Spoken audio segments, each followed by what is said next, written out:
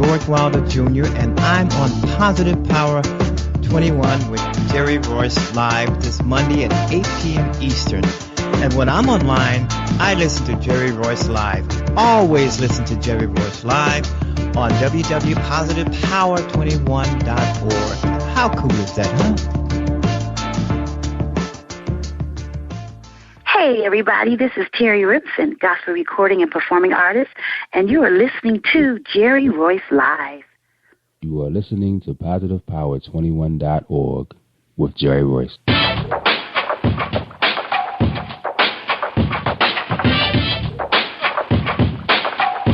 What up? It's your boy Kano Kingston. Hi, this is Angel Sessions. Hey, this is Pat. Hi, I'm Teresa Cowell. Hi, Jerry. This is Ira Sandro Carter. Hi, this is Full Powers. Hello, this is Teresa Bobby with Jerry Royce Live.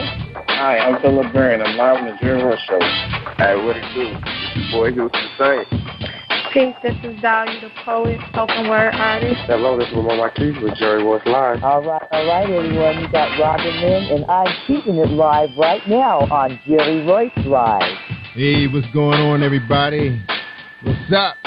This is a award-winning podcast with the greatest podcast on earth. Thank you for stopping by. I'm your host, Jerry Royce Live Worldwide on Internet Radio, where you get your positive on.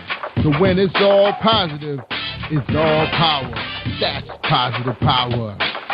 This is a worldwide podcast for growth, wealth, and success. Thank you.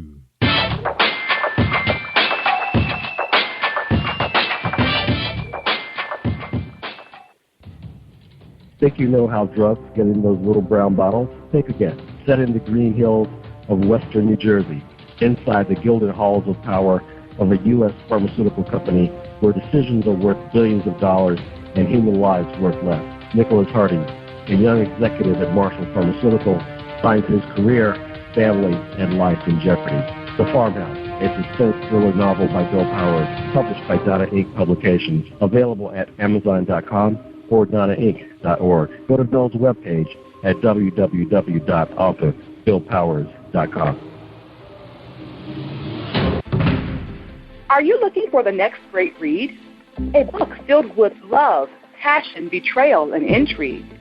The award-winning novel, Season of Change, by Tamika Patrice Kane, is sure to satisfy your literary sweet tooth. Check out this must-read book reviewers are calling uplifting and emotional, and exceptionally great read, deeply intense and thought-provoking. Order your copy today, available in paperback and ebook on Amazon.com or at www.tamikapatrice.com.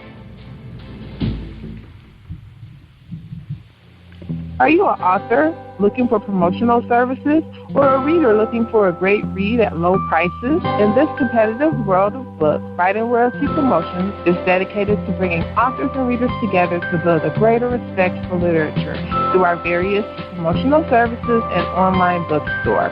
So head over to WritingRoyaltyPromotions.com and check us out.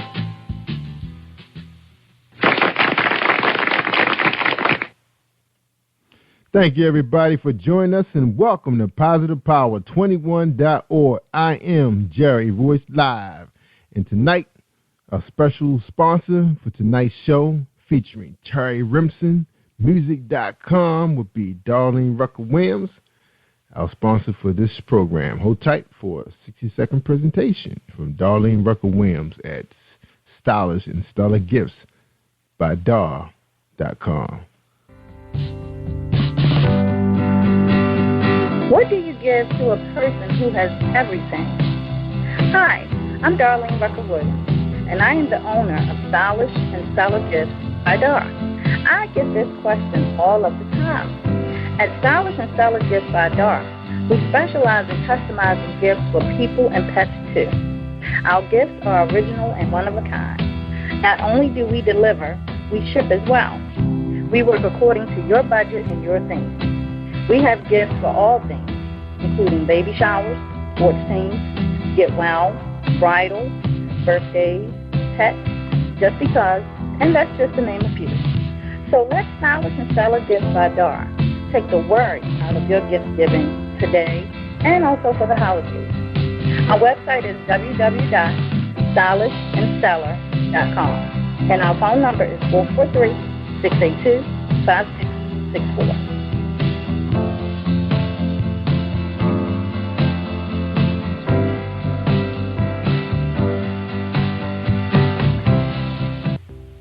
Hi, this is Angel Sessions, and when I'm in town, I listen to Jerry Royce live, positivepower21.org, where they play my favorite music.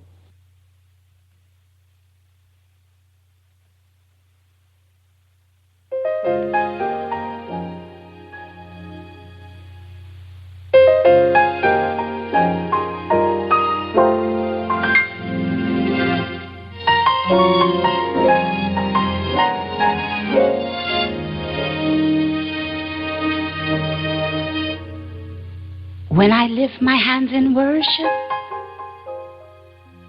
I get lost in Him. I don't ask Him for anything, I just honor Him. For I praise Him for what He's done, and I worship Him for who He is. He is my best friend. He is my everything. When I lift my hands and worship, I get lost in Him. I don't ask Him for anything, I just honor Him. For I praise Him for what He's done, and I worship Him for who He is. He is my best friend.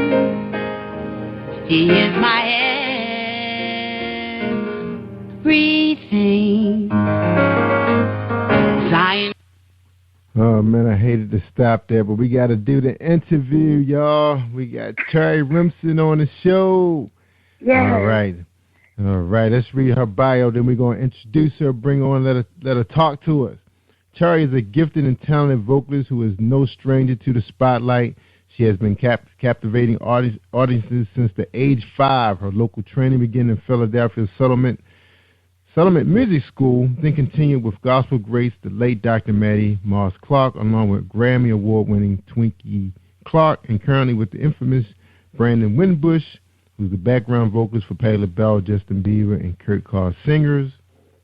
After years of performing in stage plays throughout New York and singing background for gospel music royalties, such as Grammy Award-winning Karen Clark Shearer, Tremaine Hawkins, Daryl Cooley, among many others, Terry comes from behind the scenes to center stage. In 2014, this powerhouse released her first single entitled Zion from her upcoming freshman album. From her first release, Terry received 4 Rhythm Gospel Award nominations, have performed in various nationally acclaimed artists showcase such as Rhythm of Artists Gospel Showcase and John P. Key's VIP Conference. Terry continues to progress and involve herself with such things as her newly released reality docuseries titled All About Terry, which premiered on Wednesday, December 10, 2014 on Living Witness TV. With every accolade and each big announcement, Terry continues to stay humble, knowing that she has a gift graced by God and she can't do anything without him. Terry Remsen, welcome to Jerry Royce Live Worldwide. How you doing tonight? I'm doing great. Yeah, wow, congratulations. Thank you so much. On everything. But I guess the latest big news was the show. The TV show, the reality show. Wow. Yes.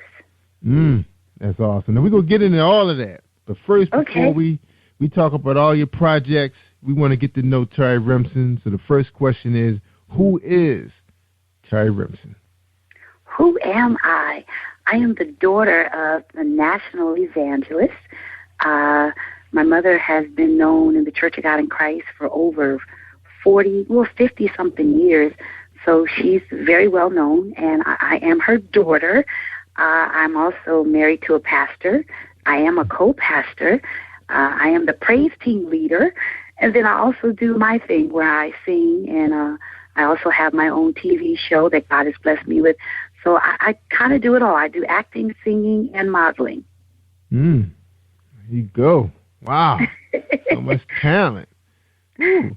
So I didn't know you were a model. I mean, I could see that you are looking at your picture. You're so photogenic.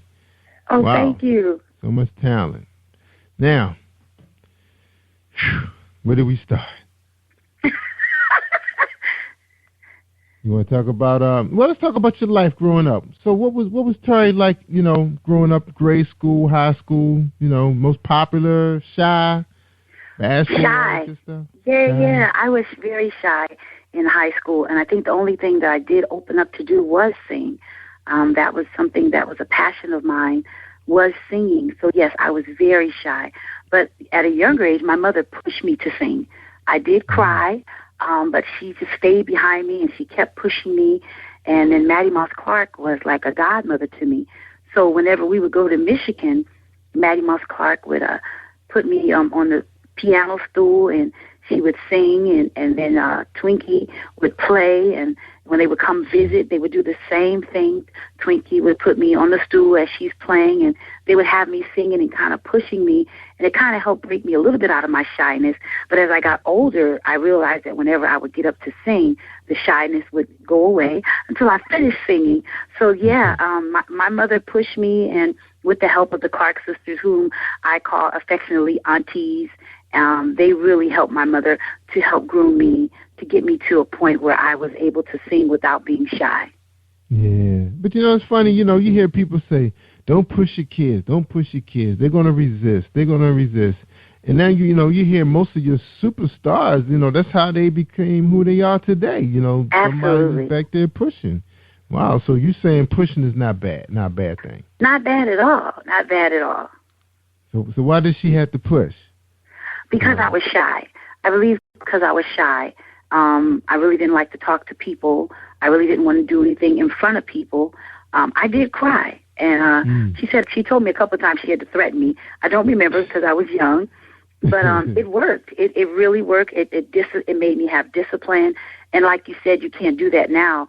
But, the children today, they're made up of something totally different than what we were brought up as. And I really appreciate my mother for pushing me, because if she didn't, I wouldn't really be where I am today.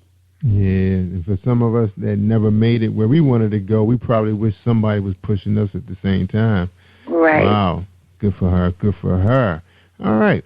Now, you got involved with stage plays in New York. So how did that happen? Did she push you into doing stage plays?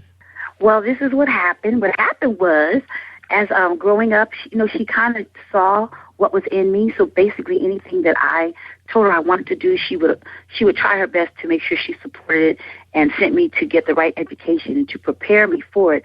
So growing up as a teenager, I did modeling, I did the acting. So she actually sent me to school for these different things because she saw these are things that I like. So I went to acting school as a teenager, and then growing up, as I graduated, I started being in little different plays. And then when we moved to Philadelphia, because I got married and moved away, but then we came back to take over my mother's church because she got remarried. And what happened was, I said, you know what, I'm going to get back into this acting thing, because my husband had told me, you need to focus back on what you like to do. You've been helping me, you've been helping me build my churches, and it's like you have forgotten about what your passion is, because you've been following after my passion, supporting me, which really meant a lot to me. So I said, okay, I'm going to get back into acting and singing, and I got in touch with New York. And I went for a couple of auditions, and God bless, where I was in a play 2 years straight called A Christmas Without Him. And it was an off-Broadway play, but it was such an awesome experience. and I really enjoyed it. God is good. He's really good. That's right. Now, is that the stepping stone is to trying to get on Broadway? I mean, what's the method to that madness to get on Broadway? Well, the method to my madness is I don't really want to do Broadway, but now if God opens up that door, I'm going to take it. But the method to my madness is, and the thing about it is kind of it's opening up, and God is starting to connect the dominoes and, the dots. He's starting to connect the dots. And it's like a domino effect, because by me doing that play, it kind of, because I hadn't did acting in a while since I got married. And so by doing the play, it kind of brought things back to my remembrance. And after that, then now I get the offer to do the reality show. So now I'm able to get back into things that I like to do. So it's just like it was just a domino effect. So basically, really what I would like to do is have a TV show, or either have someone have me on their TV show. Yeah, awesome. Now, how about growing up? Do you have siblings? Yes, I do. I am the baby girl. I had two brothers. One of my brothers passed several years ago.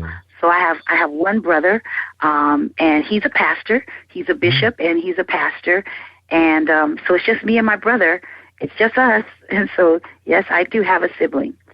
All right. And where is his church? His church is in Willingboro, New Jersey. Okay, so he's in the area, so you can see him anytime. All right. Yeah, absolutely. As a matter of fact, I just interviewed my brother for my TV show 2 weeks ago. All right. Oh, awesome. All right, well, let's talk about the TV show. Tell us, how did that happen? I got a call because I'm hooked up with a organization called IGARA, which is Brother Keith Ron Powell and his wife Teresa, lovely couple, and I'm a part of their organization, which I feel like every independent artist needs to look them up, because they really help out independent artists such as myself to help kind of get our names out there. And someone heard about me that's a part of his organization, and they gave me a call and asked me would I like to do my own show. And I said, sure. But I didn't want to do just a typical ordinary show, and I asked them, would it be okay if I do almost like a docu-series of me being in the studio? And so that's what we did. The first season was the docu-series of me being in the studio preparing for my project. And then the second season, which has started, is me, with the camera going around with me, the different events, interviewing different people, so it's coming along really well. Where a lot of people are starting to watch it. The name is getting out there, and I'm excited because each week the show gets better and better. Yeah, well, we want our audience to know where to find it. How can they tune in? They can tune in by going to livingwitnesstv.com, and I come on every Monday at 9 p.m. to 9:30 p.m. And the show is called All About Terry. So is that streaming? No, that's not streaming. It's internet TV. Oh, it's internet. Now, when they go to it, when they go to their website, is it like more shows being featured? They have to look for you. They have to look for All About Terry. Yes, that's what they do. Look for All About Terry, and then hit the tab that says Live TV. Oh, so you can't look at it on demand? You can on Fridays. I'm glad you asked me that. Every Friday you can look at it on demand. Okay, good. All right, so everybody, well, I'm not doing anything on Fridays. So what time on Fridays? We're going to make a note of that. On demand, I think it's any time on Fridays. Oh, any time on Friday. All right, so everybody got to remember that one. Wow, I'm so excited. I can't wait now. Yeah. Right. Then I have a YouTube channel where they can go and look up All About Terry, and they can see the docu-series on there, on the YouTube channel for All About Terry. Oh, cool. Yeah, I was going to ask you, because we were on your website, and I was going to ask you, can they go there to try to connect with their program? But they can. They can go to my YouTube channel for All About Terry, and they can see the docu-series of me in the studio. All right. Now on Terry's website, she has a YouTube icon that you can click, right? And that'll take you right there. Okay. Yes. Good. Now your website, the official website, because eventually there's going to be some flim-flammers out there. Okay. You're going to be so famous. But right now, your official website is terryremsenmusic.com. You can join her Facebook page. You can be part of her Twitter and Instagram and YouTube. All this there. Yes. And they can download any of your music. Well, the one that's being released right now. Yes, sir. Zion. Yep, on iTunes, Amazon, and CD Baby. All right. Footage, any concert footage of Terry Remsen? Yes. They can look me up on YouTube under Terry Remsen, and there's a whole lot of footage of me singing. Yeah, can't wait. Because, nowadays, everybody have the ability to, they can show digital technology on their widescreen using the Chromecast or any wireless browser on their TV and enjoy watching concerts and, in living color now. Just restricted to your tablet or your PC. Right. Yeah. Enjoy it on your home theater in high definition. So that's always a blessing. Now, also, Terry, I'm on your website. There's a number of ways people could buy your products in a CD Baby. You have Google Play, Rhapsody, iTunes, and Spotify. I never heard of Spotify. Oh, yes, Spotify, yes. Spotify. Yes.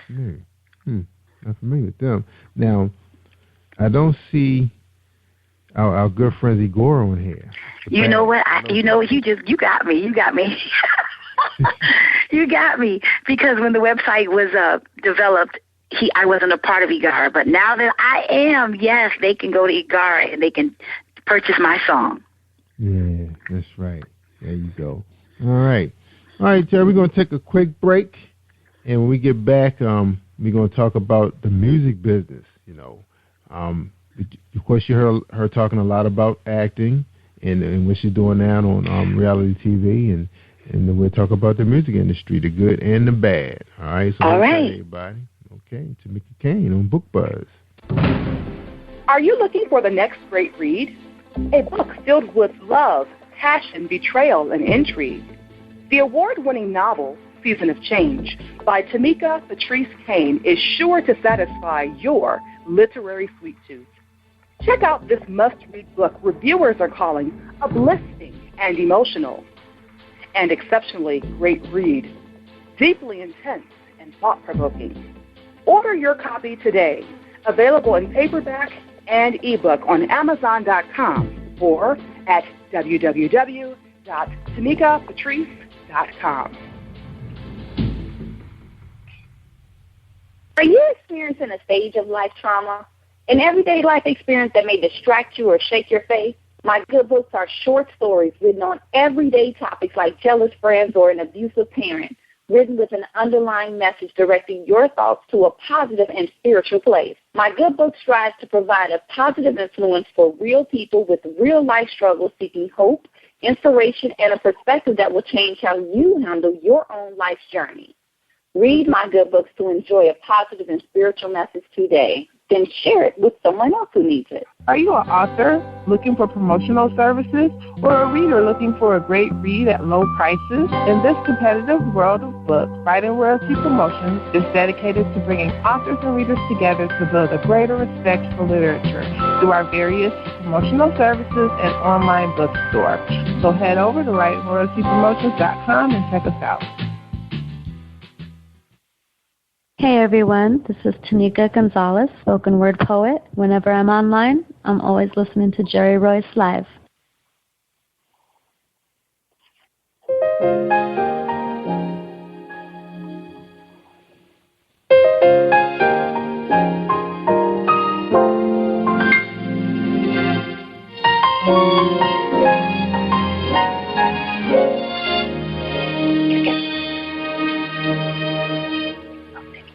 When I lift my hands in worship,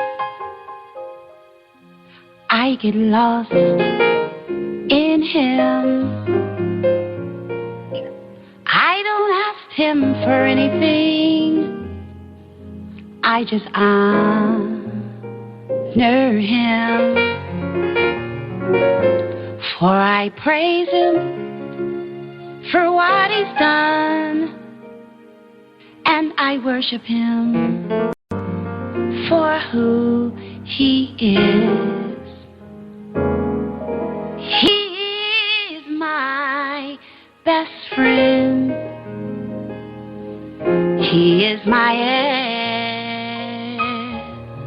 everything.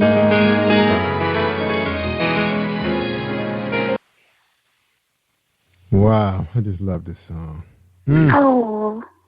Beautiful. I meant to play the live version, but we'll save that for the special show.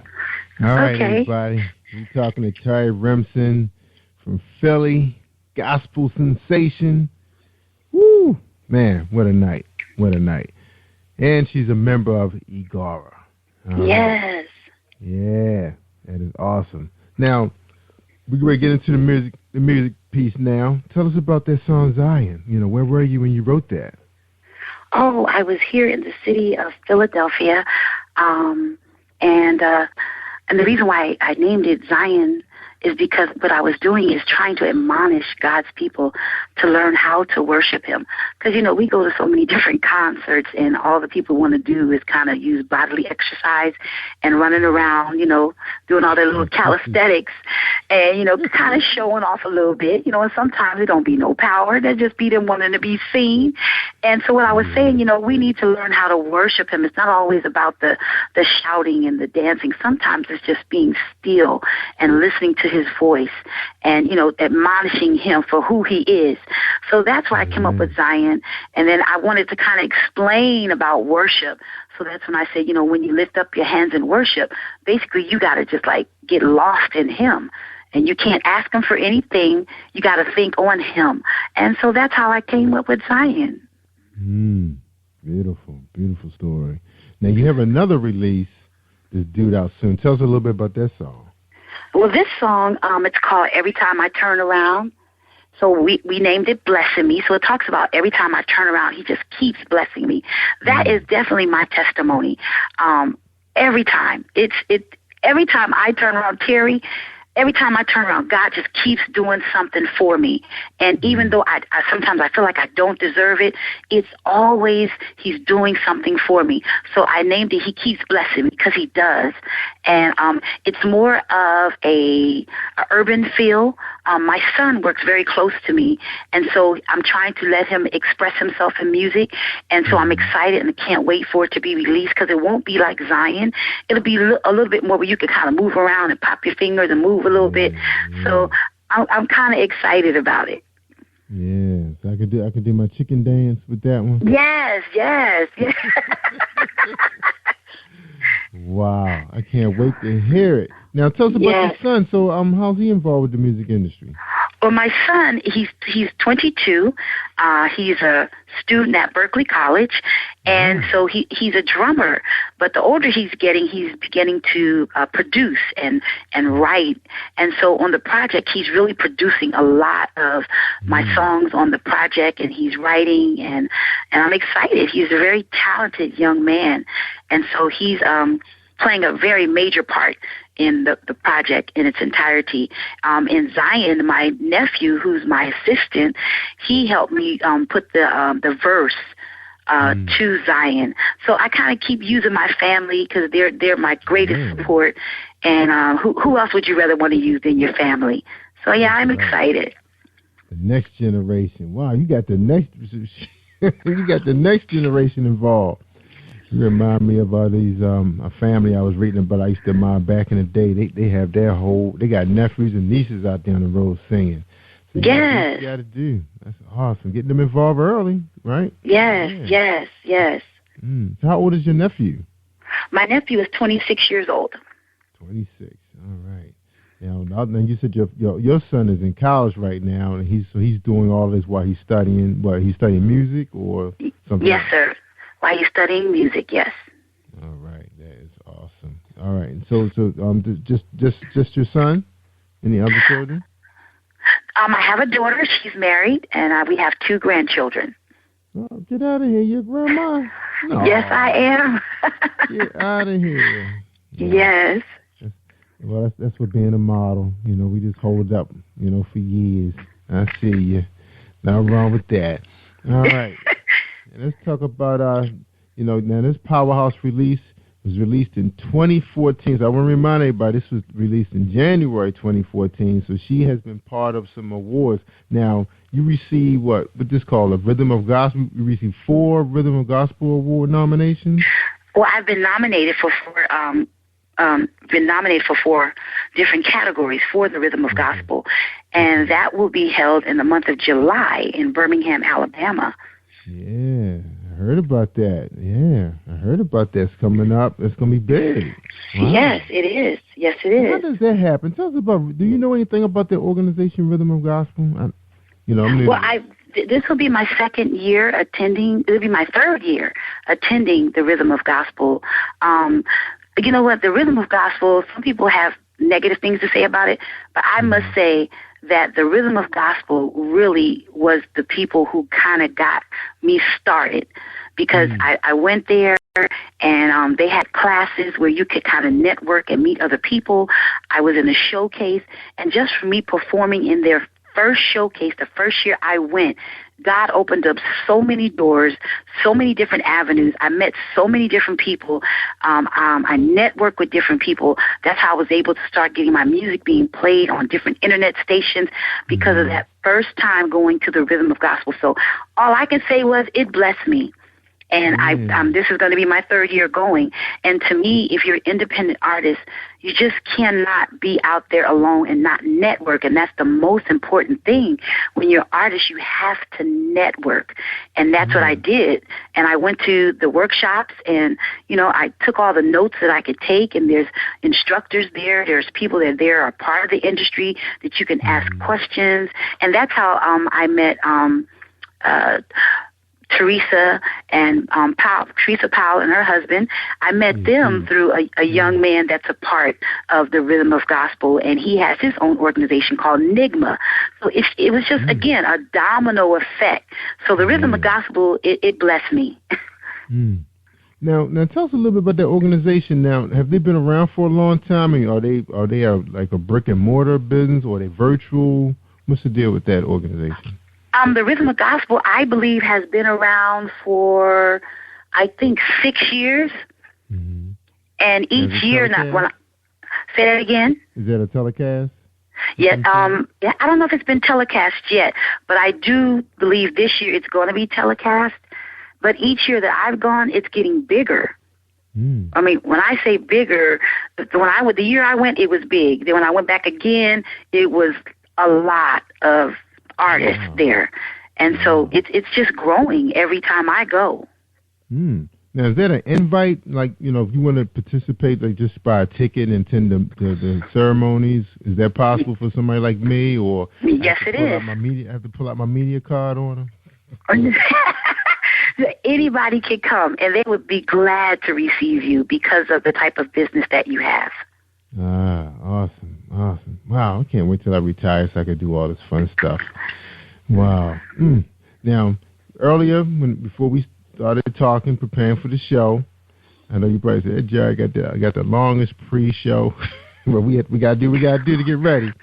Okay. Tell us about, you telling me about RejoiceAmericaRadio.com, where you made the top 5, I guess number 5 in his top 10. Tell us about that. Well, Brother Reggie is, again, here we go back to the networking. Brother Reggie happened to be someone that heard about my music because he has an internet station. And when I talked to him, he kind of gave me a lot of advice because, again, networking. And he actually shared different things with me, what I needed to do, how I needed to handle different things. And so Brother Reggie, he really tries to help every independent artist. There is no independent artist that he won't play.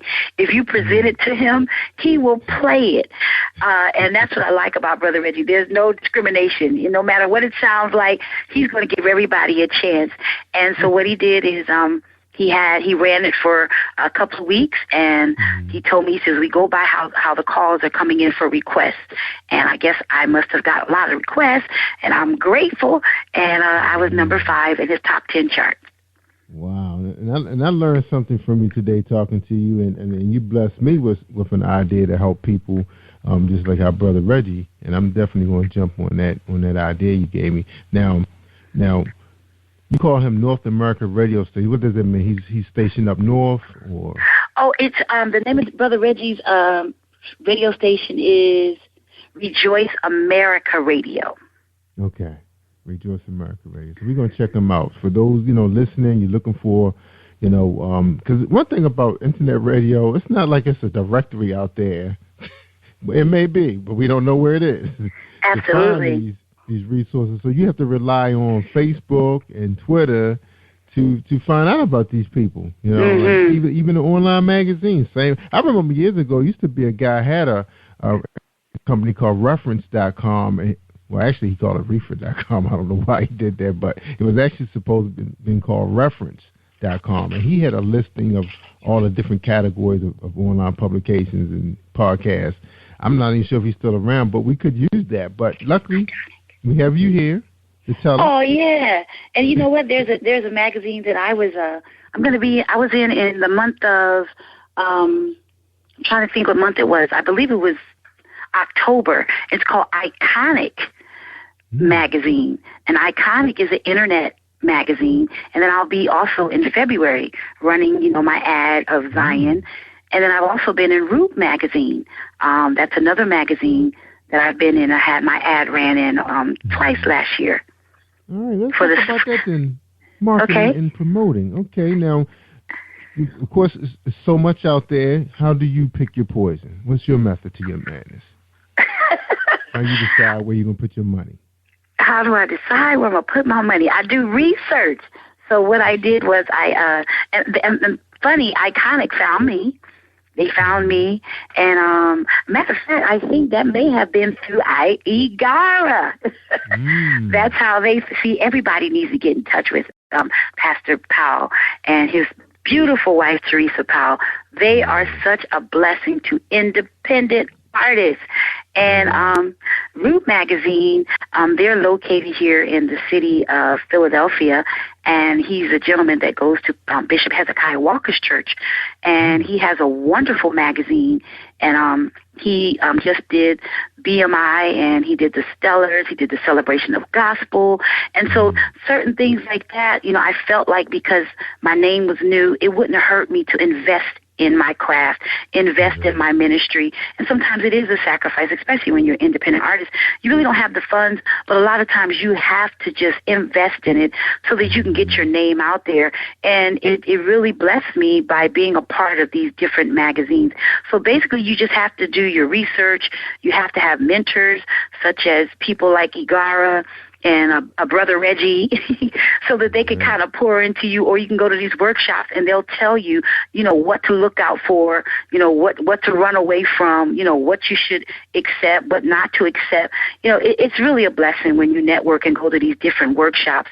So I've attended, different workshops to try to find out, how to protect myself, because the industry, it can be competitive, it can be scams out there, but once you network with the right people, it can be a beautiful thing, and you can build some wonderful relationships. That's right. So we're talking to Terry Remsen. We're going to take a quick break, Terry. When we come back, we're going to talk about the social media, how you're utilizing that to get your name out there, and the benefits of social media versus offline. Okay, so hold tight. We're going to get now. We do have Music Buzz for those of you that's out there that's trying to push your downloads and CDs. We have Book Buzz, and we're about to listen to an episode of Book Buzz by Bill Powers and his awesome book, The Farm. Think you know how drugs get in those little brown bottles? Think again. Set in the green hills of western New Jersey, inside the gilded halls of power of a U.S. pharmaceutical company where decisions are worth billions of dollars and human lives worth less. Nicholas Harding, a young executive at Marshall Pharmaceutical, finds his career, family, and life in jeopardy.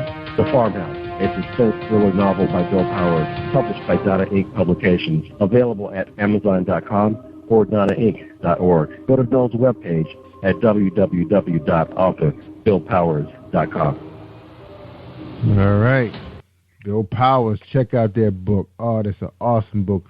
And I remember I almost took a job in the pharmaceutical industry, tough industry, and he writes about the boardroom activities, how they decide where they're going to put those drugs. So check it out, BillPowers.com. All right, we're talking to Terry Remsen, powerhouse singer from Philly. She's awesome. All right, she's giving us a lot of advice. All right, oh wow, for those of us, Now, and the funny thing, Terry, now we could have some listeners who's probably, say, hey, I'm an R&B recording artist, performer, gospel, a little different, but it's really not that different. You got to still have the same method of promoting and marketing and Absolutely. yourself. Tell us a little bit about it. Tell us your experience on social media. Oh, my experience was I love social media. It works. And how about this? Guess what, Jerry? It's free. That's right. You just got to know how to work it, And again, I did not learn this by myself.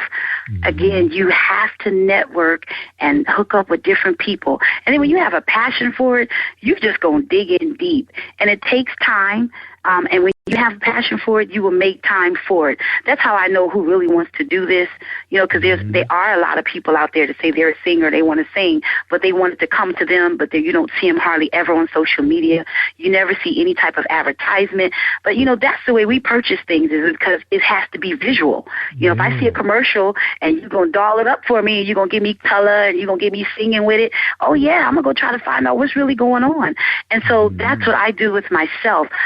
I have my nephew here, and I have others that work with us as a team. And we try our best to change different things on social media. You try to be personable. Like if people are talking to me, I try my best to try to respond, let them know how much I appreciate them, thank them, because I'm very humbled by it. I don't understand why a lot of people get arrogant and you ain't made it nowhere. I haven't made it anywhere. It's by the grace of God that I'm on your show, and I'm grateful for it. So whenever anybody reaches out to say hello, even if I don't know you, I will say thank you. How are you? And hello to you too, and have a blessed day. Or if they want to talk for a minute, I'll talk to them. But social media is very important. The more people see you, the better it is for you. But it takes a lot of work. Sometimes we're on social media like all day long, and it does. It takes a lot of creativity. Yes, it does. Yes, it does. Tell me about it, because we in here producing video. I think I got the kids together. We trying to do a music video. You have to engage. You have to put a real spin on things, not to bore your audience, because they following you all the time. They want to see different stuff. Yeah. Good for you. Good for you. Now, being a woman on social media, you do have to be careful. Yes, sir. Tell us about that. Tell us, talk to the ladies. Now, Brother Jerry, Lord Jesus. Well, they got this thing called Messenger. Yeah. On my one of my pages, I have like 5,000 friends. Thank you, Jesus. And man, I was getting so many messages calling me baby and boo, and I'm like, do I know you? No, I don't. Then I had them calling me, but again, I know how to handle myself. When I see you going too far, I just come straight at you. Sweetheart, I am married. Thank you very much. And if you say anything else to me, then I will delete you and block you. But then there are those out there that come through Messenger that are such a blessing. Today has been such a wonderful day. I've had people reach out to me that I don't even know that have given me encouraging words. And one young man didn't even know me. He told me what he saw was going to happen for me in the future. And basically, it was confirmation of what I had already heard that God was going to do for me if I just stayed focused and continued doing what God told me to do. And I didn't even know this young man. So it can be refreshing. It can be encouraging. But yet, if you're not strong in the faith, it could cause some trouble. But you got to be careful with the social media, because it can get out of hand, and then you may get some people to say nasty things to you. There's been times where, you can see how many likes you have and how many dislikes. And on certain pages, sometimes they'll dislike it, so I see a lot of red on my graph. But it doesn't matter to me. I know what I'm doing it for, who I'm doing it for, and it's fine. Everybody's not going to appreciate what I do, and I'm not doing it for them. And I don't get hooked up in the hoopla. I just keep doing what I love to do. That's right. They probably just the haters. Yeah. They got those little, what do they call those little icons that you can, like those little cartoons? You can give them one of them. Yeah, right. What is it? Is it called emojis? Yeah. Those. I love those things. Yeah. I can have a conversation with them now. I have so many of them. Yeah, I saw that. I was like, wow, I need some of those. Yeah, I love them. Because we get to working in here sometimes. We grind, and we got a certain amount of time. We try and do certain projects, and then you get a bunch of people sending messages. Sometimes you just can't type everything out to everybody, and then you have your groupies and your fans, want to know what you're up to. You got to communicate with them. So I just give them one of those, And half the time they don't know who they're communicating with anyway. They don't know if it's Tim Jr. or Brandon or me, which I like that. Okay. 2, 3 in the morning, I'm getting messages. So. Right. Yeah, it's tough. It's tough being a man too, Tari. I believe it because as women we could be a little crazy. Yeah, we could be a little crazy. Like, yeah. Yeah, I know about my kind. Goodness gracious. Oh man, this is all. Now let's talk a little bit about offline. Okay, let's talk about being on stage. Now, you don't sound like a shy person anymore. No, sir, I am not. That's right, because I know, Michael Jackson types, they quiet, off camera, but as soon as you put a mic in your hand, y'all just, we're like, ooh, that's my baby? What? I didn't know she could do that. So now, you're coming to your own. Tell us a little bit about, being offline, being on stage, behind stage, dealing with, your stage hand, your managers. Tell, what should a person expect, offline being a performer?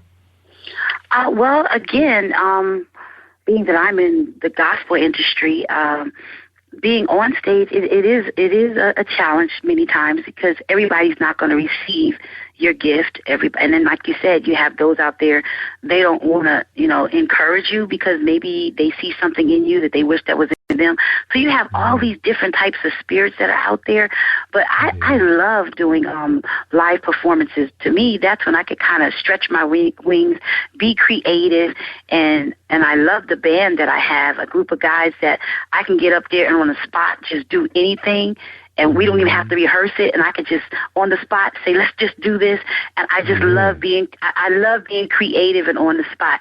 I love doing live performances, and I hate singing the tracks because I feel restricted.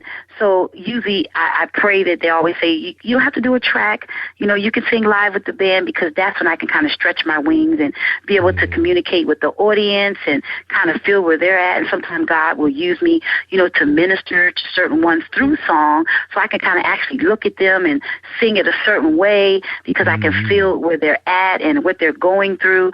So I enjoy live performances because I like to interact with the audience. That's right. I can't wait for Friday night because I got a brand new TV, Terry. Brand new 48-inch high definition Sony. And I'm going to be watching Terry Rimson in concert. So now I want to know before I turn in, I'm not going to just see one.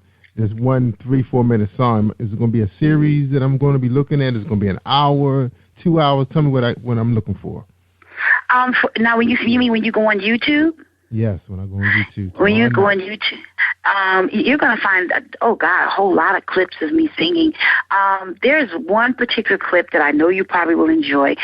Bishop David Evans, here in the city of New Jersey. I sung Zion at his church. The live version is a little different from the recorded version. And we sent you the track, and when you see me do it live, you can actually see the expression of the audience. And even when I finished singing, how they just broke out in a dance. And because it's a different flair when it's done live. When I do it live, I give you a little Pentecostal and a little growl. But but the studio version, it's a little mellow, and I kind of sound a little sweet and innocent. But when I do it live, that's when I kind of give you my little growls, and I give you all that's in me. That's right. So now, do you have any concerts out there? Any concert footage? Well, I'm going to the you said, do I have any concert footage? Yeah, out on YouTube. I know I have showcase footage where there's the Rhythm of Gospel where I performed one year. That's out there. And then I did another showcase in the city of Alabama, and it was Chickasaw, Alabama, and that's on there. Mm-hmm. So you'll see me on there with Bobby Jones at the end. He's talking to me. So it's been a great experience. Yeah. Now, One of the things I like about YouTube, once they start, you set up a channel, and you start uploading different footages. They start giving you a lot of time. I mean, sometimes I think 2 hours. Would it be a day where we'll see Terry Remsen live in concert? Would that happen? Yes. Yeah, I see that. I see that in the near future. And I'm believing God that I could do that, like maybe this summer, where I could have something where I could just sing straight through, because I love it. I love singing. So I could do that. I could sing for 2 hours. That is powerful. Yeah, because 2 hours, you're talking about, man, you have, that's what, a couple LPs, right? Yeah. I mean, other I can do that. Songs too. I mean, I don't have no problem hearing you sing someone else's song, that voice you have. Oh, wow. Thank you. Thank you. Yeah. Well, speaking of live, we can ready to listen to Terry Remsen live, Zion live on Jerry Royce Live Worldwide. Hold tight, everybody. Here we go. All right. Here we go. Terry Remsen, Zion live. And let's have a little delay starting out. So let's see it counting up. Oh, here we go. I get lost in him. I don't ask him for anything. I just honor him. For I praise him for what he's done, and I worship him for who he is. He is my best friend. He is my everything. When I lift my hands in worship, I get lost in him. I don't ask him for anything. I just honor him. For I praise him for what he's done, and I worship him for who he is. He's my best friend. He is my everything. Zion, we need to learn how to worship and bless his name. Zion, you need to learn how to worship and bless his name. There's healing in your worship when you bless his name. Zion, you need to learn how to worship and bless his name. We bless your name. We bless your name. We bless your name. Hey,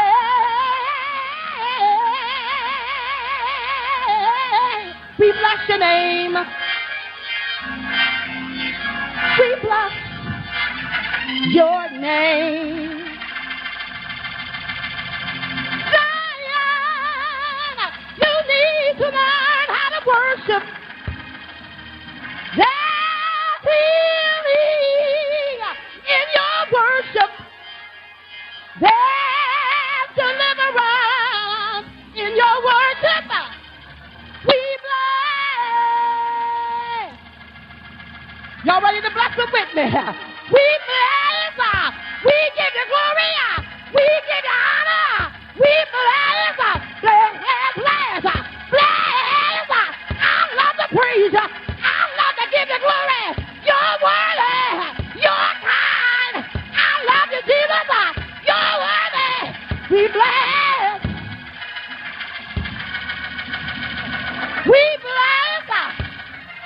my hands and tell you thank you. I lift my voice and tell you glory. We believe. We believe. Play it. Whoa, man, we was having church up in here. Woo! Ty Remsen, goodness gracious. Woo! That was singing. Man, tell us about what does that feel like? Wow, the anointing of God. That's all it is. It's not even me. I have nothing to do with it. It's the anointing of God. See, that's why I can't sing. See, God knows I'll be up there showing off. I already act up. Look, I already act up on his radio station. Oh, God. God. He's not going to put Jerry Royce live on those stages with those mics singing. Wow. Oh, Terry Remsen. Man. But we got to go to commercial after that. All right, hold tight, everybody. Let's listen to a Book Boy episode with Cassandra Thompson. Support this young sister. How would you like to have a book that reflects your life? Hi, I'm Mocha Butterfly. I would like to tell you more about my latest book, The Reality of Mocha Butterfly. It's a poetry chapbook capturing my life that covers subjects such as self-esteem, anti-bullying, spirituality, family, friends, love, and heartbreak. You can purchase your copy online at twopensandlit.com/Thompson. To find out more about me, visit me on Facebook at facebook.com/M8CHA Fly. Thanks for listening. Hi, this is Angel Sessions. And when I'm in town, I listen to Jerry Royce live, positivepower21.org, where they play my favorite music. That's right. We play Angel's favorite music, including Ty Remsen, Zion. Oh, man, you're going to do well in the world. Now, Ty, let's get your final thoughts for tonight. You know, of course, we want everybody to remember to tune in to your show all about Ty. Docuseries. You said it's on Wednesdays? Well, it's coming. It's on Monday nights now at 9 p.m. on Monday nights at livingwitnesstv.com. Yeah. Man, I'm going to be doing a whole bunch of Terry Remsen on Friday because I'm going to catch the on demand. Yes. And then I got to switch over to YouTube and look at your concert footages. Just singing. Yeah. Terry Remsen night. Yeah, all about Terry. That's right. Man, that is awesome. Good. I wish you the best. Thank you so much. And you definitely got to come back when you drop your next release so we can talk about it. Oh, yes, most definitely. Yeah, you owe me a radio drop too, don't you? I will do that. Yeah, we appreciate it. Yeah, because right now Angel Session is dominating the airwaves on Jerry Royce Live. So we gotta fill that void. Help her out, right? Yes, sir. I will do that. Yeah, she's carrying my show right now. All right, Terry, any final thoughts for tonight for our audience? Yes, audience, whatever your dream and your passion is, don't give up on it, no matter if it doesn't look like it's coming to pass. If God promised it to you, if he promised it, he has to do it. He's not a man that he can lie. It's not even in his nature to lie. So if he told you he was going to do it, just stand on it, no matter what it looks like, and believe that it will happen. Yeah, appreciate those words of encouragement. A lot of us are going through stuff right now, promotions, relationships, children, you name it, money, Yes. That was great you to say that. And we want to, shout out to our audience that listen to us abroad, Canada, United Kingdom, Australia, Japan, and even India. I was impressed when I saw that. Appreciate you guys tuning in. We're growing every day and every week. I appreciate my staff for helping us, and we appreciate the Angora family. Bringing Terry Remsen to life on Jerry Royce Live. We really appreciate all that. And Terry, I tell people all the time, they want to hear the good stuff, and tonight we really heard the good stuff. I say it every night, we heard the good stuff, but tonight we really heard the good stuff. We heard somebody has a reality TV show. That's powerful. And a husband preaching the word, saving souls every week. Yeah. Man, that is awesome. All right. Well, we out of here, right? We done? Yes, we out. Yes, sir. We are done. All right, everybody. This is Jerry Royce Live worldwide on PositivePower21.org and Spreaker.com/PositivePower21. Take care and stay awesome all week long. Thank you for tuning in to Jerry Royce Live on PositivePower21.org and Spreaker.com/PositivePower21. This is a Royce Enterprises production. And don't forget about replay on Facebook.com/Jerry Royce Live.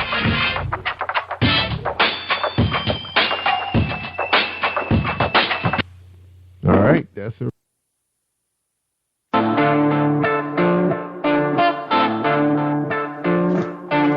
Hello, everyone. I'm an Amazon author and writer. My name is George Wilder Jr., and I'm on Positive Power 21 with Jerry Royce Live this Monday at 8 p.m. Eastern. And when I'm online, I listen to Jerry Royce Live. Always listen to Jerry Royce Live on www.positivepower21.org. How cool is that, huh? Hi, I'm Teresa Powell. I'm the co-owner of Igara, and I am on Jerry Royce Live. And I'm Keith Powell, also co-owner of Igara, the Independent Gospel Artists Radio Alliance, and I'm on Jerry Royce Live. You heard? You are listening to PositivePower21.org with Jerry Royce.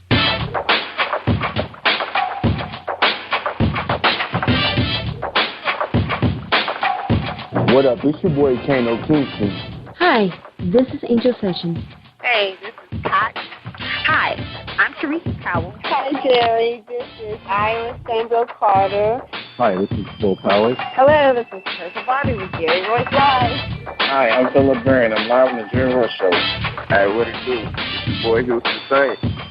Peace, this is Dolly, the poet, spoken word artist. Hello, this is Ramon Marquis with Jerry Royce Live. All right, everyone. You got Robin Lynn, and I'm keeping it live right now on Jerry Royce Live.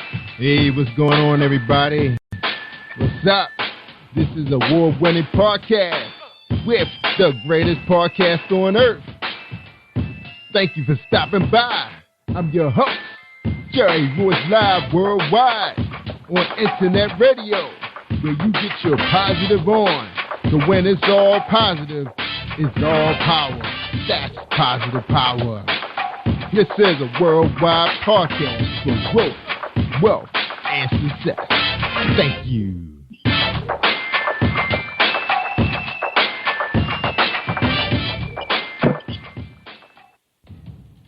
Think you know how drugs get in those little brown bottles? Think again. Set in the green hills of western New Jersey, inside the gilded halls of a U.S. pharmaceutical company where decisions are worth billions of dollars and human lives worth less.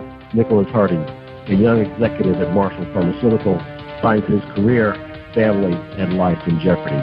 The Farmhouse, a suspense thriller novel by Bill Powers, published by Donna Inc. Publications, available at Amazon.com or DonnaInc.org. Go to Bill's webpage at www.authorBillPowers.com. Are you looking for the next great read? A book filled with love, passion, betrayal, and intrigue. The award-winning novel, Season of Change, by Tamika Patrice Kane, is sure to satisfy your literary sweet tooth. Check out this must-read book reviewers are calling uplifting and emotional, and exceptionally great read, deeply intense and thought-provoking. Order your copy today, available in paperback and ebook on Amazon.com or at www.tamikapatrice.com.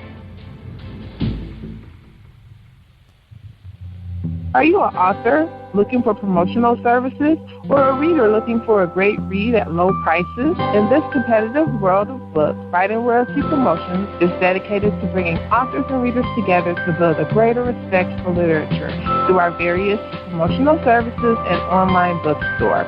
So head over to WritingRoyaltyPromotions.com and check us out.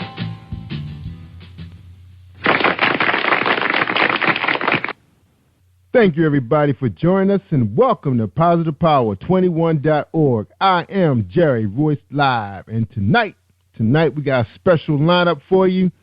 We got a duo, a couple, that's right.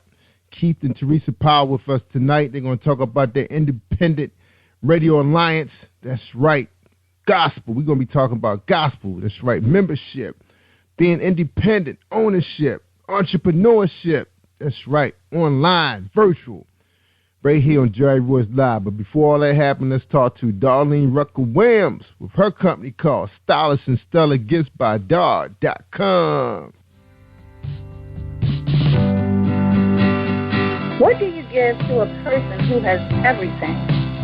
Hi, I'm Darlene Rucker-Williams, and I am the owner of Stylish and Stellar Gifts by Dar. I get this question all of the time. At Stylish and Stellar Gifts by Dar, we specialize in customizing gifts for people and pets too. Our gifts are original and one of a kind. Not only do we deliver, we ship as well. We work according to your budget and your theme. We have gifts for all things, including baby showers, sports teams, get well, bridal, birthdays, pets, just because, and that's just to name a few. So let Stylish and Stellar Gifts by Dar take the worry out of your gift giving today and also for the holidays. Our website is www.stylishandstellar.com, and our phone number is 443-682-5664.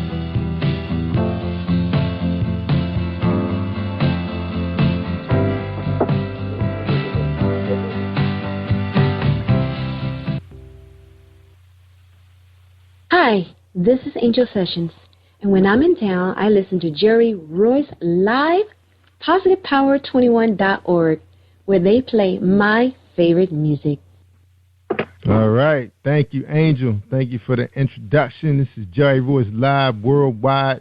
Tonight, we have the owners of IGARA. That's right, Independent Gospel Artists Radio Alliance. Everything the independent gospel artist needs.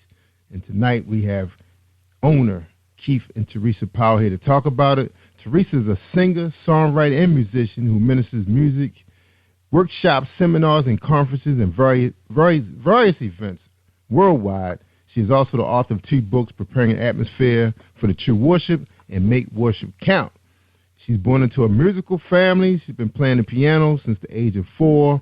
Early on, she began singing with her mom, dad, and her sisters, various local church events, and oftentimes before her father's sermon. Teresa's something else.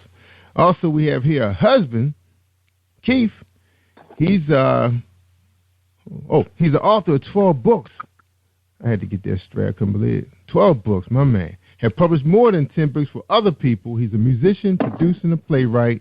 He's a pastor of Victory and Praise Outreach Ministries, and his full bio is on his personal website. That'd be kdpproduction.com. His latest book, and this one's dear to my heart, and it was called I Beat Diabetes, and You Can Too. Ladies and gentlemen, I give you Keith and Teresa Powell. Welcome to Jerry Royce Live Worldwide. What's up, y'all? Thank you, Jerry. What's happening? Hey, man, you guys were so quiet. I thought I left y'all on mute. Well, welcome, y'all. Welcome. Yeah, that's what happens when you're in here by yourself. You know, you gotta pay attention to everything. And I appreciate you guys being here again. You know, welcome back, 2015. That's right. Glad to be here. Appreciate it. Yeah, so Keith, when we had you on, it was the end of 2014, correct? Yeah, I think I was like your last or second to last interview for the year. Yeah, so that was right at the end. I was somewhere around the end. That's right. Amazing guy. Amazing man. Congratulations, man. Having all the talent. Some of us only have one. And Teresa, same thing. Man, you guys are so blessed. All right. Well, the first question is, what is IGARA? It's funny. We both pointed at each other. You answered.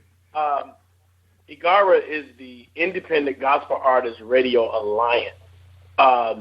What it is, initially, the way it started was with us being musicians and artists ourselves and producers and singers and all of that kind of stuff.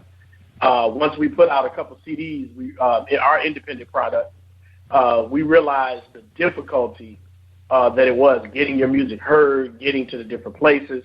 And so the Independent Gospel Artists Radio Alliance was born out of that. So what it does is a one-stop shop, essentially, just a quick and dirty, and we can get deeper later, but where an artist can come to a website, upload their music, and have their music distributed to multiple places, at the click of a button. Instead of being on the phone, this is for artists, for management or whatever, but instead of being on the phone making a bunch of phone calls or trying to email this person and figure out that and this, we do all the work for you. So that's the quick and dirty, and that's what IGARA is. IGARA is just that one-stop shop, everything the independent gospel artist needs in one place.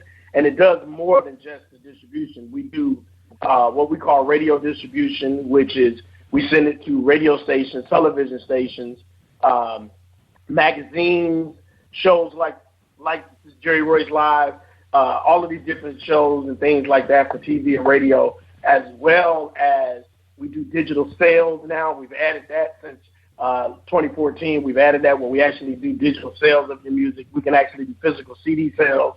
We even do ticket sales for your events. So if you have an event, you can run your tickets through us online. We have a website builder so artists can have their own website. Just literally everything that you need in one place as an artist when you're starting out. And not only that, we even have other things like videos for our members that teach them how to do different things to get them in the business and get them up and running. So wow. It's just a lot of stuff, man, a lot that it does. Yeah, you guys are one-stop shop. Yeah. I'm sorry, Teresa. What'd you say, Teresa? I think one of the most unique things about IGARA is that because it was birthed through not only our journey and what we dealt with, but it was also birthed through listening to other artists. And a lot of times, people complain about things and they say, well, I need this or I need that, or this is not available to me, or I don't know how to do something.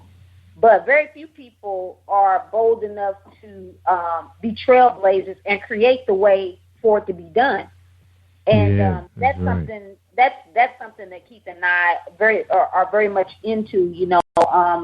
Both of us have the mentality that if it's not available, then why can't we make it available, or why can't we be the ones to do it or make it happen? Mm-hmm. And so we were actually coming back from an event that we had did a lot. We were broadcasting live from this huge award show in Birmingham, Alabama, and on the way back, we started talking about all the things we saw and all the people that we met and their complaints and things of that nature. And that's really how IGARA was birthed. We just started kicking stuff around. What if we did this? What if we had this? What if this was this way? Or what if this was that way? And we just started pulling. Yeah. So about 2 hours later. Yeah, we didn't have anything to do but talk on the way home while we were driving. So, that's blowing your mind. Yeah, that's really that's IGARA. IGARA is it's born out of necessity. Necessity, they say, is the mother of invention. And so, like she said, I believe that if you see a problem, most people see a problem, they complain about it. But we believers in if you see a problem and you think you can fix it, go for it. Try to fix that problem, and that's what IGARA is about. Absolutely. Solving, throwing up a hole that's in the industry as it relates to gospel music, and filling in that gap. That's what it's all about. That's right. I'm impressed with you guys, man. I mean, when I ran across that, and I guess when I was researching you guys, I was like, what is? Kind of reminded me of some of the big boys they keep us from wanting to play with them. That's what it reminded me of, when it comes to the other mainstream guys. But this is awesome because this looks like a big toy that now. Is it controllable right now? Because this thing looks huge. It looks scary. Right now. It's just you too. Right now, it is controllable. What's fun to see is once we launched the website, because we launched it, we started it. That was in October when we started playing with you. September of 2014, and we kind of launched it, soft launched it in November, December, and then in January we just went full fledged. And so what you see is what's happening, and it is starting to pick up steam. Right now, it's still people are looking at it. We're getting a lot of hits to our website. And people are looking at it. Lots of questions, and it's hard to get people to. I should say hard. It's difficult to get people to see this, and people look at it and go, "Really?" It's like, "Really, this is here." I mean, this wasn't here yesterday. I made a hat where it wasn't a hat, and so they're looking at it, and it's almost unbelievable. So, is it manageable now? Yes, but we both believe that in the coming months. It may get I'm hoping it gets unmanageable. Yeah, I think it's going to morph into something great and take on a life of its own. Yeah, we're hoping. And it's funny, the people that have signed up with the business and allowed us to do what we do for them, we're getting testimonies back from places that we send their music, from interviews. I think my favorite one, the biggest testimony that I like to talk about all the time is a lady by the name of Terry Remsen, who signed up. She was one of the first people to sign up with us, and as soon as we did what we did from her, outside of the multitude of interviews that she did, the big thing came out was what we sent her music videos to a television network, and in her dealings with them and they ended up contacting her. And in contacting her, she now has a reality show that airs on their station. So she ended up, through us, getting a reality show. So she's kind of like, our big success. And then behind that, she also ended up in a magazine. She and another young lady. These are the two people that I heard that it was 4 that were chosen, but I've only heard back from 2 thus far. They were in a magazine that has over 21,000 subscribers. So we've seen this work tremendously for artists, and it's been a blessing. It's a blessing to see it work on our end for what we're doing for them. But I think it's a blessing. They say it's a blessing just to have something that they can be a part of that's actually not a rip-off, and it actually functions and works for them. So yeah, it's just been cool. That is awesome, man. It is. Yeah, one of the greatest things with Igara too is that doing the beta testing, because when what Keith was referring to when there were 4 people involved was we did a beta testing of this just to actually see that it would work, and Terry was one of the people that we chose, and we didn't tell them, so we didn't realize that they were going to get contacted. We were hoping that it would work, but we were kind of just feeling our way around it, and some of the affiliates, as we called them, they contacted them, and they were like, "Well, where did you get my information from?" And we had to say, "Oops, what is this Igara? Yeah, what is Igara? We used you for a beta testing, and it's working."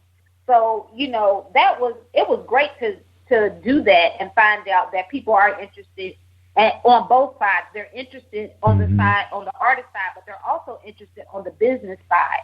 And they want the music. They want to hear from the independent gospel artists. And I think that's great, because oftentimes, as I always say, that even though we are independent artists, we act as if we're the minority, because we don't have the backing of the big boys, and the big boys don't want us to come over and play with them, so to speak.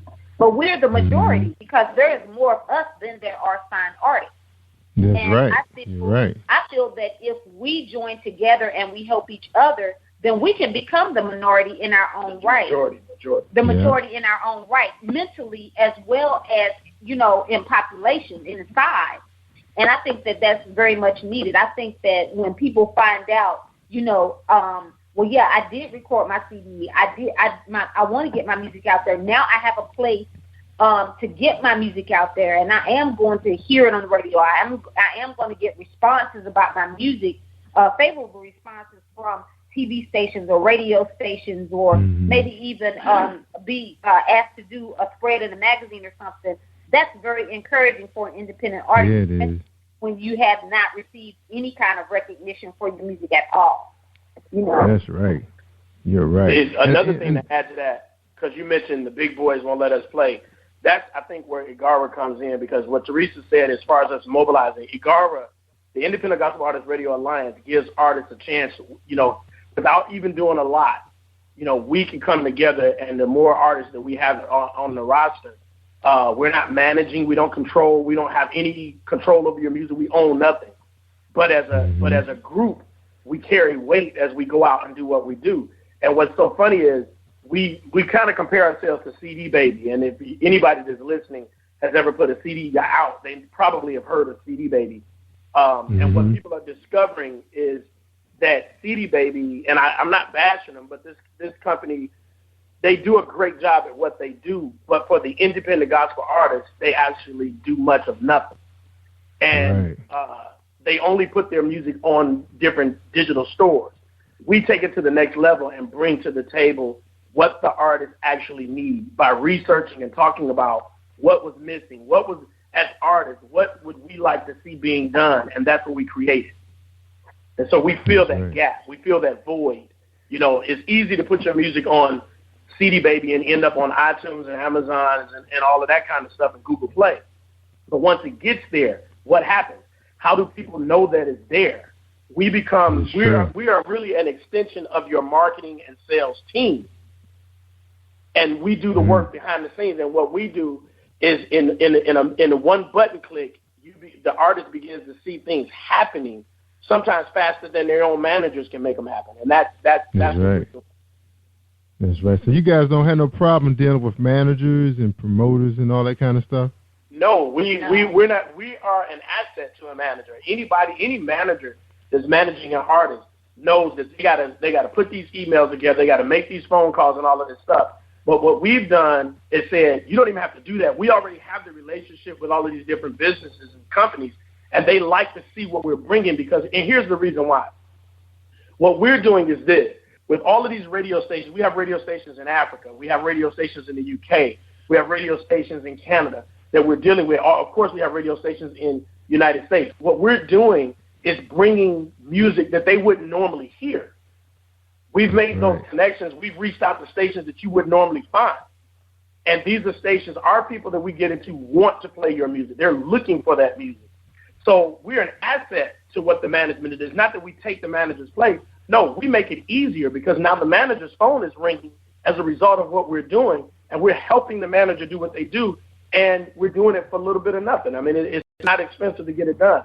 And we're getting this music out there, and we're not discriminating. It's going out to, you know, we have 80, we started with 50. About 90. It's almost 90 now affiliates that we have that we ship to. It'll be over 100 in February. It'll definitely jump up over 100.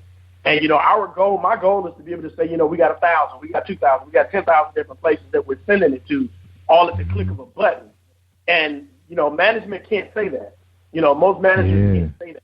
But as a company, the way we do what we do, our business model is to go out and find more artists, and more places that are looking for them. There are millions of radio stations out there, but it's not easy to find them. It's not easy to make that connection. And as a business, as a company, radio stations are hearing about us, TV stations are hearing about us, and they're asking us, hey, send us music. Send it to us now.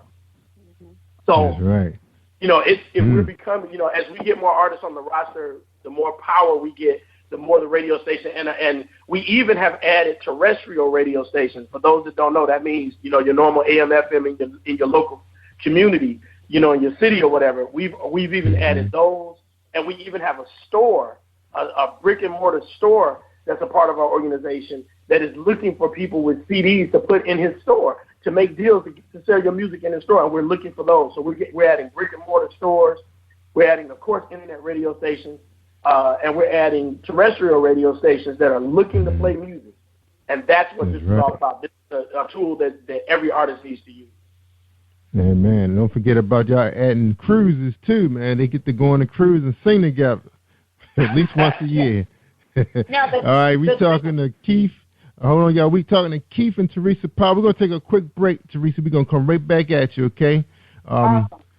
We got a sponsor for Book Buzz. Don't forget, y'all, we do have Music Buzz and Book Buzz now being featured on Jerry Royce Live. So if you're looking for extra additional promotion along with Igara, because you want my people that's in Canada, the United Kingdom, Australia, Japan, the India, Mexico, Barbados, and Italy and Jamaica to hear you, then you tune in to Jerry Royce Live worldwide. Are you experiencing a stage of life trauma?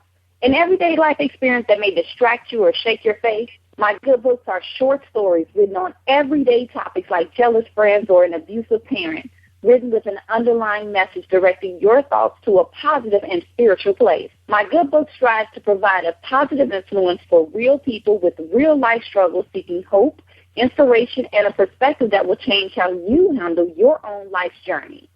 Read my good books to enjoy a positive and spiritual message today. Then share it with someone else who needs it. Are you an author looking for promotional services or a reader looking for a great read at low prices? In this competitive world of books, Writing Royalty Promotions is dedicated to bringing authors and readers together to build a greater respect for literature through our various promotional services and online bookstore.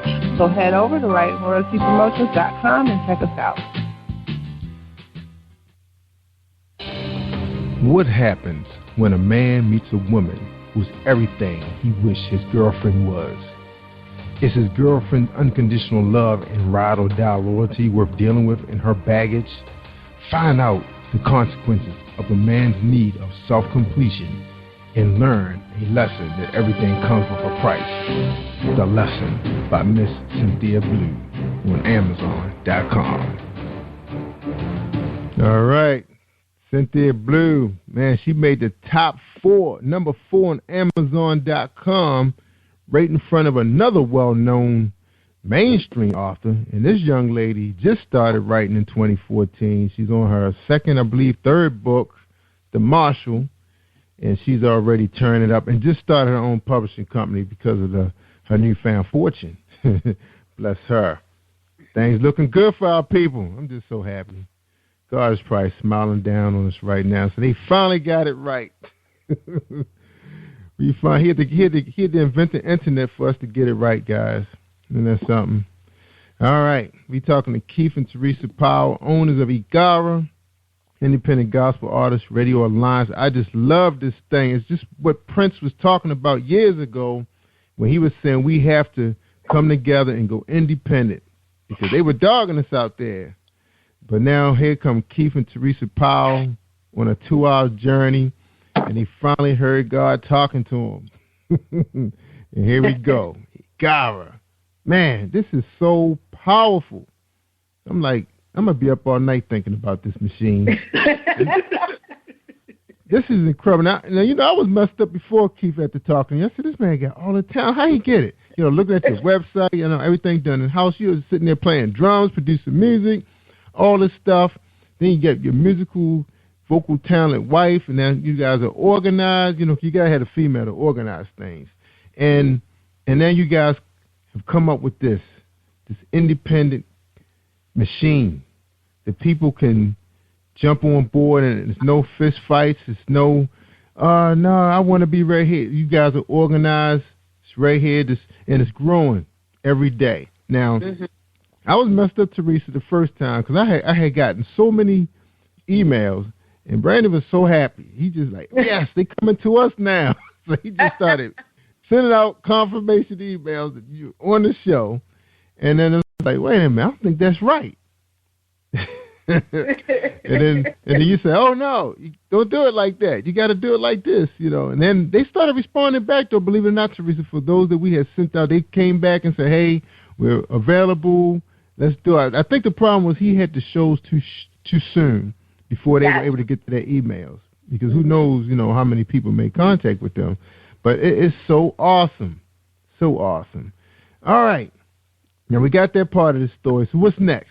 What's next with Igara? Well, we were talking about the cruise. We were getting ready to talk about the cruise, and one of the things that I wanted to point out, we're doing an I Got For Music cruise August the 28th through the 31st this year, 2015. Everybody's welcome to come, whether you're an independent artist or if you just love music, or if you just want to come on a cruise to see what we're doing, come on, join us. But the great thing about Igara as well is what we're going to be doing on the cruise. We're actually going to be networking. This is a networking cruise for independent gospel artists. It's a time where the radio stations and other media outlets that are looking for independent artists can come together, network, talk. You can put faces with names and things of that nature. So it's going to be a time of networking, but we're also going to sing. We have a captive audience on the boat. We're going to have a couple of concerts while we're there. But when you're an independent artist, in order for you to be successful in what you're doing, you have to have knowledge. And a lot of independent artists do not have the knowledge that they need in order to be successful. And what I mean by that is, for instance, a lot of them don't copyright their music. They don't know about copyright. They don't know the importance of a copyright. A lot of times they're not registered with BMI or ASCAP, which is a vital point in making sure that you get your royalties for your song, for writing of your song. So some of them don't know how to take care of their instrument, which is their voice. They don't know the proper way to take care of their voice. All they know is that I have this product. I can sing. I know I can sing, or I know that I can rap, and I have this gift, and I packaged it in this CD. And now that I've done that, I don't know where to go from there. And that's the beautiful thing about Igara. We're just not taking your product and giving it to all of these affiliates and all of these media outlets, but we're also going to teach you and tell you and share information with you on all of the different business aspects that you need to know about as an artist so that you can be fully successful in your business. It doesn't help you to have your music out there and then you look down the road some years later and find out that someone stole your song because you didn't get it copyrighted. And now they're making all the money off of it because it became popular, or that you never collected royalties for your music because you didn't understand what BMI, ASCAP, or CSAC was, and so you never registered with one of those organizations.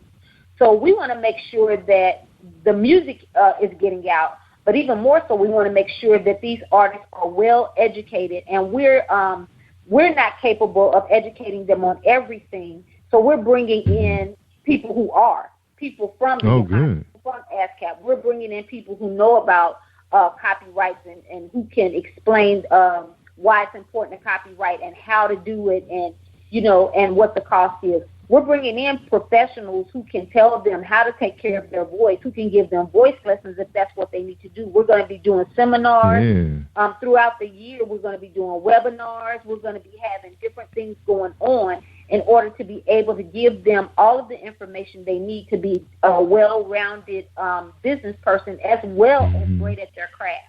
That's. I got a question for you before you move on to that, Keith. So are you guys gonna follow up with how to do videos? I can answer that.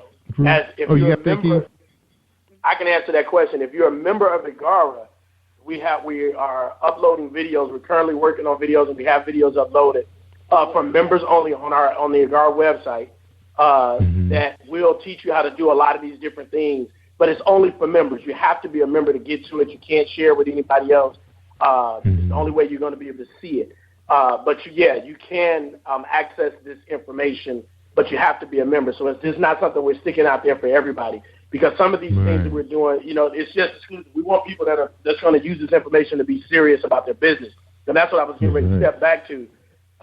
We're teaching these people to be one of the biggest problems with artists is that they aren't business people.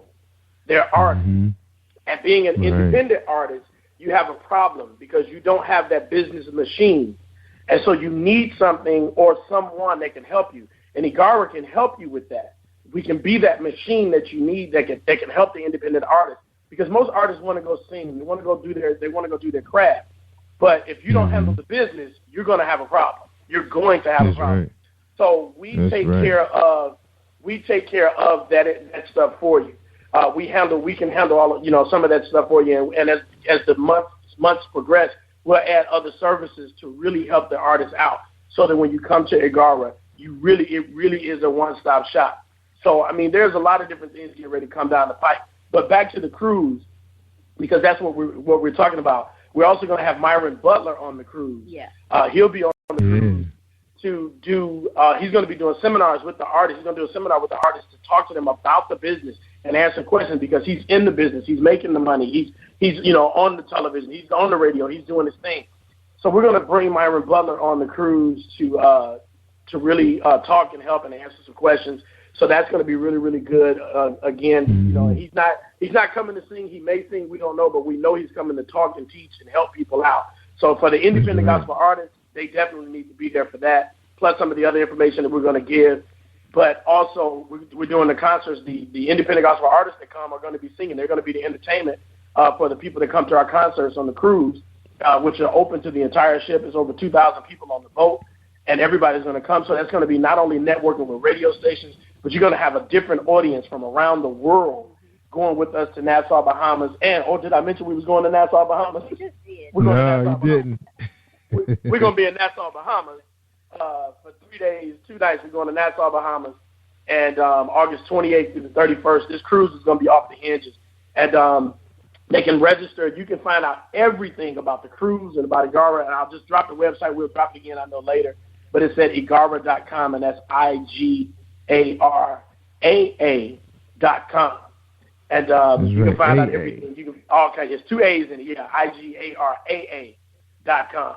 You have to put the 3. It's 3 A's in it. If you don't put them 2 A's back to back, you're going to end up somewhere you don't want to be. So it's IGARAA.com.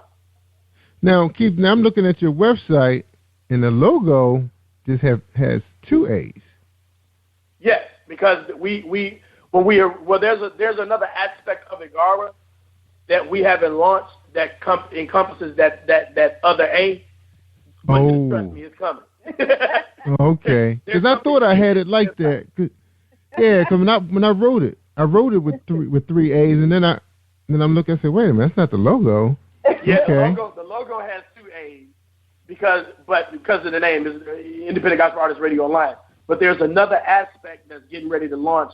We can't say what it is. There's something that's coming. It's going to be a blessing to everybody. You'll hear about it later in the year.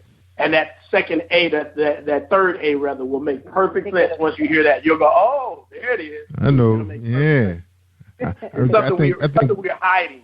There's clues. Yeah, I probably already know. I think it probably was my next question. I think it's my next question probably too. Now, all of this, and I know you guys just launched this thing just a couple of months ago, but it's like speed forward a little bit. I'm not sure it's going to be a year or 2 years. When, you guys got a house full of artists, doing your thing, everybody's happy, making the audience know about you guys, podcasts, helping you guys out, bringing things, making it happen. When will we see an Angara award ceremony? And I'm handing out a trophy to somebody. See, there you go meddling. There you go meddling. that other A is the award. I knew it. It deals with the award. So what's going to happen is our goal is to next year, sometime around July, to have the Radio Alliance Awards, the Independent Gospel Artists Radio Alliance Awards. So we are in plans on that, but we're trying not to tell nobody. But you done stepped all in Kool-Aid. But asking too many questions. Man. But it's because you guys have so much growth potential. I just saw it coming. I mean, it's all good. It's all good. I'm telling you, Keith, this thing is scary, man. I got chills, man, listening to y'all, man, because it's like this is a dream come true for. This would be a dream come true if it was actors involved. You know what I'm saying? Because everybody in every industry is stuck. And it's like you guys, the ones that our good Lord selected to do this, but it's a lot of areas of business where our people are just stuck. Right. I'm not just going to say whether it's black or white or whatever, but just the independent artists. You know what? It's not black or white, because the truth is there are artists all over that are stuck of every nationality. They're just stuck. We get artists. We have artists from Africa that contact us. England. I get phone calls from the UK. It doesn't matter. Yeah. Artists are stuck, and this is why we did this. There has to be, one thing that we like to do is easy for us to sit around around the table, a bunch of artists, a bunch of musicians, whatever, a bunch of authors, a bunch of whatever, and complain about what ain't there and how somebody should. Well, we doing it. Right. And so we are that somebody. Let's do it. Let us do it. It's working. And my thing is, I just really pray and hope that independent gospel artists will jump on it. I was talking to somebody on the secular side, and they were like, dude, man, if we had this on the secular side, if we had this here, it's so many different things that, like you said, everything, there's so many different ways we're stuck. And it doesn't have to be that way. It doesn't have to be that way. But it takes somebody, first of all, I think, to throw down their ego.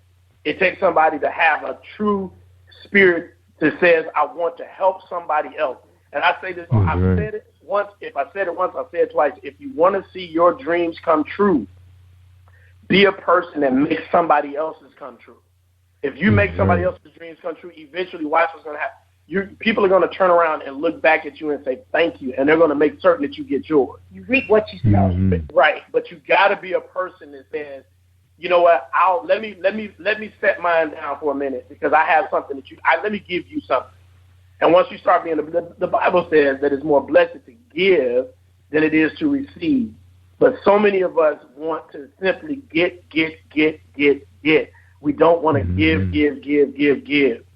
And if we ever get that concept down, that it is more blessed to give. If we ever sit down and throw down our rocks and our stones and our sticks and our knives and guns and work together, we can do so much more as a team than we can apart. The Bible talks about a threefold cord is not easily broken. If you by yourself and you fall down, the Bible says, who's going to pick you up? Two are better than one. Two are better than one. You need to listen. You cannot be an island. And that's what the independent gospel artists, the problem with the independent gospel artist music industry is found right in the title, independent. Yeah. That's your problem. You're independent when you don't have to be. Independent should mean a word. That word should be defined to say I'm on a different team. It should simply mean I'm not signed, but I'm not by myself. It should mean I'm on a team of other independent artists, and we're going to work together.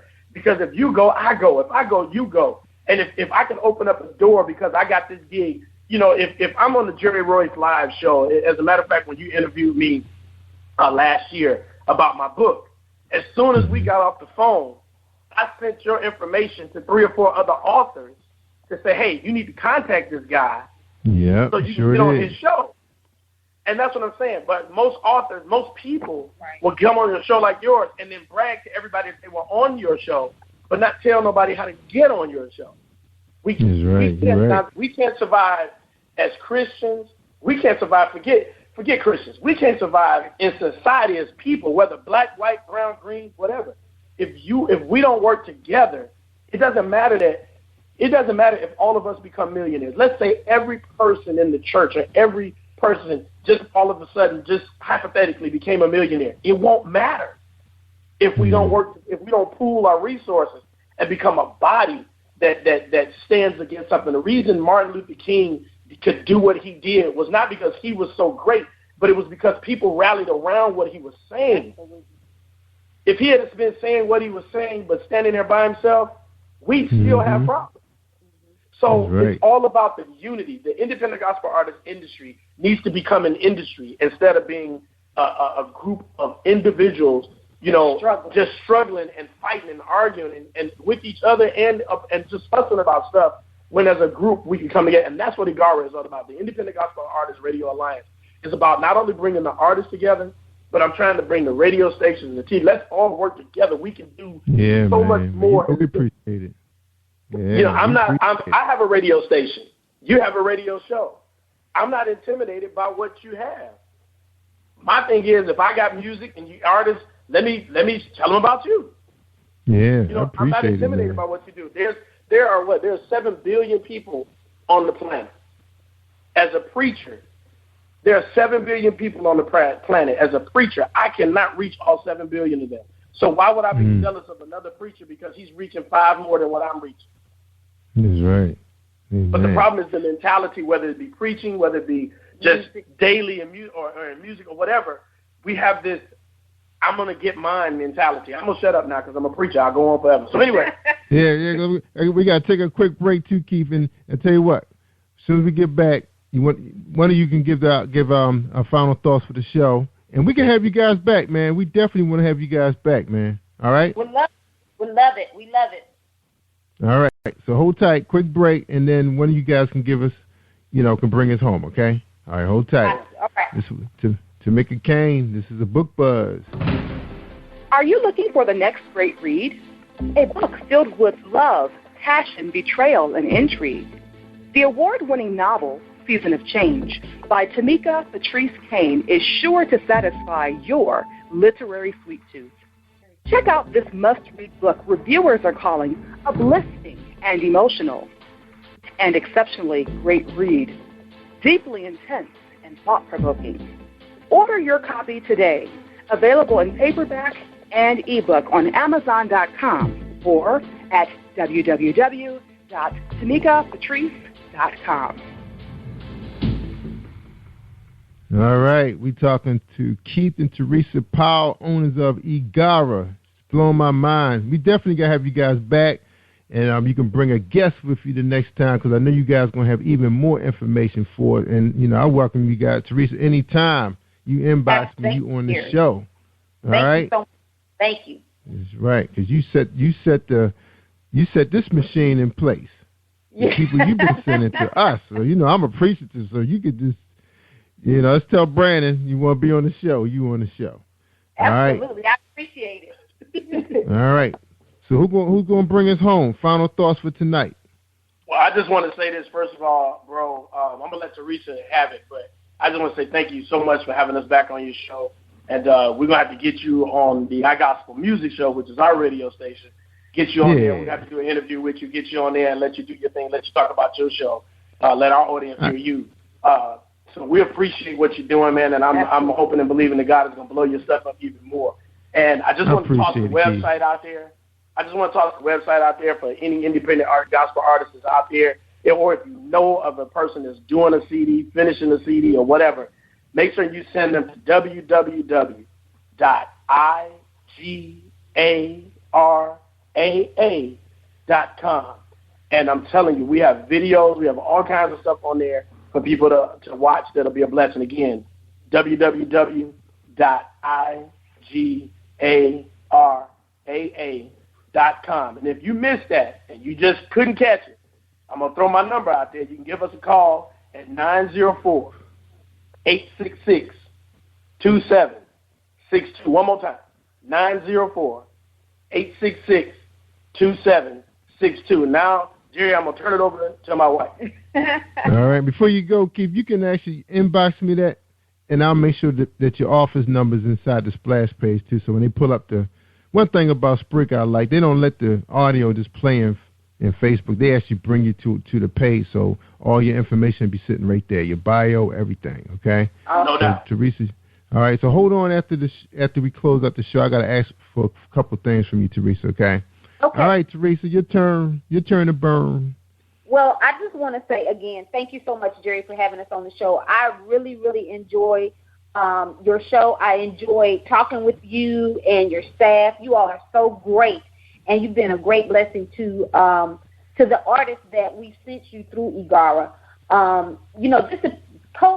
Just to pull everything together, what we were talking about. If you're an independent artist and you want to get your music out there, or if you are interested in being in a play or interested in getting your information into a magazine and letting people know about what you're doing, whatever the case may be, go to the website that Keith gave, igaraa.com. Igara will be a great asset to you. We can't make the radio stations call. We haven't had to make them call. As an artist myself, I have experienced how great Igara is. I get tweets, I get messages on Facebook, whatever the radio station is now playing Teresa Powell's El Shaddai, now playing Teresa Powell Unconditional Love. And I always make sure that I go to them and I tweet them back, or I send them a message back on Facebook, or I send them an email message thanking them for that, because these internet radio stations are playing worldwide. And as a result, my Facebook page has blown up, as well as my fan page. And so I'm making connections with a lot of people. And that would not have been possible unless I had been with Igara in some of these cases. Some of them have been through iGospel Music Radio, where we're playing independent artist music. So if you're an independent artist and you want us to play your music, go to our website, igospelmusic.com. Click on the Submit Music button. Send us your music. We're going to put it in rotation. And as we always say, iGospel Music is where independent artists get played. That's right. That's right. Amen. Yeah. And because of you guys, I've been spinning up the same thing on Sundays, too, playing gospel music, behaving myself, being a good Christian, trying to walk the right path finally. Man, it took me to be this age. That's awesome. Well, it took Keith and Teresa Powell to straighten me out. But I appreciate it. I mean, I appreciate you guys more than, y'all appreciate me, because I'm going to tell you, it takes two to tangle, and your company and my company, we're going to do some things together, and have fun doing it and helping people. We're looking forward That's right. to it. Amen. And thanks for the kudos, Keith. I really appreciate that. All right, guys, we got to get out of here because one of y'all Igara members is coming on next, and she probably say, when are they going to stop talking? It's my turn. All right. Hold tight, Terry. You up next. All right. Look, Keith, Teresa, I tell people all the time, when they want to hear the good stuff, they got to listen to PositivePower21.org and Spreaker.com/PositivePower21. Thank you for tuning in to Jerry Royce Live on PositivePower21.org and Spreaker.com/PositivePower21. This is a Royce Enterprises production. And don't forget about replay on Facebook.com/Jerry Royce Live.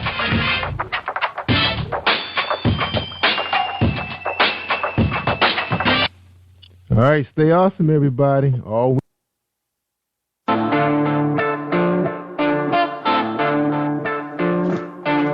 Hello, everyone. I'm an Amazon author and writer. My name is George Wilder Jr., and I'm on Positive Power 21 with Jerry Royce Live this Monday at 8 p.m. Eastern. And when I'm online, I listen to Jerry Royce Live. Always listen to Jerry Royce Live on www.positivepower21.org. How cool is that, huh? Hi, this is Angel Sessions, and when I'm in town, I listen to Jerry Royce Live, PositivePower21.org, where they play my favorite music. My name is Greg Trey Harris, gospel recording artist. My LP is entitled Sent to Worship, and I am listening and live with Jerry Royce Live. You are listening to PositivePower21.org with Jerry Royce.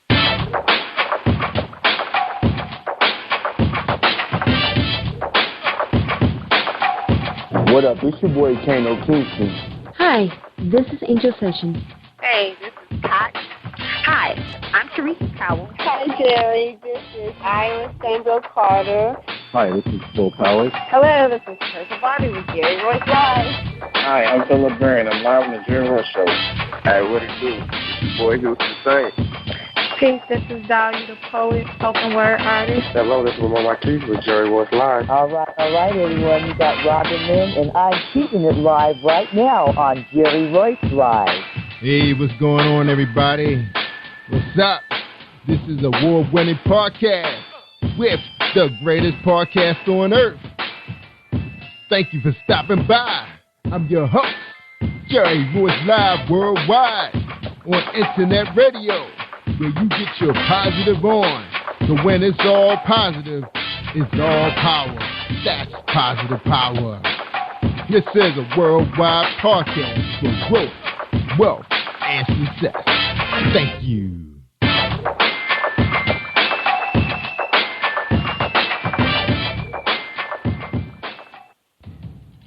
Think you know how drugs get in those little brown bottles? Think again. Set in the green hills of western New Jersey, inside the gilded halls of power of a U.S. pharmaceutical company where decisions are worth billions of dollars and human lives worth less.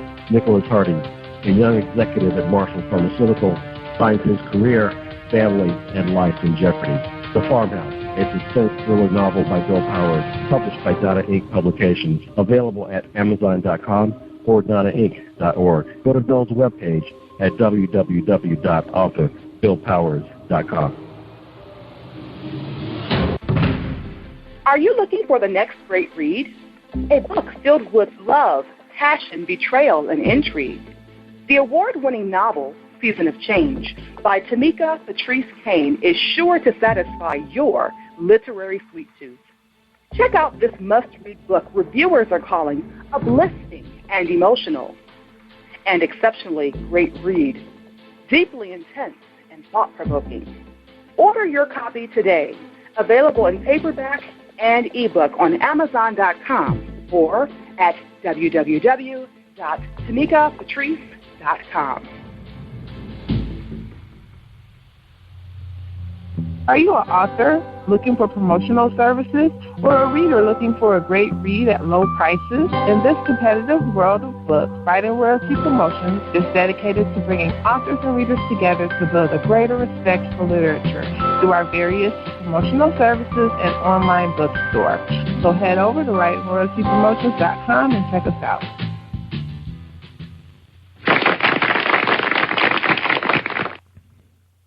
Thank you, everybody, for joining us, and welcome to Positive Power 21.org. I am Jerry Royce Live, and tonight for our show, and our special guest is Greg Trey Harris. We have a special sponsor. She's been carrying us all week long, and I appreciate her, and that's Darlene Rucker Williams. So stay tuned for a 60-second presentation from Darlene Rucker Williams with Stylish and Stellar Gifts by Dar. What do you give to a person who has everything? Hi, I'm Darlene Rucker-Wood, and I am the owner of Stylish and Stellar Gifts by Dar. I get this question all of the time. At Stylish and Stellar Gifts by Dar, we specialize in customizing gifts for people and pets too. Our gifts are original and one of a kind. Not only do we deliver, we ship as well. We work according to your budget and your theme. We have gifts for all things, including baby showers, sports teams, get well, bridal, birthdays, pets, just because, and that's just to name a few. So let Stylish and Stellar Gifts by Dar take the worry out of your gift giving today and also for the holidays. Our website is www.stylishandstellar.com, and our phone number is 443-682-5664.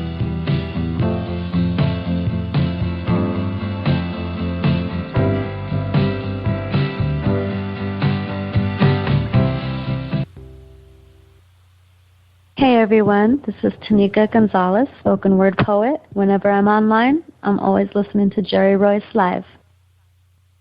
All right. Thank you, Tanika. Thank you, Darlene Rucker Williams, Stylish and Stellar Gifts by Dar.com. All right, everybody, tonight we have Greg Trey Harris, LP called Sent to Worship. And he's at www.gregtreyharris.com. And he's also with the label Shelanique Records. I hope I said that right here. Straighten us out. His bio reads, Gospel Award-winning recording artist Gregory F. Harris III, or Trey, as he affectionately called, is hungry for the word and is thirsty to be used as a vessel for the Master's plan. Though a young man, Greg experienced his share of physical pain. After a near amputation and at least 35 surgeries, Greg realizes he is the living testament to the Lord's healing power. God has sent fit to carry Greg through pain and into purpose. Therefore, Greg views himself as a breathing commercial for the Lord, realizing his decisions either promote kingdom living or discourage lost souls. Trey has a passion for young people and has been blessed with the gift of music, but ultimately, he understands that it's the word of God that will bring about salvation and not music itself. Greg is currently enrolled in a Christian leadership program at Golden Gate Baptist Theological Seminary. Trey eagerly waits the numerous blessings God has he walked in his calling. All right, ladies and gentlemen, I bring you Greg Trey Harris. How you doing tonight, sir? How you doing, man? I'm good. All right, man. Thank you for your patience, bro. We blessed, man, to have sponsors, man, that people can start doing that, what they call years ago, supporting one another. Right. So I appreciate that. That's right, man. Black business, man. Gotta love it, man. All right, brother. The first question coming out of the gates, man, because I know we got a lot to talk about tonight, and some music we want to play. So as soon as you finish, answering this first question, we're going to play a song so everybody get a chance to hear your talent. So the first question is, who is Greg Trey Harris? Wow, man, that's a big question. Man, I'm a little preacher. I'm a little preacher out here in the Bay Area, just trying to live it up for God the best way I can. Doing the only thing I know how to do is serve Him. And God has blessed me in tremendous ways. He has brought me through some things. I'm not just a preacher, but I'm also a husband and a father of two wonderful, beautiful young boys. At the time, they're 2 years old and 4 months old. So I'm not just working for the kingdom, but I'm working for my household too. And I'm pushing, man, through the different adversities, being such a young kid and a young cat in this ministry. In this ministry world, man, it's not easy. So, we just pushing, man. I'm just a young cat just trying to push for the Lord, man. That's right, man. All right, man. Well put, man. All right. Love the way you answered that question, man. Congratulations with your family. That's what it's all about, man. God wants to bless everybody with a family, man. You walk in His word, and He will bless you. All right, man. So we're gonna play your first tune. We're not gonna play the whole thing because we want to try to get this interview through, but people will have the opportunity to hear Mr. Harris in his entirety because we've been blessed from his agent. That's right. My man has an agent, a manager agent, and she's blessed us with 6 songs that we'll be able to run for this weekend on Unplugged. You get a chance to hear this interview again if you wish. And I appreciate my audience, especially abroad, talking about Japan, Australia, Jamaica, even Mexico. We're strong in Canada, so we have an opportunity to play some beautiful music for our audience abroad. All right?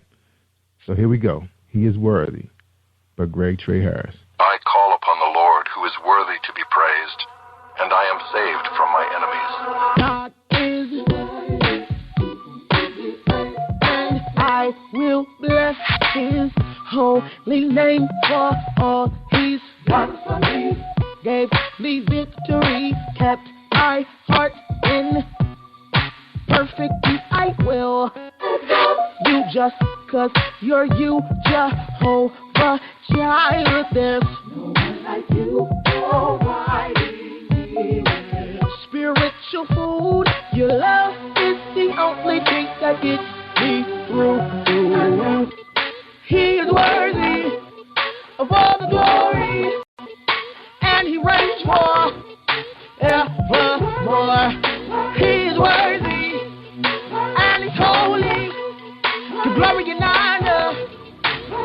When I was lost, You came and found me, bound by my flesh. You still surrounded me when I turned my back. You never left, laid up in the hospital. You gave me breath. Should have been dead when I came into this world. But you said that's not so. That's the best word I ever heard. You saved my life, kept me from poverty. I can't express all you done. Oh man, that's a hot beat, man. Thanks, bro. Man, that bass line, dude. It sounds like they could play that in the club, man. That's definitely a song that you can dance on. Love it.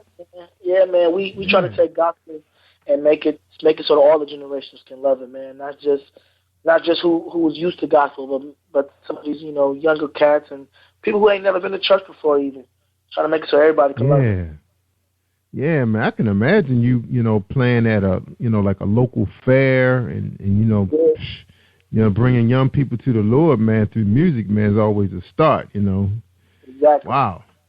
Yeah, that is tight. And I got a chance to listen to your other songs, too, man. They're very, very nice songs, man. Congratulations to you, man, and your recording career.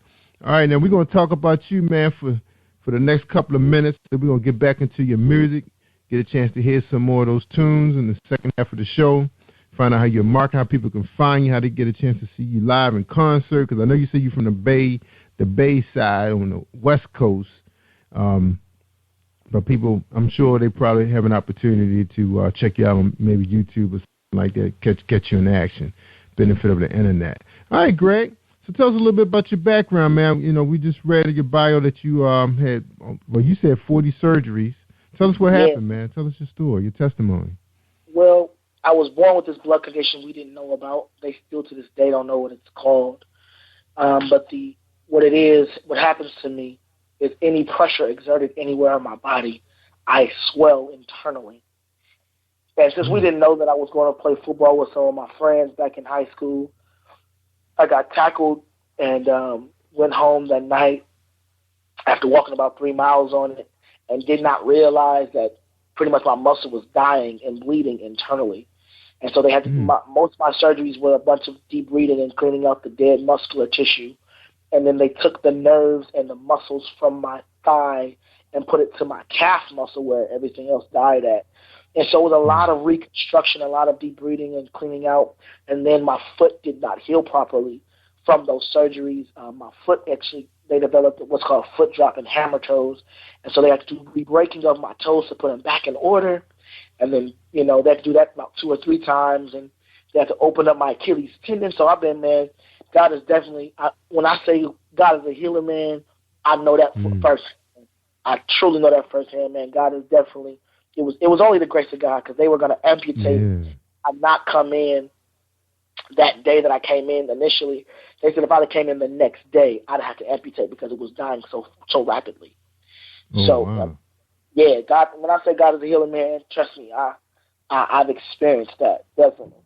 Yeah, you have, man. I mean, I listened to some of the stories of some of these females. You know, I used to sell shoes back in the day, and hear about, you know, they complaining about just having that one surgery just to straighten out that big toe. And should I hear your testimony, they probably going to run right in there and get that thing fixed. You know, I know it takes like a couple weeks for you to, you know, get back up to normal because you're on the painkillers. And a lot of your surgery, were they laser surgery? No, it wasn't. Not laser. It was all under the knife. I mean, I was doing a lot of reconstructions and I mean, you know, I had to go under full anesthesia because it was so heavy of a surgery. Reconstructing pretty much they had to reconstruct my leg so that it can work like a normal leg again. And if you see me today, man, you wouldn't even notice that I've had surgery. And so that's a big, you know, a big testament to what God can do, man. He lets us go through some things, but the world won't even know it. And, you know, it's just how good our God is, man. Yeah. Now, and Greg, you're not able to do physical sports or anything like that. Basically, you just I don't participate in any physical. I don't participate in sports pretty much at all. Just due to my condition, which is okay. I wasn't really so much of a sports guy anyway growing up. Kind of just was like hanging out with the fam or hanging out with the friends, and I would participate in some stuff like that. But man, once I kind of steered away from that, I really got to focus on getting me into the Word and really getting in depth with the Word. And that's pretty much how that really flourished for me. Is I'm kind of not having the opportunity to be outside with the regular kind of kids. I'm inside in my Bible, man. Which later on looking back, it was like, oh, that's a good thing that I had to I had to be in my Word, because that was the only thing that was getting me through. When you go through surgery at 15 and 16, man, everybody else at school and having fun, man, the Word was the only thing that got me through. But see, the Word of my family, man, I don't know how I'd have made it without it. Yeah, I understand. All right. Now, how old are you now? Because you said that happened when you were 15, 16, right? How old are you now? I'm 23. 23. Okay, so you're talking about a stretch of, 6-7 years of surgery? No, it all actually happened within a matter of 6 months total. Oh, so I spent, I spent 4 months straight in the hospital my sophomore year. I was a sophomore in high school, and I missed my freshman year in high school. I apologize. my freshman year of high school, I missed the latter half of my freshman year. So I spent the first 4 months in the hospital. And then I got out for summer, and I was like able to move and walk. I was actually walking without a muscle in my calf for like 3 months straight. And then my sophomore year in high school, the first half of the sophomore year, I missed that part of the year, and I spent about 2 months in the hospital. And so it was most of those surgeries, the first like 35 of them was, I was in the hospital for a lengthy period of time. And then after years had gone by, I was like, I want to pause on the next set because I want to finish high school. I want to be able to do that kind of stuff. And so I pretty much finished high school and then went straight to surgery. That next year after graduating high school to finish my foot surgeries and get all of my foot stuff right. And so it was a pause in between the last couple surgeries, but that end of freshman year, beginning of sophomore year, man, I was in the hospital for most of 2006, man. I was in the hospital. Yeah, 2007, I was in the hospital, man. So did you get a chance to go to college once you got past, your major surgeries? I did. After all of that, I went straight to seminary. I'm actually a graduate of Golden Gate. I'm not still attending. I'm actually I graduated last year of Golden Gate Baptist Theological Seminary, which has been a blessing. Good. God is definitely, God is definitely right. Yeah. All right. So now, are you like associate pastor at a church? Not at the moment. Not at the moment. Eventually, God is going to open doors. He called me when I was 7. I'll never forget. I was 7 years old. He called me not just to preach, but I also remember the calling to pastor. And so eventually, I'll be starting my own church. I'm not associated right now. Right now, I serve my apostle, the Apostle David Johnson in Houston, Texas. I'm one of his prophets, and I serve the Covenant Fellowship Ecclesiastical Alliance. I'm the director of worship, the overseer of worship for him. So it's a worldwide thing, and then I'm just working right now, man, just pushing for the Lord. Everywhere I can. So that's your job. So that's your job, basically, is being an apostle and just giving the word and working with young people, counseling. What you doing, ministry and counseling at the same time? Yeah, I do it all. Secularly, I work for. I do promotional marketing, presence marketing, with Nesquik, Nestle Nesquik. On the ministry aspect, I'm going to be officially affirmed as prophet in June of this year, and I serve him, Apostle Johnson, and we really work hard and take care of what we got, man, and push for the Lord. Good, man. All right, and ladies and gentlemen, Greg has signed with indie label Shalanique Records. Am I saying that correctly? All right. Yes, sir. Shalanique Records. The first single, The Peculiar Praise, off of his upcoming album, was released in April 27, 2012. It's currently being played on online radio stations. And, wow, so people can hear you in Toronto, Canada already. Okay, so you've been out there for a while.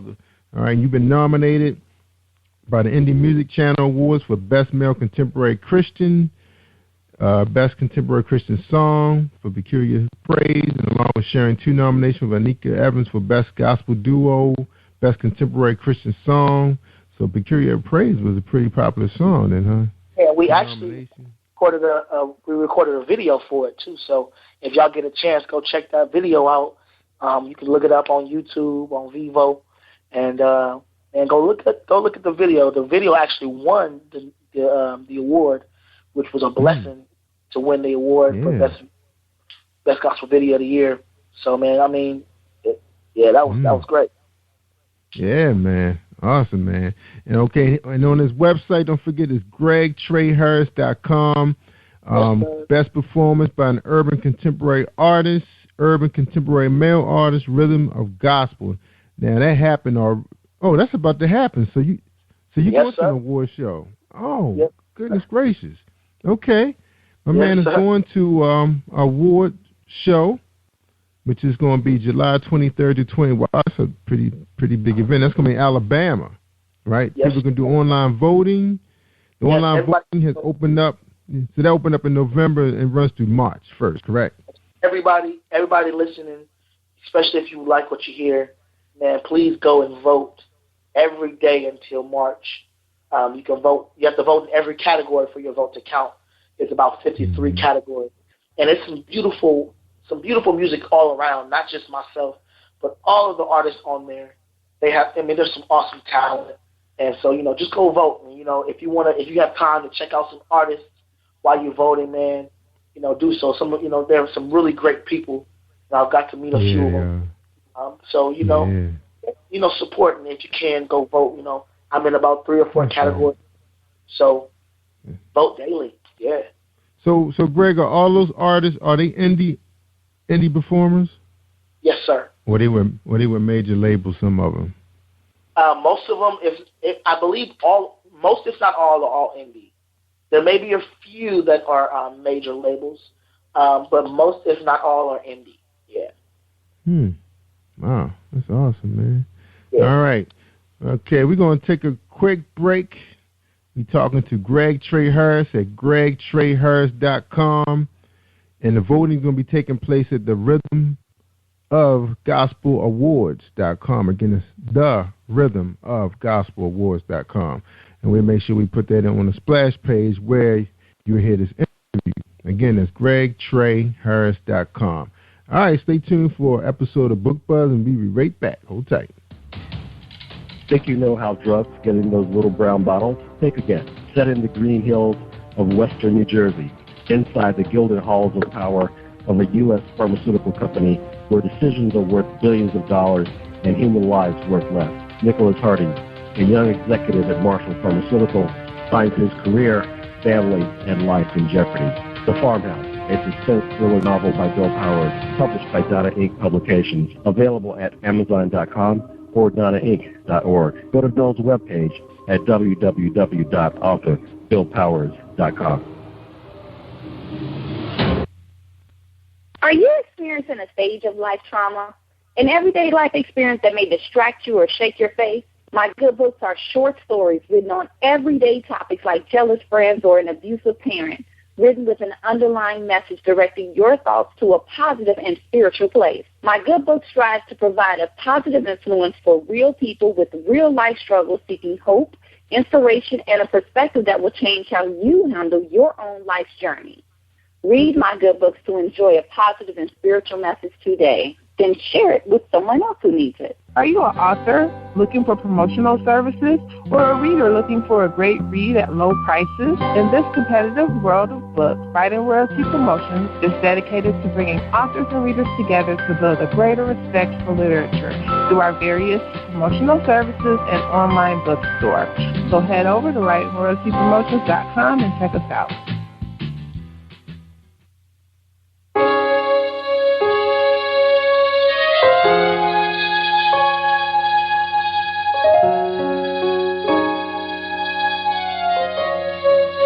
What I've come to understand is to surrender your all to God. You have to totally remove yourself from the equation. See, God wants to use us in tremendous ways, but we're the ones in the way. God wants to take us to higher heights, to touch more lives, but until we truly surrender, until we truly give ourselves, our minds, our bodies, our souls to God, our Creator, we haven't truly surrendered. Give yourself to God today. I surrender my all to you, my life for worship. Draw me closer to you. I surrender my all to you, my life of worship. Draw me closer to you, Lord. I surrender to you, Lord. Oh, my life of worship. worship. Lord, draw me close. Please just draw me closer, God. I surrender my all to you. Draw me nearer to your will, to your way. Lord, draw me close. I need to be beside you, God. I surrender my all to you. I give myself away, all to you. I surrender all to you.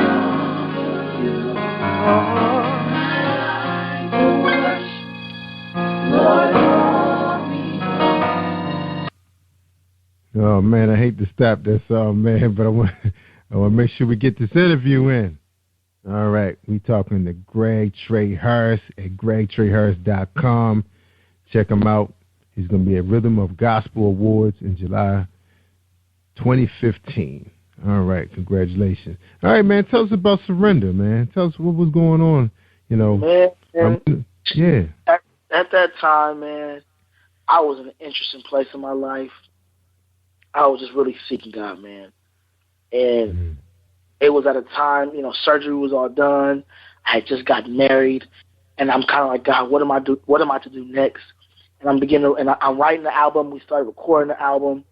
And I'm pretty much like, okay, God, but what am I to do next? Okay, I got this. I'm writing all this stuff for this album.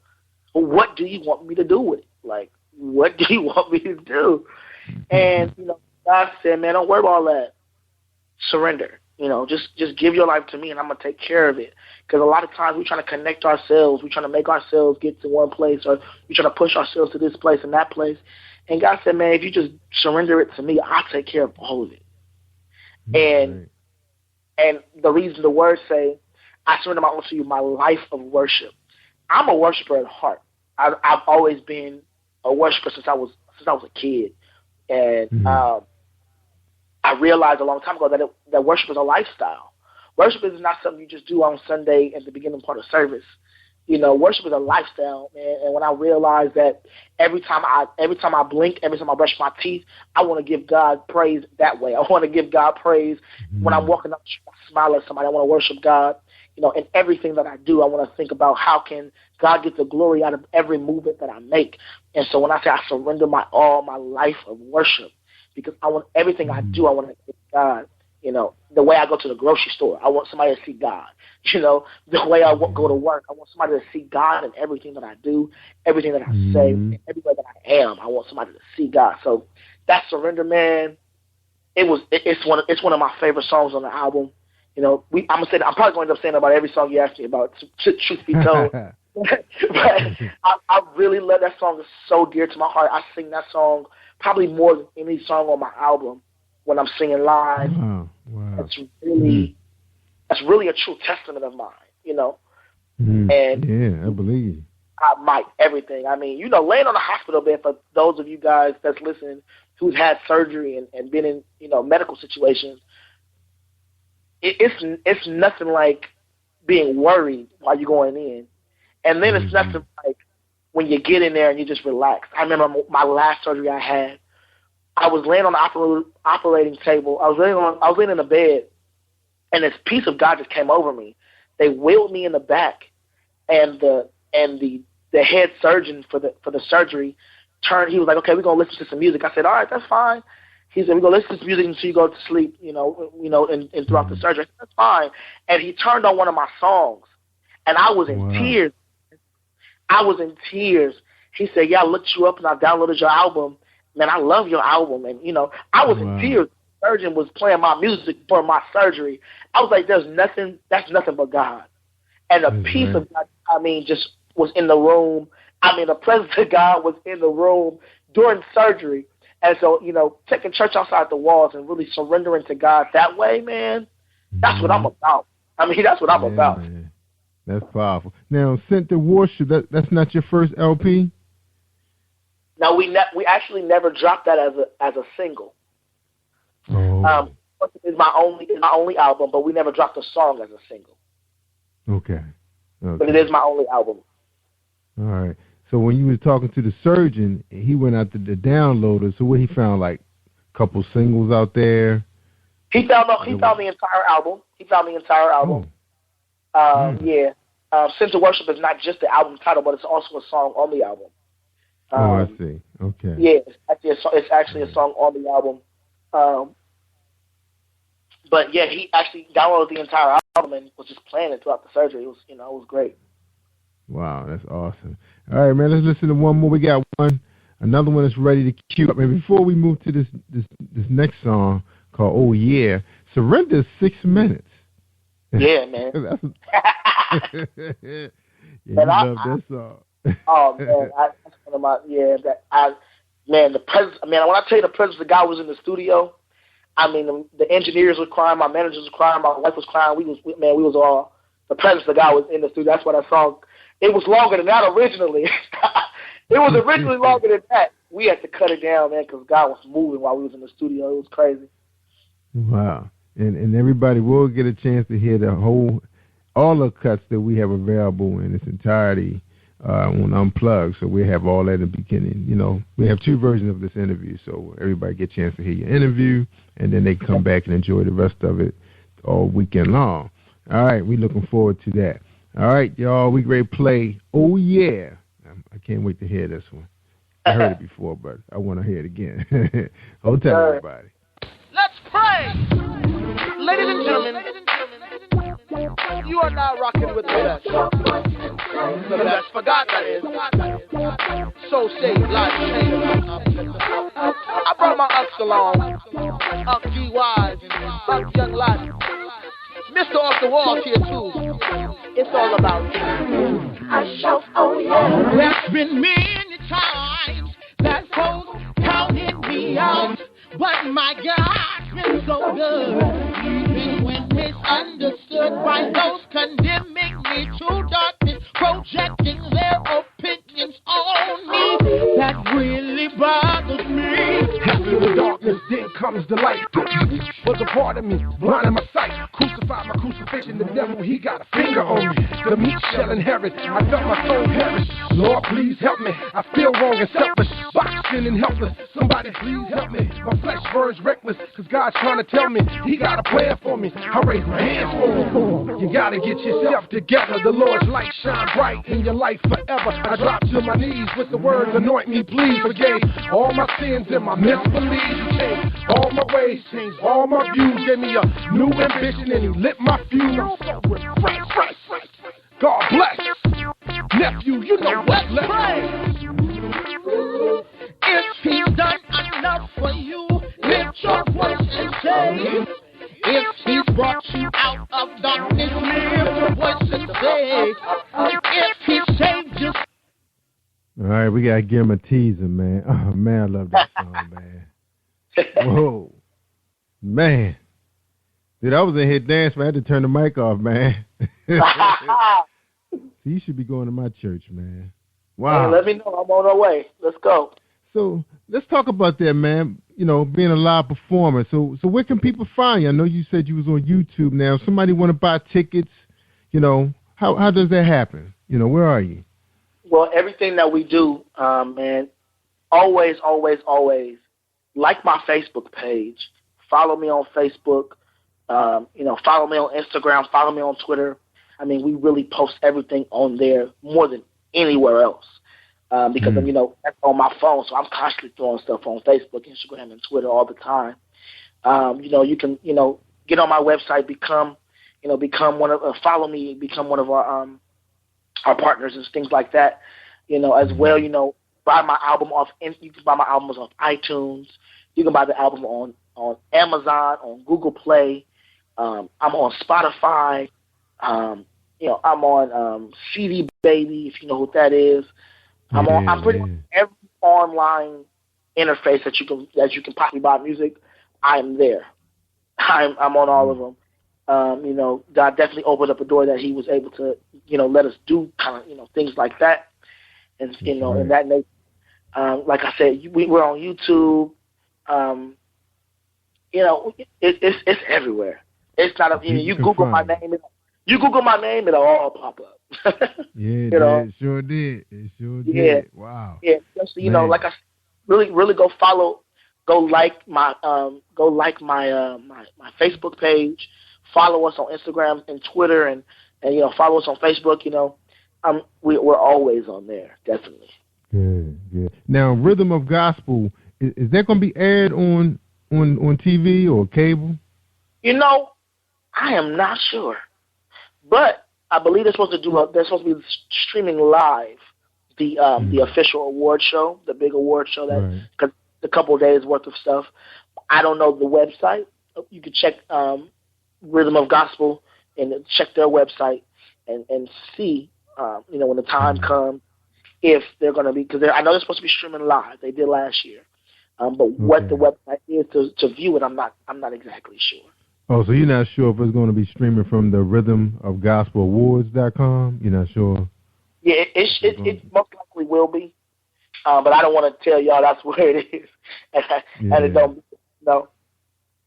Well, we just have to follow you on Facebook to find out. So just keep in mind, Greg is on Facebook at Greg Trey Harris.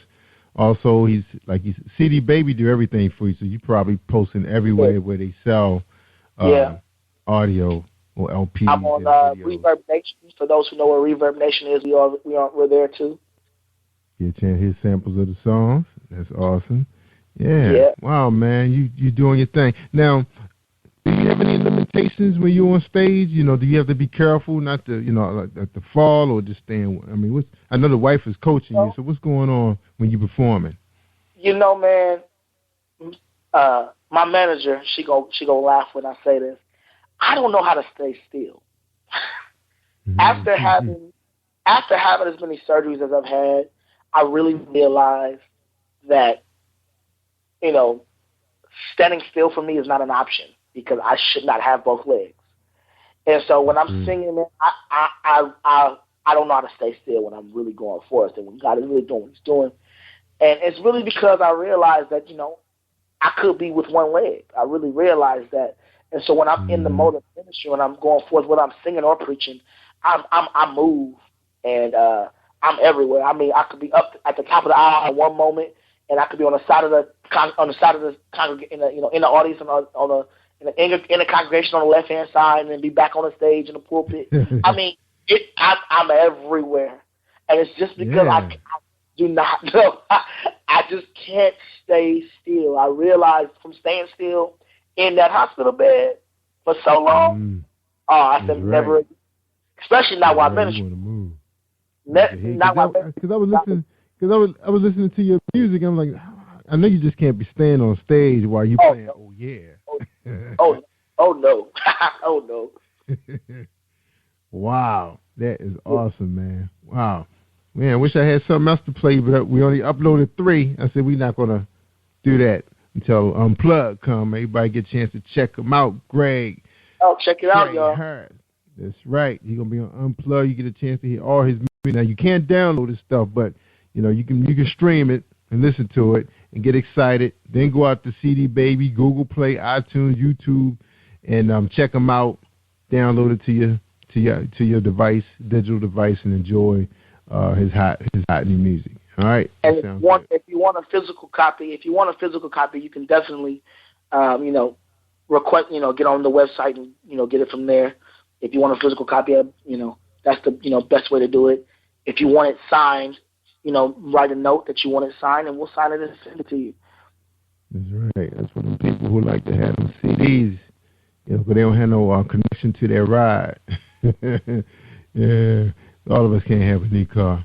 All right, man, we're going to take a quick break, and we're going to come right back and finish talking to Greg Trey. We're going to find out how he is getting his name out there, man, how he is spreading the word.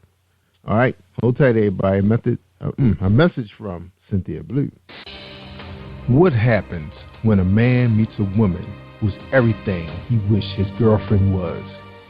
Is his girlfriend's unconditional love and ride-or-die loyalty worth dealing with in her baggage? Find out the consequences of a man's need of self-completion and learn a lesson that everything comes with a price. The Lesson by Miss Cynthia Blue on Amazon.com. All right, that's Cynthia Blue. Man, she like number 4 on Amazon.com. That's right, she's burning up the charts. I think I saw her in front of the big-time bookseller Zane. Yeah, Cynthia Blue. Check it out. She got a new book out called The Marshal. All right, and The Lesson is a hot book, too. That was a really good read. All right, we talking to Greg Trey Harris. His LP is called Sent to Worship. He's at gregtreyharris.com. CD Baby, Google Play, iTunes. Check out his video, YouTube, award-winning video. On YouTube, just type in Greg Trey Harris. All right, Greg, tell us about marketing, man. You know, offline or online. Tell us your formula to your madness. Formula to my madness, man. Man, pushing. First, I want to say, you know, when y'all on there looking me up, you know, Greg Trey. Trey is spelled T-R-E. No Y, because some people are like, I can't find you. I put a Y. No, it's T-R-E. That's how we spell it. Greg Trey, T-R-E Harris.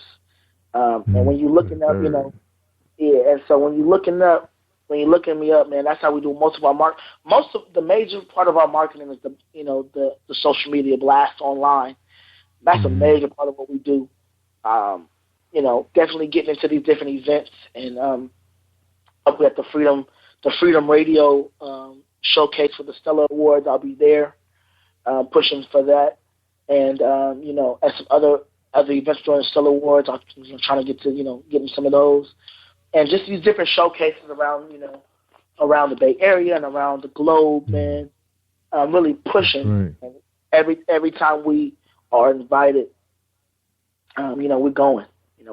That's right. Now my question is, Greg, now I'm kind of new to the gospel concert thing, because you know, only time I seen gospel concerts was when I was going to United Methodist Church. Man, it was like we were so excited when the gospel group was performing, because they kind of gave you that Baptist flavor, because we was Methodist. Everything was always the slow hymns and everything. So we were so excited when their Sunday came up, or when they were in concert at the church, for fundraising. Now I'm at another church that's non-denomination, and they pretty much, go high and low every Sunday, so you get excited. But I think they do maybe one concert a year for fundraising purposes, with some known acts. How does that happen for you, man? I mean, is it just the mega churches doing it, or are there promoters that put things together in major cities? Is it a tour? Tell us about that system, how that works. There's a couple of different ways that's going. There's a couple of different ways that it happens, man. I know out here in the Bay Area, there's a team called the Dream Team, and they put on these different events for what they're going to be honoring, like Richard Smallwood, and they honored Tremaine Hawkins and different people. And then, some of us Bay Area artists, get on those events. And it's interesting because there's different promoters that invite different artists, like such as there's some people may or may not have know of the iconic Yoshis of San Francisco. Well, my godmother and label mate Anika Evans, there's a promoter that put her on for that.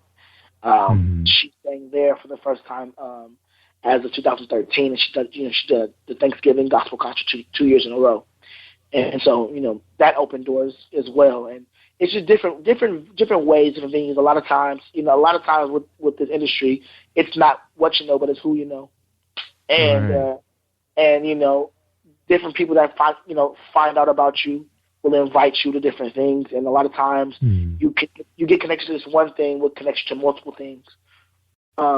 I got connected just on this past Sunday. I did this youth event in San Jose, California, which was a dynamic event. Some of you may have watched "Fix My Choir" by Dietrich Hatton. His name is Jerron, and their name is Jerron and Flo. They were at the event.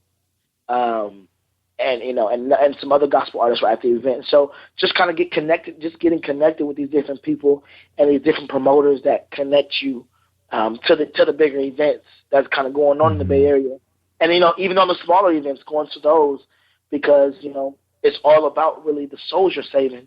And what is, more important is the souls that you're saving and the lives that you're changing, that you're doing. I got the opportunity to open up for Leandria Johnson when she was out here. The last time Leandria Johnson was out here, and she is such a beautiful soul herself. And she put on this conference. It was called Position and Power Conference, and I got the opportunity to open up for that for those 3 days in San Francisco. And so different people I'm connecting with and getting in contact with are inviting me to these different events. So yeah, it's been interesting, but you got to just kind of constantly be connecting, constantly be marketing yourself, constantly be promoting yourself, and getting, always, especially in the church world, you got to go to, even when you're not on the program. That's a big secret people don't realize. You got to support the other people. Those who you support will support you back.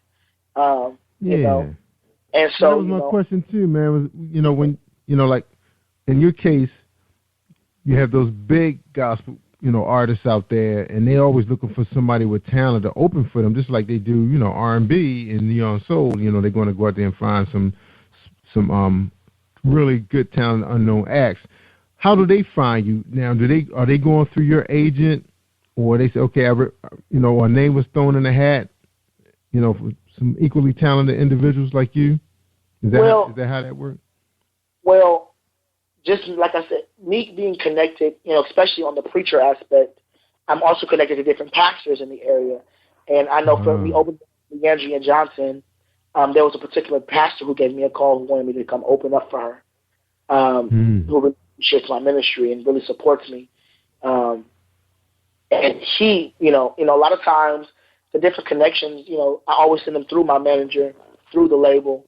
But a lot of times the different connections are connections that I've made, by just supporting other people.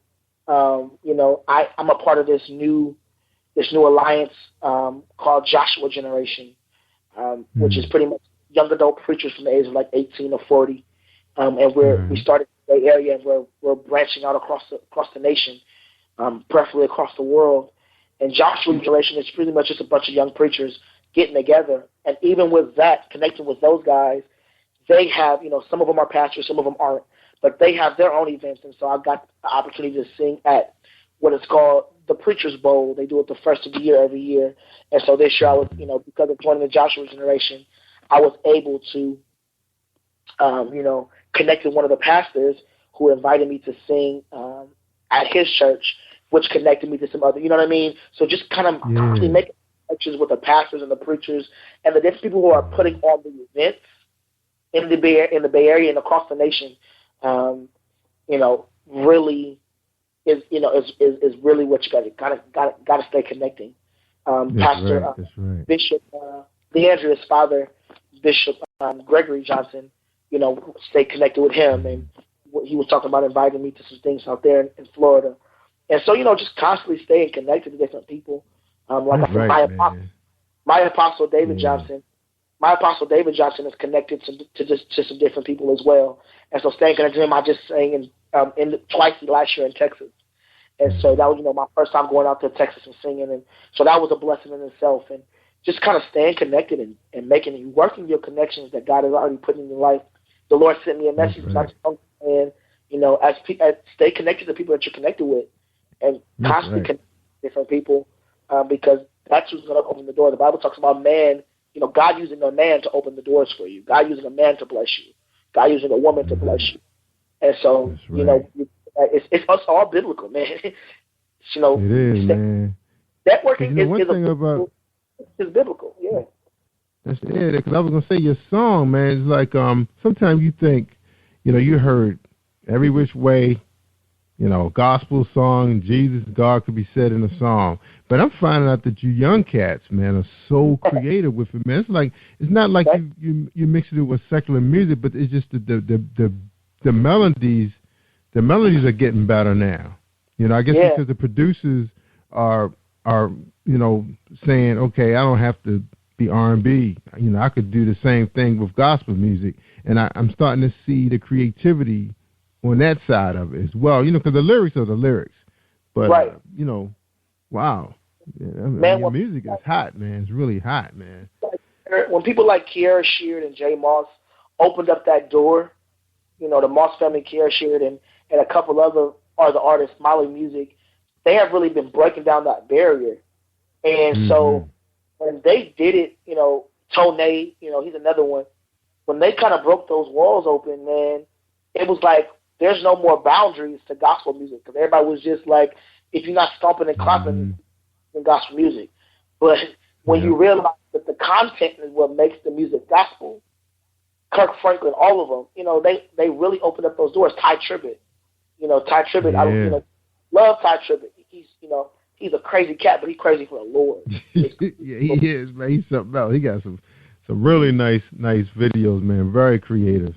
Exactly. But I'm glad that, but those guys like that are opening up the doors for cats like you, man. So, and you guys are putting different spins on the music. You know, you taking it to another level that they can't take it. You know, man. Appreciate that. Yeah, and you know, we need this, man. When you go out there on social media, you see the craziness that you see sometimes of some of our young people, and then you hear about some of these deaths and killings. You know something's missing. You know, like anytime you hear about a guy who was on drugs for 17 years, or a man was in jail for 30-something years, and he comes out and he knows the only way out is through the Lord, and that's what got him out of it, then you know it's just that powerful, man. Right. You know, because I hear everything on the show, man. Believe me, if you get a chance to listen to all 200 something episodes, you're gonna hear something out of all of them, man. It's a testimony given, you know. Yeah, I remember. It's funny that you say that because I remember, you know, singing at these different churches, and this guy walks up to me, and he says, "I know you from somewhere." He said, "I realize where I know you from." He said, "You were on TV one time while I was sitting in jail, and since you said on TV, I came to church." Wow. I was in tears, man. And I didn't at the time. I didn't know my reach was, you know, I was reaching people, and I was just like, I remember I went to like Trial for Sunday Best a few years ago, and that's when, you know, I was like, I said some different things on the commercial or whatever it was, and he saw that, and whatever I said, it wanted him to go to church and find out what we were talking about, and I didn't even say much. I feel like a one-liner, like "I'll be back," or something really simple. Not even like "God is good." It was something real simple, but the light coming from me and wanted to know more. And he found the church I went to in the area and was there, sitting in the congregation. And when I saw that, man, it spoke volumes. It spoke volumes. No, it did. Sitting in the jail cell, he saw my face and wanted to come to church. I said, "Wow, God, that's only God. That's only God." Change his life. Yeah, sometimes it takes them a little time, just like it takes some pastors some time before they decide that they want to preach. You know, you just be fighting it forever, and finally you just give up. Say, "All right, Lord, I give up. I'm gonna do it your way." You know, right? That's crazy, man. I mean, even here, man. You know, my program has taken a complete about face. You know, because I remember before I used to sit in there, it's like, oh man. Do I really feel like my wife would say, "Let's go to church early so we can hear the gospel groups, hear the people sing." I don't know. I just want to go listen to the preacher going home. Right, you know, that was me at one time. Now, you know, it's like the music really fills your spirit and wake you up. It's like a cup of coffee, you know, and then you get a chance to really receive what the speaker is saying. You know, the minister. Man, most people don't realize that. Most people just think praise and worship is just, you know, fun and games. But when you realize that biblical, man, the Levites, they were front line. They were the singers. They were the front line in battle. And we have to take that same mentality, especially when you're doing a sermonic solo, when you go before, you pretty much, you open up the heart of the people so that the word can pierce people. And that's when singers get that mentality established in their minds, it'll take their ministry to a whole another level. And that's what did it for me. When I realized that what I'm doing is not just fun and games, and it doesn't just sound good, but I am to open up your heart so that you can hear better and it can pierce your heart when you get the word. Mm-hmm. That's powerful. And so, yeah, man, we are the front line, man. We're not just singing. Nah, when you a singer, man, I'm encouraging all y'all out there listening. If you are a singer and you are in ministry and you go before your pastor, the preacher, whatever event it might be, remember that you are to open up the people's hearts, open up the people's minds, open up the people's ears, so that everything the preacher preaches can pierce and truly change. But it starts with us. It really starts with us, and the preacher just does the finishing effect. And man, we get that in our minds, and we work together.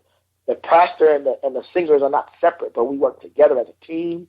Man, there's some churches that would just be so dynamic, even more so. It would, man. You're right. Put it all together, man. All right, we're talking to Greg Trey Harris. He's a recording artist, an award-winning recording artist, and he's out there preaching the word. We're going to take a quick break. When you come back, man, we're going to get your final thoughts, okay? All right? So, all right. All right. And I'm looking forward to Unplugged coming this weekend, y'all. Probably yes, sir. Sunday. Probably late Saturday night, early Sunday. Check us out. 5 hours. Gospel music, including Angel Sessions and my man right here, Greg Trey Harris. All right, hold tight, everybody. What's stopping you from making more, having more, and being more? Hi, I'm Helen McMillan. I'm a success coach. I can help you shift into your $1 million zone of joyful success. Be your most magnetic, confident, and powerful self. The first step is to get my free ebook, 7 Simple Ways to Shift into Your $1 Million Zone. Go to www.yourmilliondollarzone.com and download it now. All right. We talking to Greg Trey Harris, and, tune in to the next couple of episodes coming up. We got Teresa and Keith Powell, lovely couple down in Florida, putting all this stuff together with these gospel groups, the communication, enabling media to be able to, reach them and bring them to you guys through podcasting, like the Jerry Royce Live Worldwide program. And also we have Terry Rimpson coming on the show also tomorrow night. So that'd be the following episode. So I guess I'm going to have to start plugging episodes.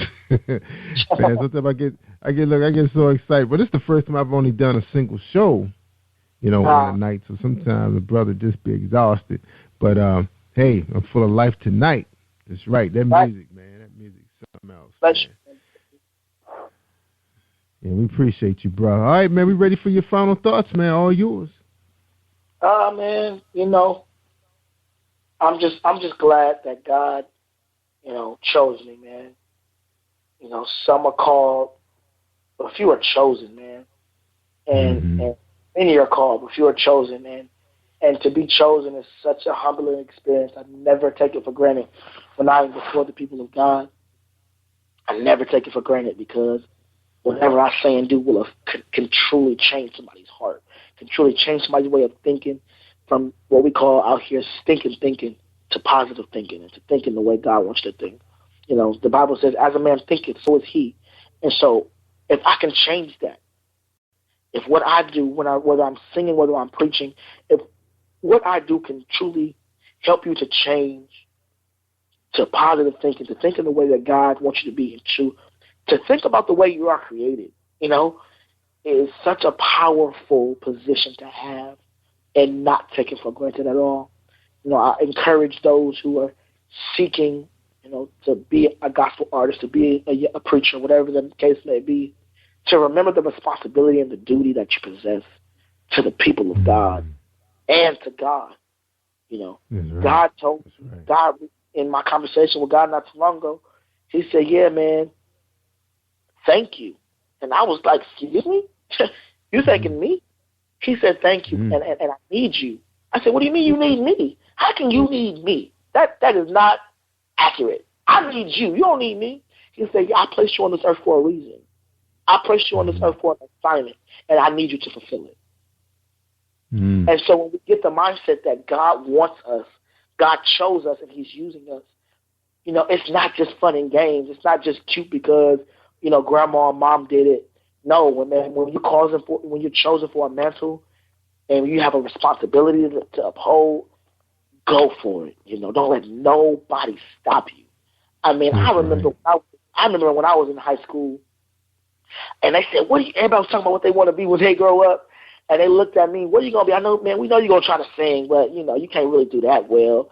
And I said, okay, that's your opinion, man. He said, but what you going to do? I said, I'm going to be a pastor.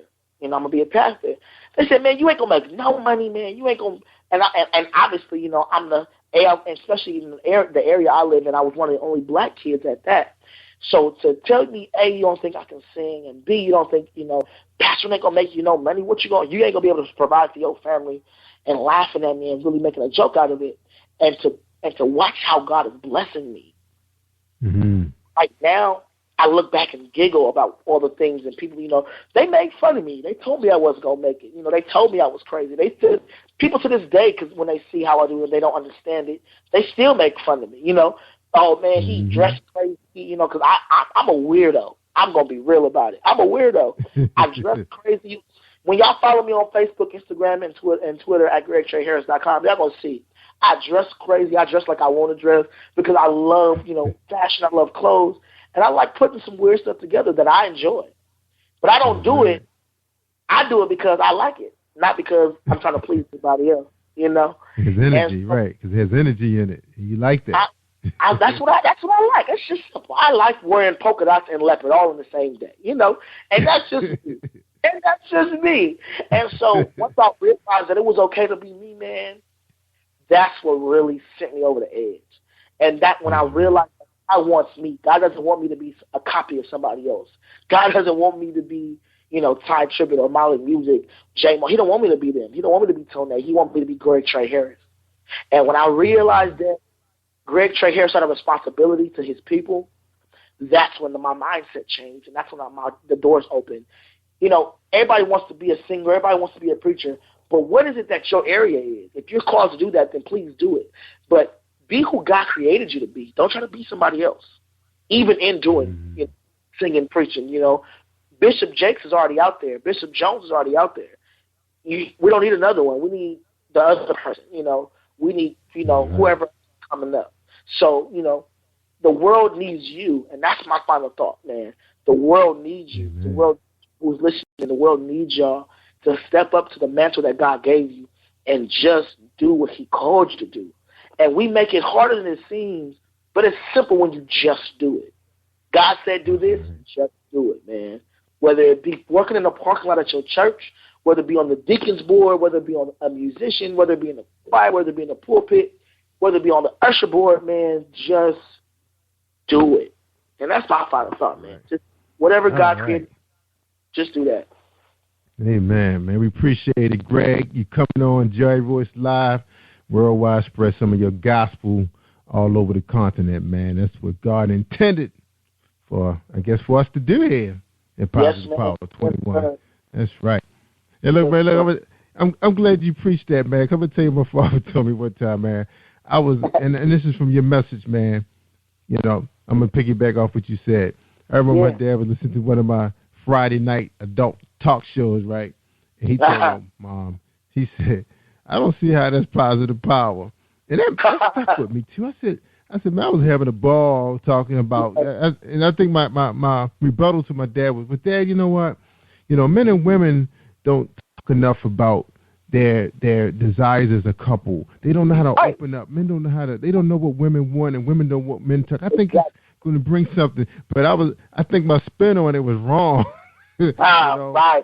So, with the wrong direction with it. Huh? Yeah, I said I gotta revisit it like how Dr. Phil was visiting Dr. Oz. So, just to think, piggyback what you said about, it's not like it's our toy, our thrill, whatever. It's for God's intent to pretty much to I guess pass to the world through this ministry. So my dad gave me the message, and it was loud and clear. I just had to throw out a rebuttal because I know I was wrong.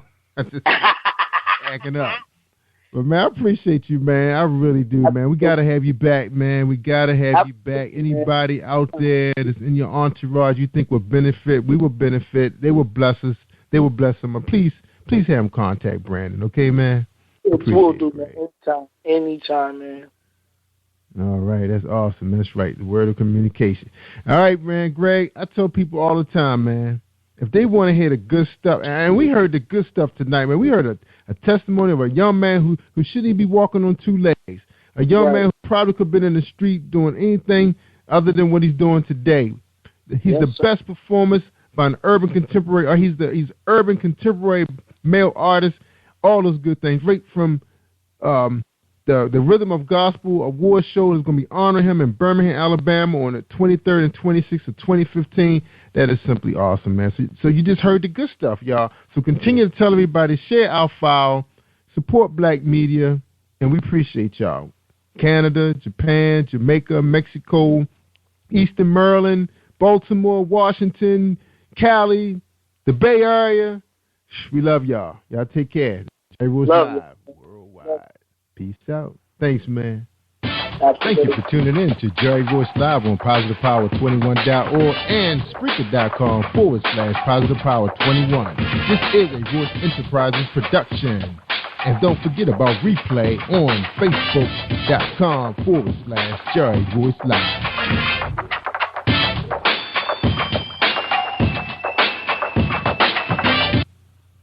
All right, y'all, stay awesome all week long. It's Jerry Royce Live.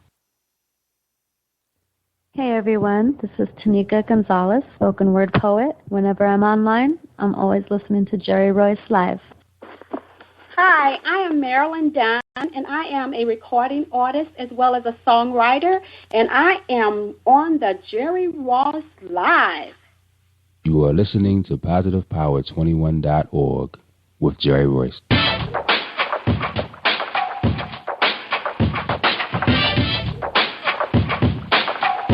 What up? It's your boy Kano Kingston. Hi, this is Angel Sessions. Hey, this is Pat. Hi, I'm Teresa Powell. Hi, Jerry. This is Iowa Samuel Carter. Hi, this is Bill Powers. Hello, this is Teresa Bobby with Jerry Royce Live. Hi, I'm Philip Barron. I'm live on the Jerry Royce Show. Hey, what it do? It's your boy Gosepl Sunday. Peace, this is Dahlia the poet, spoken word artist. Hello, this is Ramon Marquis with Jerry Royce Live. All right, everyone. You got Robin Lynn, and I'm keeping it live right now on Jerry Royce Live. Hey, what's going on, everybody? What's up? This is award-winning podcast with the greatest podcast on earth. Thank you for stopping by. I'm your host, Jerry Royce Live worldwide on internet radio, where you get your positive on. So when it's all positive, it's all power. That's positive power. This is a worldwide podcast for growth, wealth, and success. Thank you.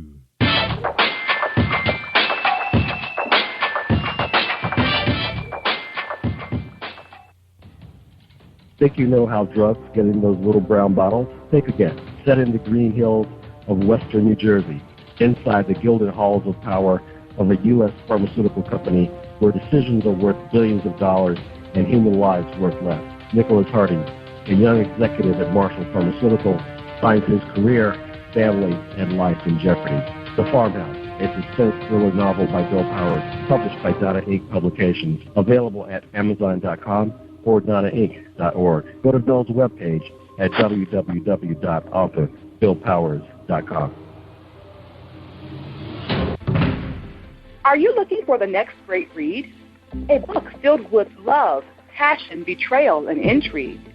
The award-winning novel, Season of Change, by Tamika Patrice Kane, is sure to satisfy your literary sweet tooth. Check out this must-read book reviewers are calling uplifting and emotional, and exceptionally great read, deeply intense and thought-provoking.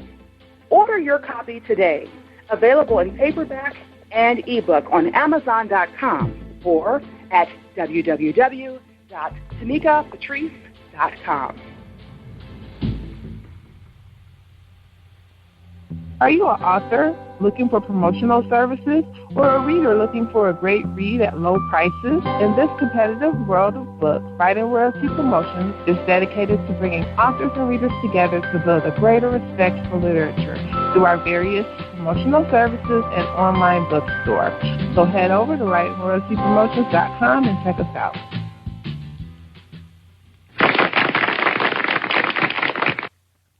All right. Thank you, everybody, for joining us, and welcome to PositivePower21.org.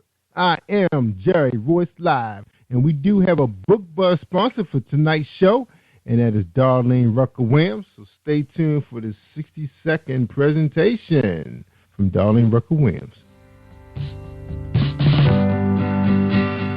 What do you give to a person who has everything? Hi, I'm Darlene Rucker-Williams, and I am the owner of Stylish and Stellar Gifts by Dar. I get this question all of the time. At Stylish and Stellar Gifts by Dar, we specialize in customizing gifts for people and pets too. Our gifts are original and one of a kind. Not only do we deliver, we ship as well.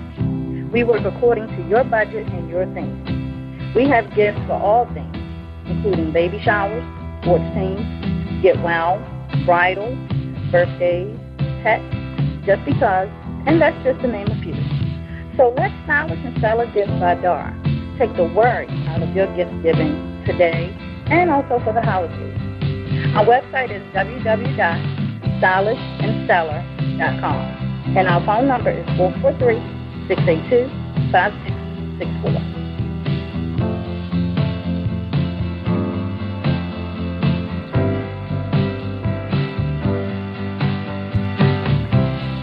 All right, everybody, check her out, Darlene Rucker-Williams with Stellar Gifts. That's right, stylishandstellargifts.com. And she also make gift baskets for the pets, so check her out.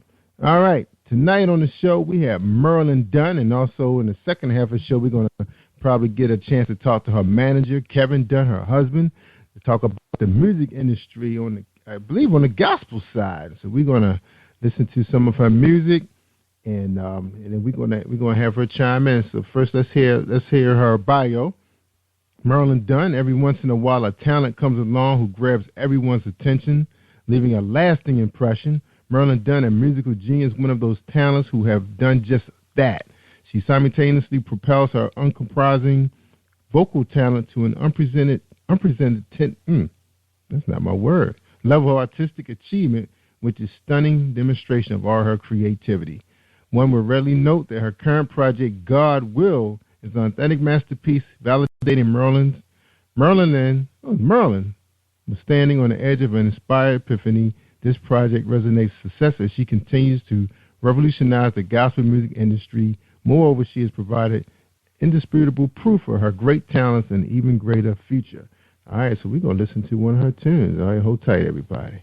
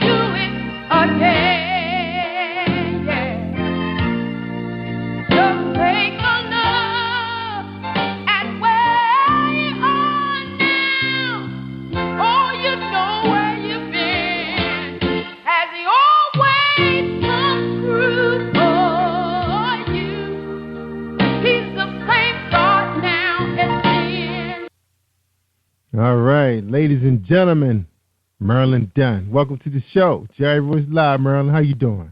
I'm doing wonderful. How are you? I'm doing fine. You have a beautiful voice. Just love that. Love the way you sing that song. Thank you. All right. Now, the first question is, who is Marilyn Dunn?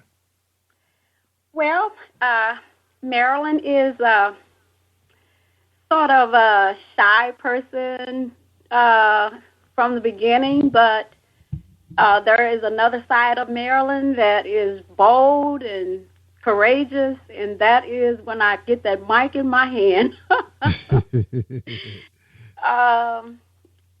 It's just something about singing, and I have been singing since I was about 5 or 6 years old.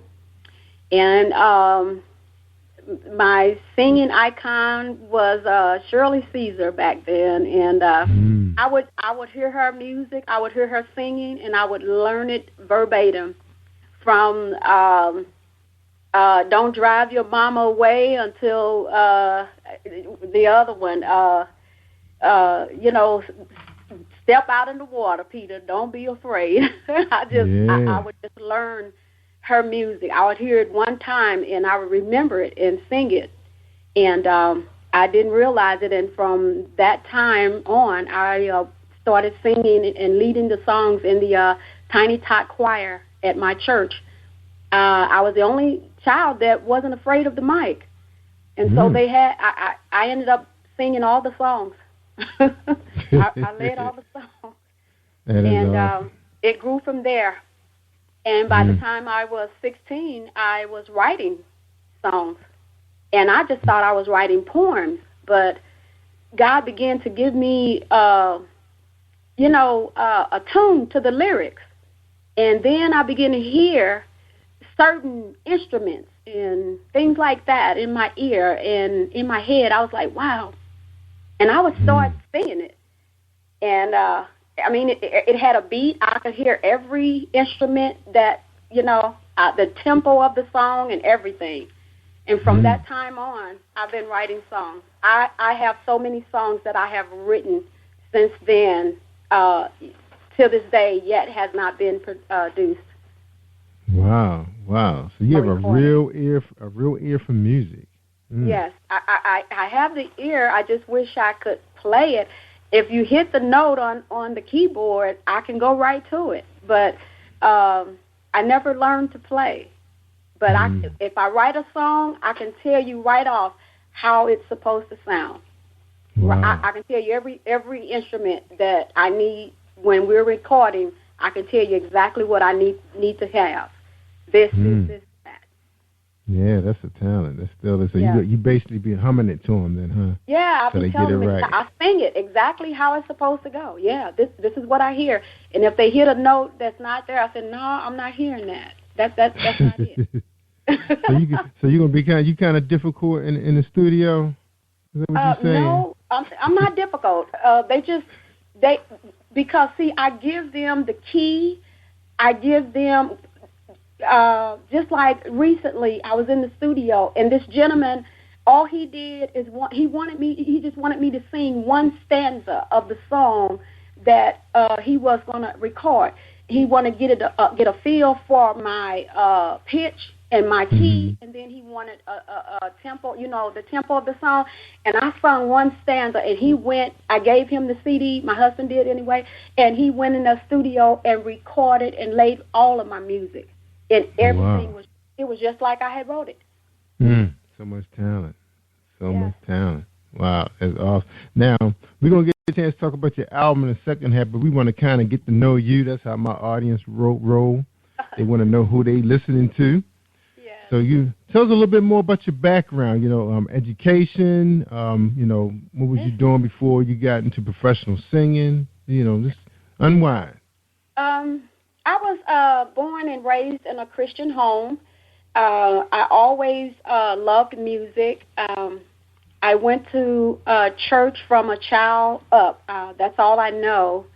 And I used to hear the words, girl, you just as green as July grass. And I didn't understand what they meant until I got a little older. I'm like, yeah, I don't know that.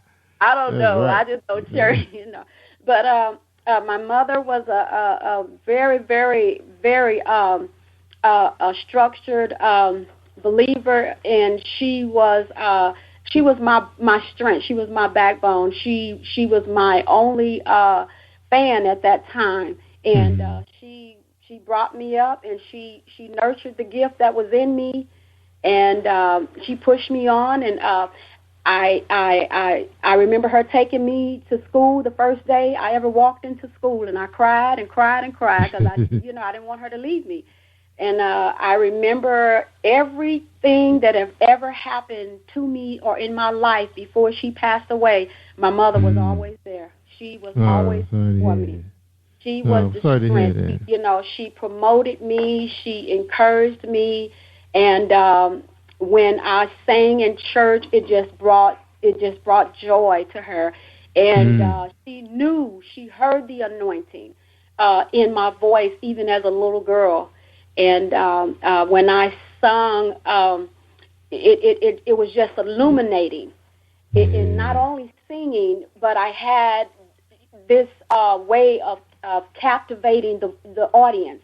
And she saw that, and my aunt saw that, and they nurtured that, and they began to put me in the Word of God, and she taught me how to pray. She taught me how to have a relationship with God for myself. And to this day, there's a lot of things that I do just like my mom did. Mom instilled that in you. The bathroom was her prayer closet. And for a long time, all from a young girl, a teenager, all the way up. When my husband wake up in the morning, he would find me in the bathroom at the bathtub on my knees. That was my praying ground. And of course I found another place since then, but I there's a lot of things that I do my mother taught me, and she showed me how to do, and she was my role model. Bless her soul. Now, were you the only child? Oh no, everybody thinks that, and they, matter of fact, they think that I am the babe, but I am the first of the last 5. Wow. It was 10 of us, and I am the first one of the last 5. There's 4 under me, but people never knew it because I had that passion, I had that sensitivity. I had that, it's a certain word I'm looking for. I wasn't, I was timid, so to speak, and I was quiet, and I hung around older people all the time. And one of my first jobs was in the nursing field, working with older people. And I looked forward to it. It was something that just illuminated me, working with older people. And in the church as well, I sat up under them and I learned from them. Now, with that many siblings, how did Mom get a chance to spend so much time with you? I know she had to spread the love. Yes, how was she she able to do did, that? but I don't know. You know what? There was just something different about me.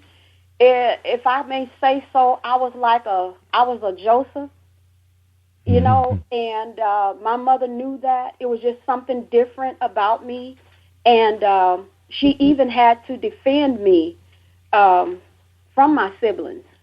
Oh, wow. Oh, yeah.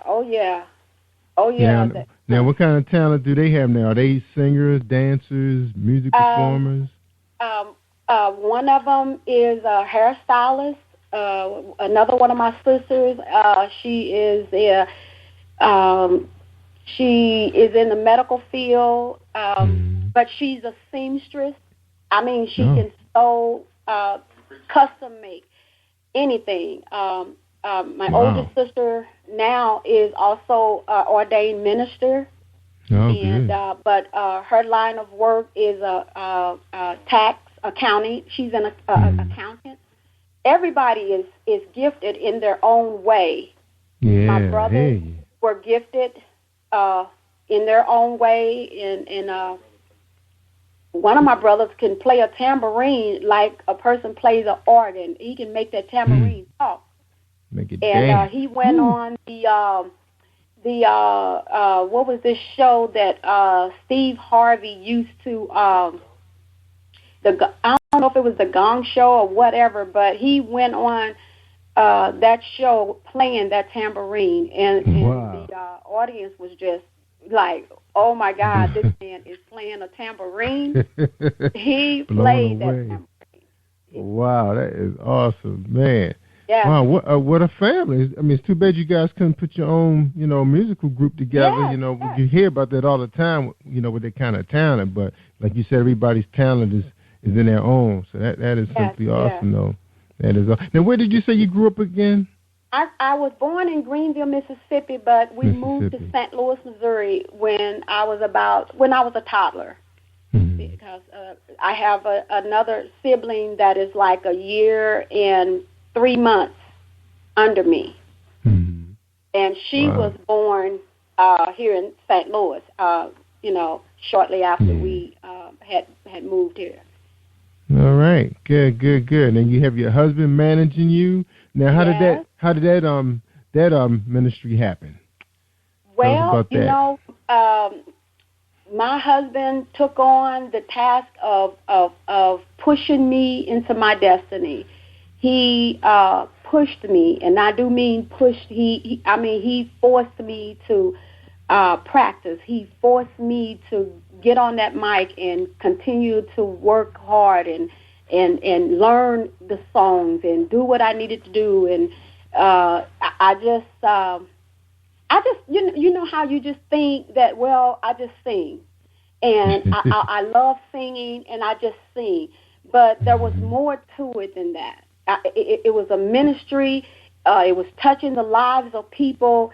And I found out that my gift is singing and ministering to people through song. One young lady, I was at church one night, and I was singing, and the anointing was so high. And this young lady heard me singing, and she came in off the street and sat in the back of the church. I'll never forget it. And she walked up to me after the service and told me, I heard you singing when I was coming down the sidewalk after I had crossed the street, and I was on my way to kill myself. I was going to commit suicide tonight. But I heard you singing, and I stopped, and I came into church, and I sat down. And while listening to you, and the tears was just running down her face, she said, I changed my mind. And that, if anybody asks me what was the most awesome moment of your life in your music ministry, that would be the most awesome moment of my life. Wow. I was completely, I could have hit the floor. I mean, I cried, she cried, I hugged her, and that's when I knew that this is not about me. This is about souls. It is about reaching lives. That's why every song that God gave me, it is about ministering to the needs and to the hearts of people. And that's what I do. That's what I do. All right. Now tell us a little bit about this song that I just played, He'll Do It Again. Tell us about that song. How did that happen? That happened when I was going through some of the worst times of my life. I was abused physically, mentally, emotionally. I was sexually assaulted. I went in the military. I was abused there. I was stalked. I went through a lot because, when you're ignorant and you don't really understand the voice of God, and I'll tell any listener out there, it is a dangerous thing to be anointed and have the word of God and don't know what to do with it. You have to sit at the feet of God, and you got to learn. You have to be taught how to protect your anointing. You have to be taught how to listen and study for the voice of God, because you have to be led. You are a target for the enemy. And when you don't know what you have and how and what to do with it, and you just kind of go on a whim, and you're leaning to your own understanding, and you're not waiting on God, and you're not listening for the voice of God, and you're not allowing him to order your steps, you are a prey for the enemy. And I went through a lot of suffering and a lot of trials because of that. But everything I went through, God brought it to me. I brought you out then, and I'm going to do it again. And when I came to myself, like the prodigal son and like the children of Israel, when I got out of line and I came back to myself and said, Lord, forgive me and help me. I don't know what I'm doing. I don't know how, to deal with the world, because I was sheltered all my life, and I was in church, and there was just a lot of things I just didn't know. I took people at face value. If you told me you loved me, I believed you. If you told me you were saved, I believed it. And so I was just caught up in a lot of crazy stuff, and I was used and abused, and everything, that was attracted to me, it wasn't because it liked me or loved me. It was because of the anointing that was on my life. The anointing is like a magnet. It just draws everything. The nuts, bolts, the pins, the nickels, the dimes, the quarters, and rock, whatever. It draws everything. That is true. That same needle that will hem your clothes, it will stick you and cause you to bleed and be in pain. So I had to really wake up. I had to really stay at the feet of Jesus and let him teach me how to walk this walk. And my husband has played a major part in that. We will be married 18 years this year, and he has played a major part in teaching me the ways of the world, because he come out of the streets and I didn't. And he can look at a person and tell, what they're about. He said if you listen to a person long enough, you can tell almost what they're about. And he's taught me how to study people and how to know and how to discern, characteristics and personalities and stuff, and not be gullible and naive and take everything people say and everything people do at face value. That's right. That's right. He saved me from a lot of heartache. I believe. That's I right. thank God for that. That's right. Because like they say, sometimes you need a soldier to fight a soldier. Yeah. So, Brother Kevin, bless his soul. He's in your life. Protect you like an angel. That's right. The angel you are, with that voice, that powerful voice. And ladies and gentlemen, we talking to Merlin Dunn, former soldier, an angel. Ooh, the voice. All right, we're going to take a quick break, and we're going to come back, Merlin. We're going to talk to you and Kevin about the industry, because that's what the audience is waiting to hear. We appreciate you sharing your life, because I know it's somebody out there who listening to this message is for, and we hope it bless their soul. All right, so hold tight for a 60-second commercial break with Dominique Wilkins and Lisa Sandler. Okay, hold tight. Are you experiencing a stage of life trauma? An everyday life experience that may distract you or shake your faith? My good books are short stories written on everyday topics like jealous friends or an abusive parent, written with an underlying message directing your thoughts to a positive and spiritual place. My good book strives to provide a positive influence for real people with real life struggles seeking hope, inspiration, and a perspective that will change how you handle your own life's journey.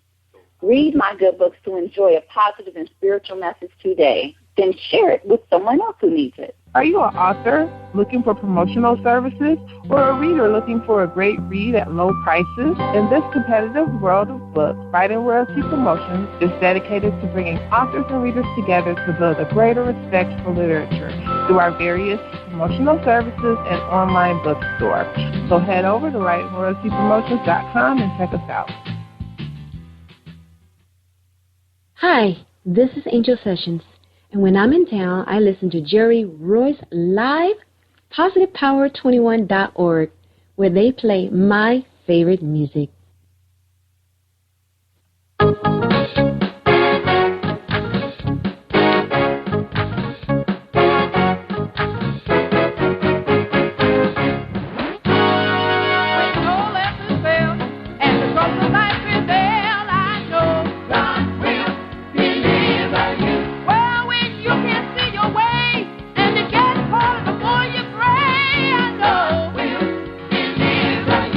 And if you live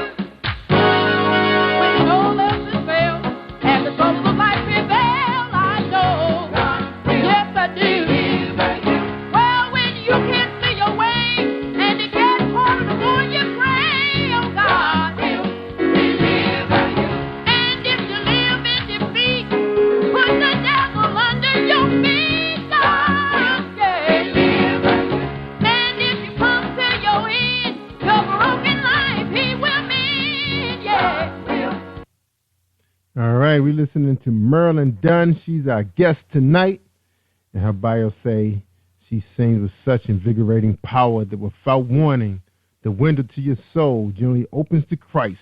Unquestionably, Marilyn's performances and vocal talents are an excellent demonstration of the healing power of music. All right, we're talking to Marilyn Dunn, and we have her her husband, Kevin Dunn, on the set also. All right, how you doing, Kevin? How you feeling tonight? I'm blessed. Thank you for having us, Jerry. So good to be on Jerry Ross Live. We just really appreciate it. Thank you very much. Amen. You're welcome, man. We appreciate you both, man. Blessing somebody tonight and forever, as long as this show is out there on the internet, right? Amen. Oh, yes. Amen. All right, God is so powerful, man. Yes. Praise Him every day, every day. Whew, 'cause I know what the streets was like too. Probably not as rough as the next person, but I've seen my share of gun battles. All right, man. Amen. That's right. 'Cause the streets of Baltimore is not easy. It's not easy.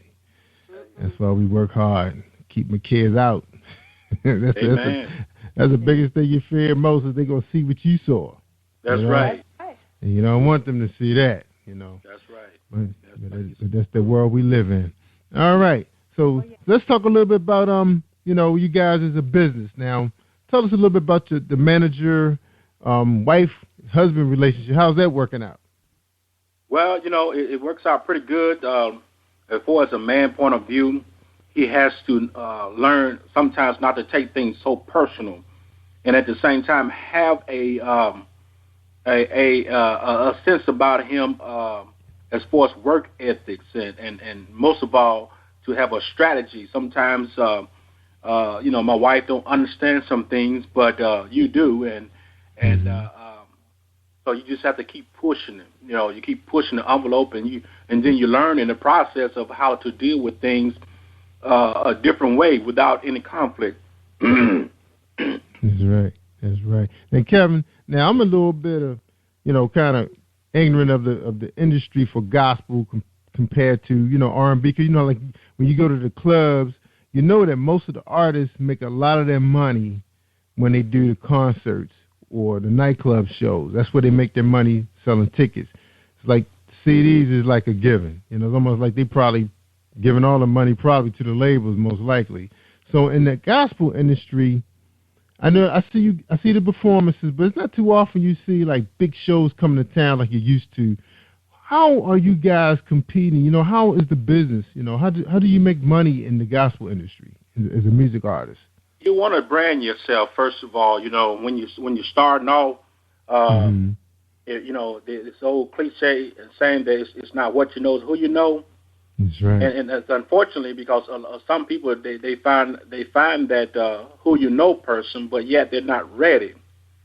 They can go before the time. I recommend people to go through the process of it, because when you go through the process of the industry, you'll know you're going to make mistakes, but you're going to know what to expect.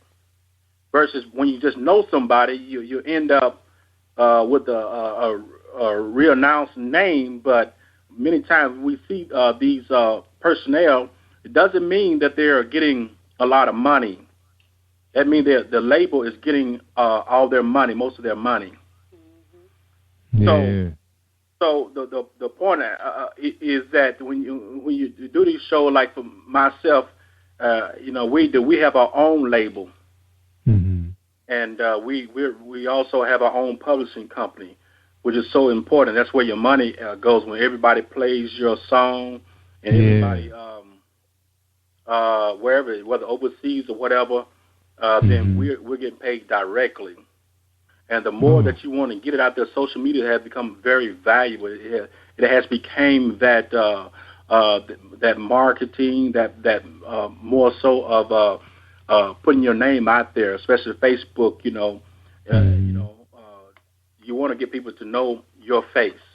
And there are certain markets that you can go to. You want to just so many out there, but you have to choose which one you want. For my wife, I have a couple of people that I have in mind that I use. One is in Philadelphia, one is in Ohio. So I can get the flavor. I always want to keep two of everything. Yeah, that's right. So what you saying? Are they radio? Are they FM stations or are they like internet radio? Oh no, it's not a radio. These are promotional personnel. Oh, okay, promotion. Okay, all they right. promote her music, or her ideals and things like that. Mm-hmm. So after you get your project completed, you need somebody who can promote your product. Okay. Now let me ask you this. Now let's talk a little bit offline first. Now I know in the Baltimore market, on the FM side, you don't really hear the big FM stations playing gospel music, but on Sundays. But on the AM side, which the lower frequencies, you get like 24 hours of gospel music. What's the challenge for you as a manager getting an independent label like your artists played on the FM side versus AM side? Is there any challenges with either one? Definitely a challenge. Definitely a challenge. To try to get in. When you talk about these big marketers trying to get in on radio play, it's really very political. You have your 20 people that they play every week, 20, 25 people they play every week, all the same people all the time. For as a independent artist, they really have to work even harder to try to get on there, and then this is where who come in at. Mm-hmm. So if so it's no different. So it's no different than the R&B side than in the rap, hip hop. It's the same. Wow. It's the same. It's who you know. You know Kirk Franklin, you can get on there. Yeah. If he make a deal with you, you can get on there. And it's not. I want to talk to those people that feel it's not sometimes that your voice or your product. It's just a business. Yeah. So what are your options as an independent label or artist? How do the people hear you? How do they find you? People hear you through, like the Jerry Ross Live. They hear you through their other entities. You want to get the social media involved, Facebook, Twitter, all these, every social media that you can think of. And you blast yourself out there with your website. You need a website, which is so important, and your links that people, when they see your face, you pray that they click on those links and hear your song. When they hear your song, then you want them to buy it. That's right. Now let's talk about that a little bit. Now I didn't get your website. I was looking at your bio. I didn't see your website, but I know it was in a promo package that you guys are working with the group out in Florida that's promoting you. That's how we found out about you being a member of that industry. Absolutely. So that was awesome. Now you're selling now. How do you sell your music? Are you selling your music through iTunes, Amazon, and some of the other ones out there? Every iTunes, Amazon, every social media site that has music, CD Baby, and all of that's what we sell it.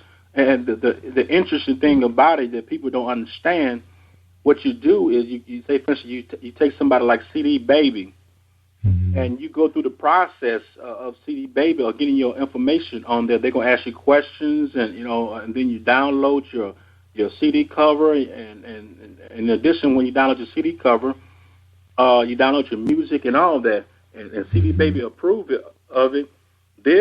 They themselves would send it to every social media, and you don't have to do all that work. Wow! So they do some stuff for you. So they upload it to iTunes for you too, and Amazon. Yes. Wow. Amazon, all of it. So are they connected, or is it just a service that they render to you so you can come to them first? Yeah, it's a service that they render.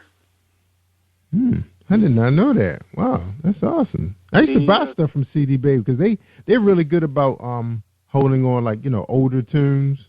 You want to go all the way back and listen to some stuff that you like in the '80s. They were really good with that, and they do Blu-rays of some of your favorite artists, which I love. Yes, absolutely. All right. They also for publishing and stuff, they'll find out if your music been played They can do the same thing that ASCAP does or BMI. Oh, they keep count. Royalties.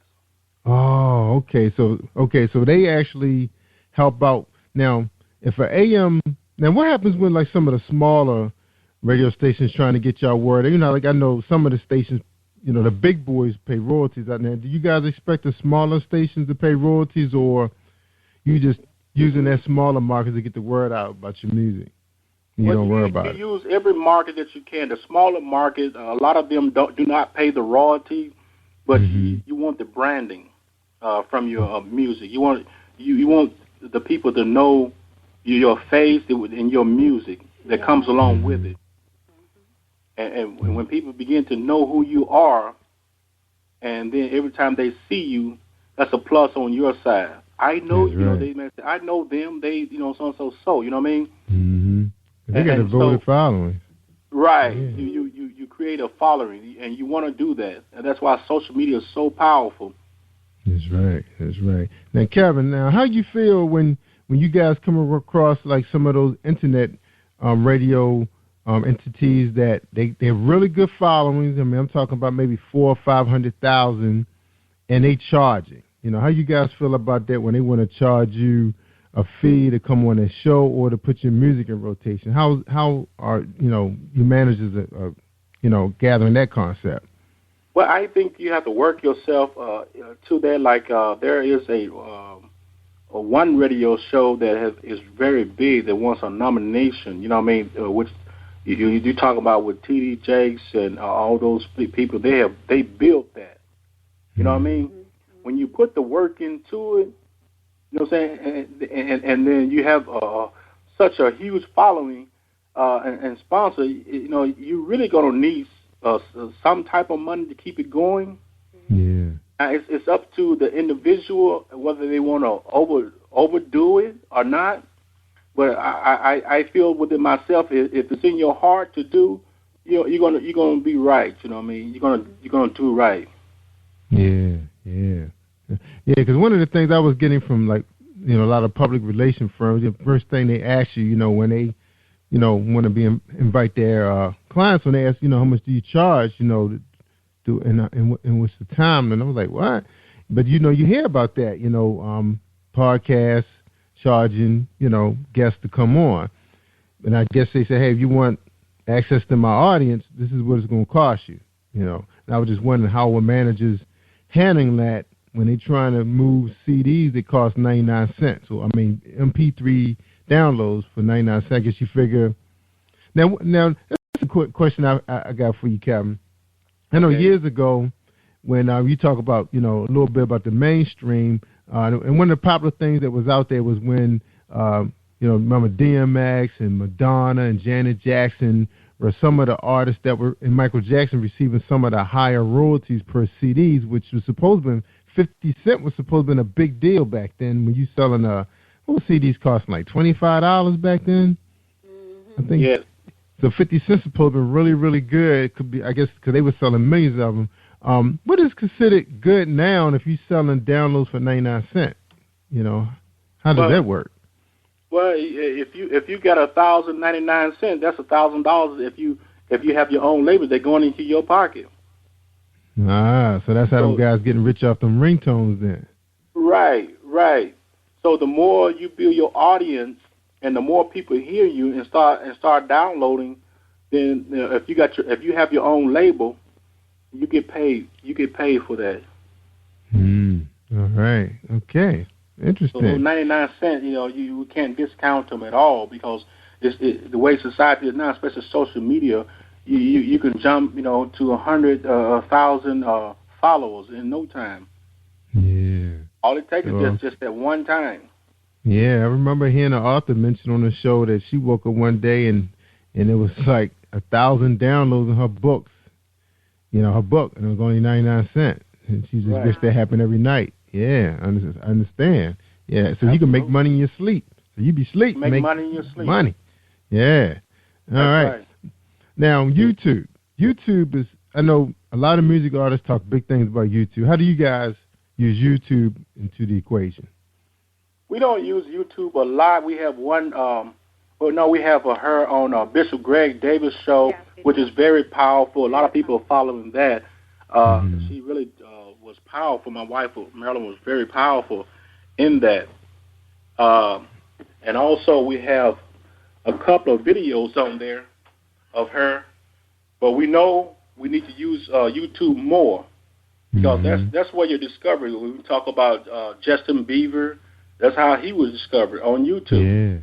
Yeah. So you just never know if you take a quality product and it has something that your audience want or society may want, and because you have producers, you have everybody watching YouTubes, and you just know that who may grab your concept, and run with it. But here's the thing, I recommend people to have their videos and everything that they have on there copyright. Right, that's right. Now, I noticed that a lot of music artists are starting to use Instagram, even though it's just a few seconds of fame. You just don't know where it's traveling at. Just that quick, I guess you can click on it, and then they can check you out on your website or whatever. So are you guys using some of the other type of social media, like Instagram? No, we haven't Twitter? got to Instagram yet. That's it's very popular now, especially with the age group of more younger generation. And we need to get in there. But my wife's music more geared towards most of her music, not all of her music. She just did a Hands Up song in reference to here in St. Louis, and it was the Ferguson area, here toward the world. But this most of her music are more traditional. That kids some know and understand what trials are. Some grow up faster than others, but for the most part, most kids don't really. They can't really comprehend a trial, or test, and then it's just a different intake when it comes down to that particular group. Well, my wife mostly target people that have been through something and understand it, and even their mom done taught they're younger. Their mom traditionally have taught them how to pray. That's right. Otherwise, most of the teens, if somebody hadn't taught them how to pray, then 9 times out of 10 they end up suicidal. Yeah, that's true. That's true. You need prayer. All right, we're talking to Merle and Kevin Dunn, Gospel Sensation. We're going to take a quick break, and then we're going to talk about some other business entities you guys perhaps may be in, and we'd like to know about it. All right, so hold tight, everybody, for an episode of Book Buzz with Bill Powers. All right.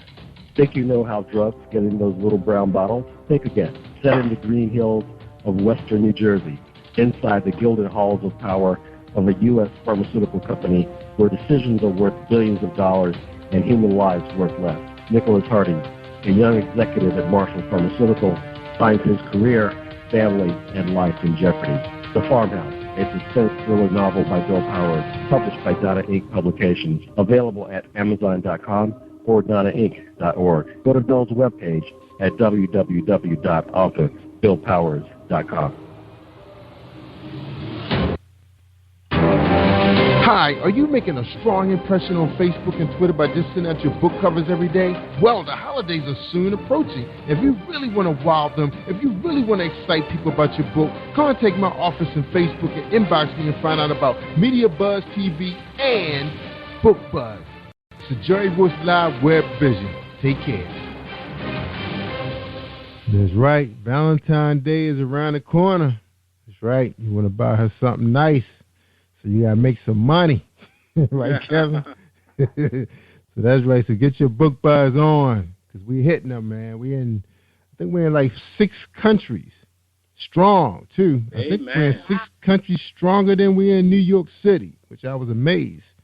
We're talking about Japan, Australia, and Italy, and Jamaica, to name a few. So Jerry Royce Live is worldwide, in case you guys thought I was just saying that. I thought I was too, until I got that report. Amen. I know God is so awesome, man. I was just like, I just couldn't believe it, when I seen that report that they showed me. But it's God, man. I'm just the guy behind the mic. Amen.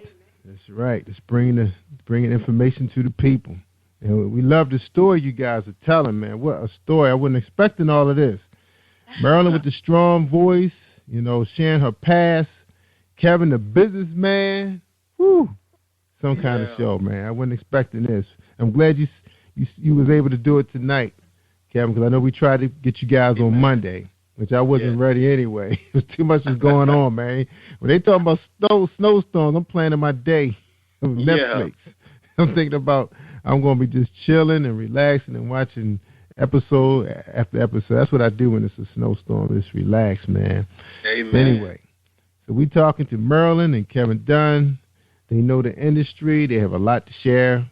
Any of the young people out there or anybody aspiring to get into the music industry, whether it's R&B, hip-hop, gospel, sound like it's starting to be all the same. I mean, now, I'm kind of new to this.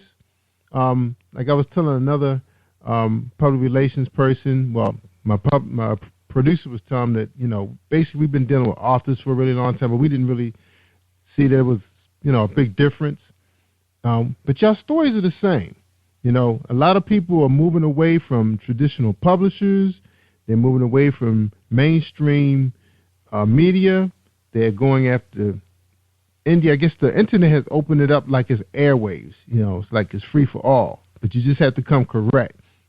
Now, Kevin, I wanted to ask you guys now, I've seen some good gospel plays on the internet, man. And, people promoting them. And then I remember my cousin wrote one while she was living in Ohio, and she brought the show to Baltimore. And then I remember she came on my show and talked about it, and we put it out there for the week, man. I think everybody that I remember, friending or whatever, was from Facebook was there, from this area. It was unbelievable. The place had standing room only. And she was, like, blown away. Now, the music. Are you guys involved with gospel plays, because your wife has such a strong voice that stands alone? Well, that's one of the entities we would like to break in for her, because she has that ability to act and sing at the same time. It's just a matter of the right connection for her. I built laid out an outline of God's will, and you talk about that particular song. As a play, you can see inside the play of all the failures, or all the people that been on drugs, all the ladies that been molested, abused, and whatever going. Their father left them, or their mother or parents died. Whatever going on in their life, the ultimate, the key and the ultimate message to that song is that no matter what you're going through, God will deliver you. He'll take you out of it. So we're ultimately having hope of wanting to do a play in reference to that. We had the opportunity to go to Hollywood Boot Camp this summer, in 2014. Mm-hmm. Yes, summer 2014, when we met some prominent people in the industry. We met all kinds of people, from actors to, from producers to some of everybody, and we all kind of, lingered there together, and we just had a very good time, and nobody felt insecure. Yeah. And so we were blessed to be in that position. So we're gonna shoot at it again. After we met some people, we're gonna shoot at it again. Hopefully, have it again. And we just hope somebody will come up with a song, or we connect with somebody and perform a play. We really would love that, because I'll often say that ministry comes in different forms, and some people may not understand the Bible. Some people may not understand the trials and tribulations in life, but just seeing a play really will blow their mind. Yeah, it would. Now, I know it's a lot of work, because I got a chance to really talk to my cousin about it, and because she was on the show, but it seemed like she said God was writing it for her. I remember talking to Keith Powell. He has written a play, performed in it, him and his wife, and it seemed like it was kind of natural for those guys. I mean, he talked about like it wasn't hard work at all. and it's an author that I follow online who her and a very famous DJ up in New York. They're writing a play which I think is done. I think they just ready to cast for. Would you guys ever take that project on yourself, since she's a natural writer when it comes to music? Yeah, we thought about it. We're putting ourselves in position, first of all, for people that's going to support you into the play and want to be a part of the play. So this is what some of our strategy for the next, I would say, for the next month or two, to put ourselves in position where we can do that too. You know, you have to get past the red tape. First, or just about anything to make sure everybody fears are, not what they think they are. You know what I mean? You want to be genuine by going to people, and asking them to be a part of something. That's right. Now I've been to, I haven't been to a play, but I've seen some one-man shows. Like, I thought that Mike Tyson piece was brilliant, man. He was funny, he was serious, man. It was a very soulful event, and I heard he did really well with it, because of course it appeared on, I think, HBO. It was live in New York. Do you see you guys, just this one woman show, Marilyn Dunn, the voice, the life. She lived the life, who could tell a story better than her? Right. She's a very good actor. I do. If God, whatever God will have for us, we're not limited. We are open to it. Whatever He has for us. We're ready to walk into it, and we will not take no for an answer, because every day of our life we push for our dreams to come true. That's right. So if she does it, man, I definitely want to get that download, man. Absolutely. All right. That's absolutely. Right, I may have, a gentleman. He's a good recorder for video and stuff, a show. So we just may do that. Yeah. Because now the technology digitally is there, man. I mean, we produce pretty much all our stuff in house, man, and people love it. And it's just a matter of having a lot of light. That's the biggest thing, is light. Yes. Gotta have that light. Yeah. All right, man. Somebody like Keith, Keith, he's a go-getter, so, I don't put nothing past Keith. Keith can get it done. If anybody can get anything done. I know, man. Keith is an amazing guy, man. I'm not going to take no thunder away from you guys, because you guys doing your thing, too. But when I was talking to him, man, I was like, man, I wish he was standing right in front of me so I could just pinch him. That dude is amazing. Both of them, man. Amazing. Yeah, especially when he told me he doesn't take a red cent from his church, and everything he does, is from his own production company. He's able to minister the word and don't charge the saints nothing. I thought that was amazing, man. And that's true, because he's gifted, and that's why we went to him, and we met him. Actually, my wife, she's a 5-time nominee of 2014, 5 different categories for the Rhythm of Gospel. Mm-hmm. And so that's where we met Keith at that event in July of 2014. Wow. And just sit down and listen to him. This was a major event, when we just sit down and listen to him, I didn't have to hear his whole story, because I knew what type of person automatically, or who he was and what he's trying to do. And so I decided to join, his crusade and things that he's doing. Yeah, are you guys going to be part of his cruise, Victory Cruise? No, not this time. Maybe next time. Right now we're planning some things hugely ourselves, trying to have our 501c3. We desire to literally teach young folks and feed the hungry and things of that nature. In addition to my wife, she will be traveling to Las Vegas this March, to sing there at the Stella. Oh, wow! All that be coming up. So she'll be there. Wow. We're preparing for that now. So once we get all those things out the way, then we're going to take the time out to start visiting either the Gospel News cruise or Keith's cruise. Yeah, that is powerful. Congratulations, Marilyn. Thank you. Wow. Yeah, that is big. Man, you guys doing it. Now I get blessed to have you on the show, Marilyn Dunn. Thank you. You must be doing something. Jerry Royce must be doing something right, too. I guess I'm doing something right. Exactly. There's been, I think, a couple other people, too, reached out there. But when I saw yours, I saw the Jerry Ross Live being motivated. And I'm a pastor as well, Oh, wow. So I can see in the spirit realm, this one of the gifts God had given me. I saw you working so hard at what you do. And I saw your heart is not out there to abuse of people, but you got two things going for yourself. You enjoy what you do at the same time. You want what you enjoy to keep you stable, and you and your family stable at the same time. And I don't see man.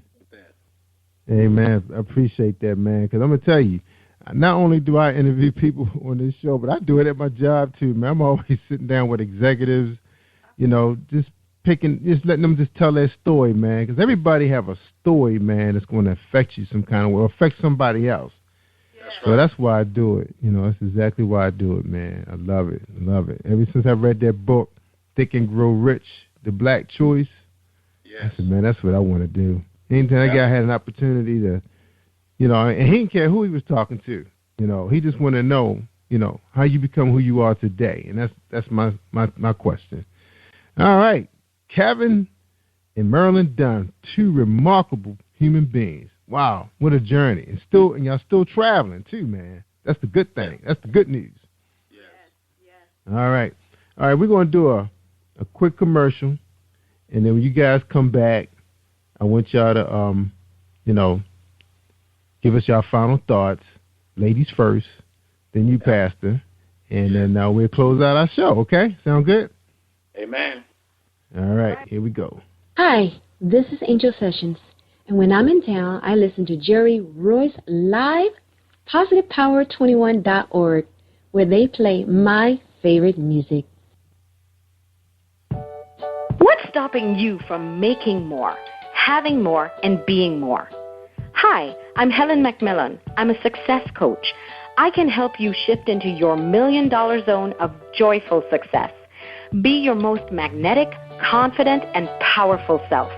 The first step is to get my free ebook, 7 Simple Ways to Shift into Your $1 Million Zone. Go to www.yourmilliondollarzone.com and download it now. All right, good people, because everybody was born a good person. I always believe that. Don't forget about Merle. I know we've been talking about Merle and Kevin talking about business. I just get so excited when people talk about business. But don't forget about their current project, God Will, is out there for you. I guess you just put Merlin's name in there, Marilyn Dunn, Dunn, and on Amazon or iTunes, and it's yours. Now, how many songs are you selling on that album? Is that an EP or LP? It's LP. It's 11 songs. Wow. Amen. Yeah. So they get 11 songs for 99 cents? Oh no, they can download each song for 99 cents, I believe. I believe that's how it's set up. Or they was going to kid with you, Merlin. click on each song, and you can get just a snippet of how the song goes. How can they get each song? Well, you can also visit whatever your favorite social media sites, CD Baby, iTunes, whatever you're familiar with, and you type in Marilyn Dunn. That's with two N's. Yeah. And you'll see her on there, and you can get the whole CD, or you can buy the 99-cent version. If you want a quicker way, you can go on MarilynDunnMinistries.com. MarilynDunnMinistries.com. That's with two N's, and I have everything that you need on that particular site that you can click on. CD Baby, you can click on iTunes, it'll take you directly there. It's linked up to it. And also you can get a chance to find out more about Marilyn all over their site. Yeah, it's Marilyn Dunn Ministries. You said MarilynDunnMinistries.com? Yes. Yes. Marilyn is spelled MarilynDunn. Ilynn. Yeah, because so many ways to spell Maryland. Yes, it is. And I thought because some people put Mary, and Mary. Yeah, it's a lot of ways. You're right. Cause I've seen that name spelled. I spelled that, so they won't be. I didn't see it. I couldn't find it. Put Kevin. Can you put Kevin's name in there and come up? Put Kevin Dunn. No, you can't put my name in. But if you type Marilyn Dunn name in, I'm more of a foundation, and men. Most men have to realize being a foundation, hardly ever seen. But yet, you're putting in the work behind the scene. Yes. That's right. That's right. Good for you, Kevin. Good job, man. Oh, man, I'm so proud of you, man. It's good to have these good stories, man. Because, I hear everything on the show. Sometimes I go up the steps with tears in my eyes. My wife be like, she don't know what's going on. She's doing her little work. But I was like, man, wow, that was a rough show. I know it blessed somebody, though, but, but I do what I do, Awesome. Yeah. All right. Anybody want to find out the ministry or anybody want to go into music ministry or whatever they want to do, feel free to give us a call and go into that website, give us a call, and we'll go to talking and discussing because our hearts are into helping people to achieve their goals. Yes. That's right. Awesome. Amen. All right. Amen. I'm sorry, Kevin. What were you saying, Kevin? I'm sorry. Everybody should be fruitful some kind of way. That's right. Absolutely. That's right. Independent, man. Nothing wrong with that. We can't rely on big business all the time, man. You got to do your own thing. And like you said, internet is open the doors up. Use your creativity, use some of the resources out here. A lot of people not charging a whole lot of money to put together a really good-looking website or covers, whatever you need, to brand your image. Talent is there. You need a good opening song. You got Marilyn. Now, I got a question for you. Now, I love gospel music, but sometimes I don't care for it when it's like a whole choir singing at the same. I love to hear like the real sultry part of it, the soulfulness of the gospel music. How many cuts do you have on your album that's like real mellow, Marilyn, where you really bring it like that song "The Sparrow"? Let's see. I believe it's about 3 or 4 songs that's just real worship. Worship and just real mellow. Real tranquil, like really relaxes you. Oh, I love it. Okay, I'm definitely checking out because that's what I look for. All right. Woo, you might have a new fan on your hands. That's right. Well, all right. We certainly appreciate you. Amen. We appreciate you very much. Reaching very out much. there too. We don't take nothing for granted. I see success all in your life, and I'm rejoicing with you. Amen. Thank you, sir. I appreciate the testimony. Now, Marilyn, you owe me a radio drop too. All right. All right. So if you need a script, I send it to Kevin in the morning. All right. Okay. We'll do. But I tell you, I appreciate you guys. I tell you, Marilyn. I tell you, Kevin. I tell people all the time, man. If they want to hear the good stuff, I mean the real good stuff, they have to listen to Jerry Royce Live, Positive Power 21.org or Spreaker.com/Positive Power 21. Take care, everybody. Have an awesome week. Stay awesome. Thank you for tuning in to Jerry Royce Live on PositivePower21.org and Spreaker.com/Positive Power 21. This is a Royce Enterprises production. And don't forget about replay on Facebook.com/Jerry Royce Live. All right. That's a wrap. Thank you, everybody. Hi. This is your girl, Cotton. The softest voice in poetry. And when I'm online, I listen to Jerry Royce Live worldwide on PositivePower21.org. You should be listening to Jerry Royce Live. This is James Deshay, the poet, and I'm live on the Jerry Ross Show. You are listening to PositivePower21.org with Jerry Royce.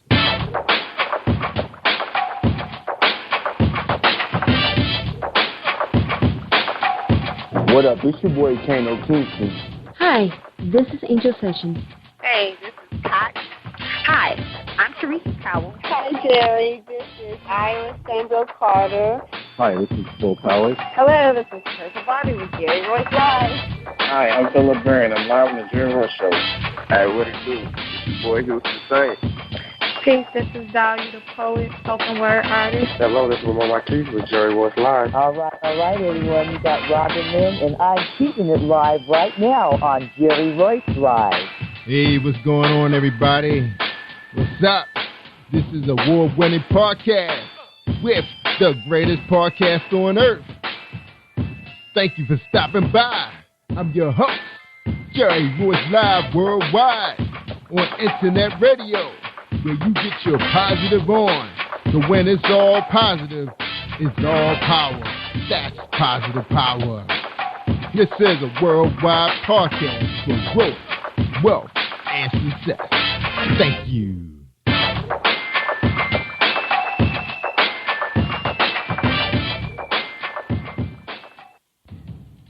Think you know how drugs get in those little brown bottles? Think again.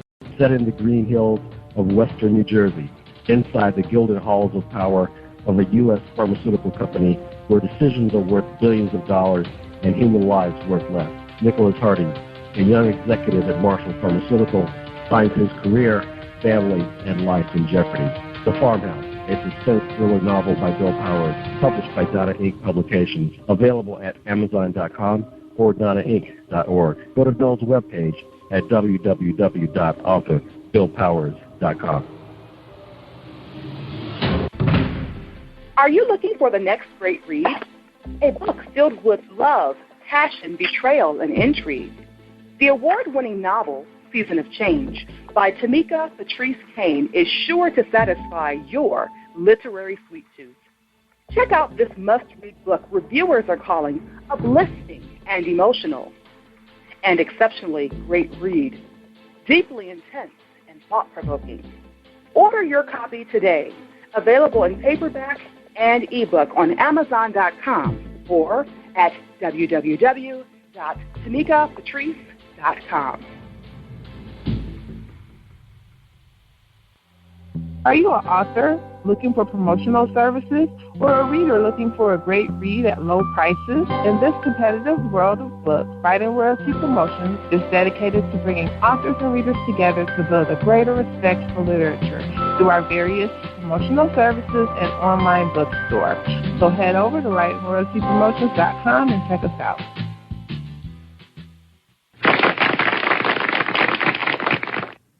Thank you, everybody, for joining us, and welcome to Positive Power 21.org. I am Jerry Royce Live, and our Book Buzz sponsor tonight is Darlene Rucker-Williams, our big-time sponsor for Jerry Royce Live. Hold tight for a 60-second presentation from Darlene Rucker-Williams. What do you give to a person who has everything? Hi, I'm Darlene Rucker-Williams, and I am the owner of Stylish and Stellar Gifts by Dar. I get this question all of the time. At Stylish and Stellar Gifts by Dar, we specialize in customizing gifts for people and pets too.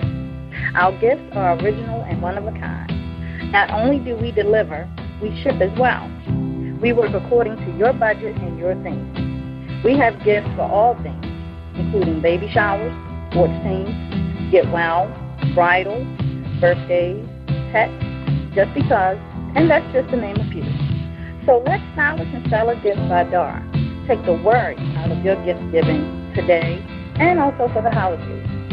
Our website is www.stylishandstellar.com, and our phone number is 443-682-5664.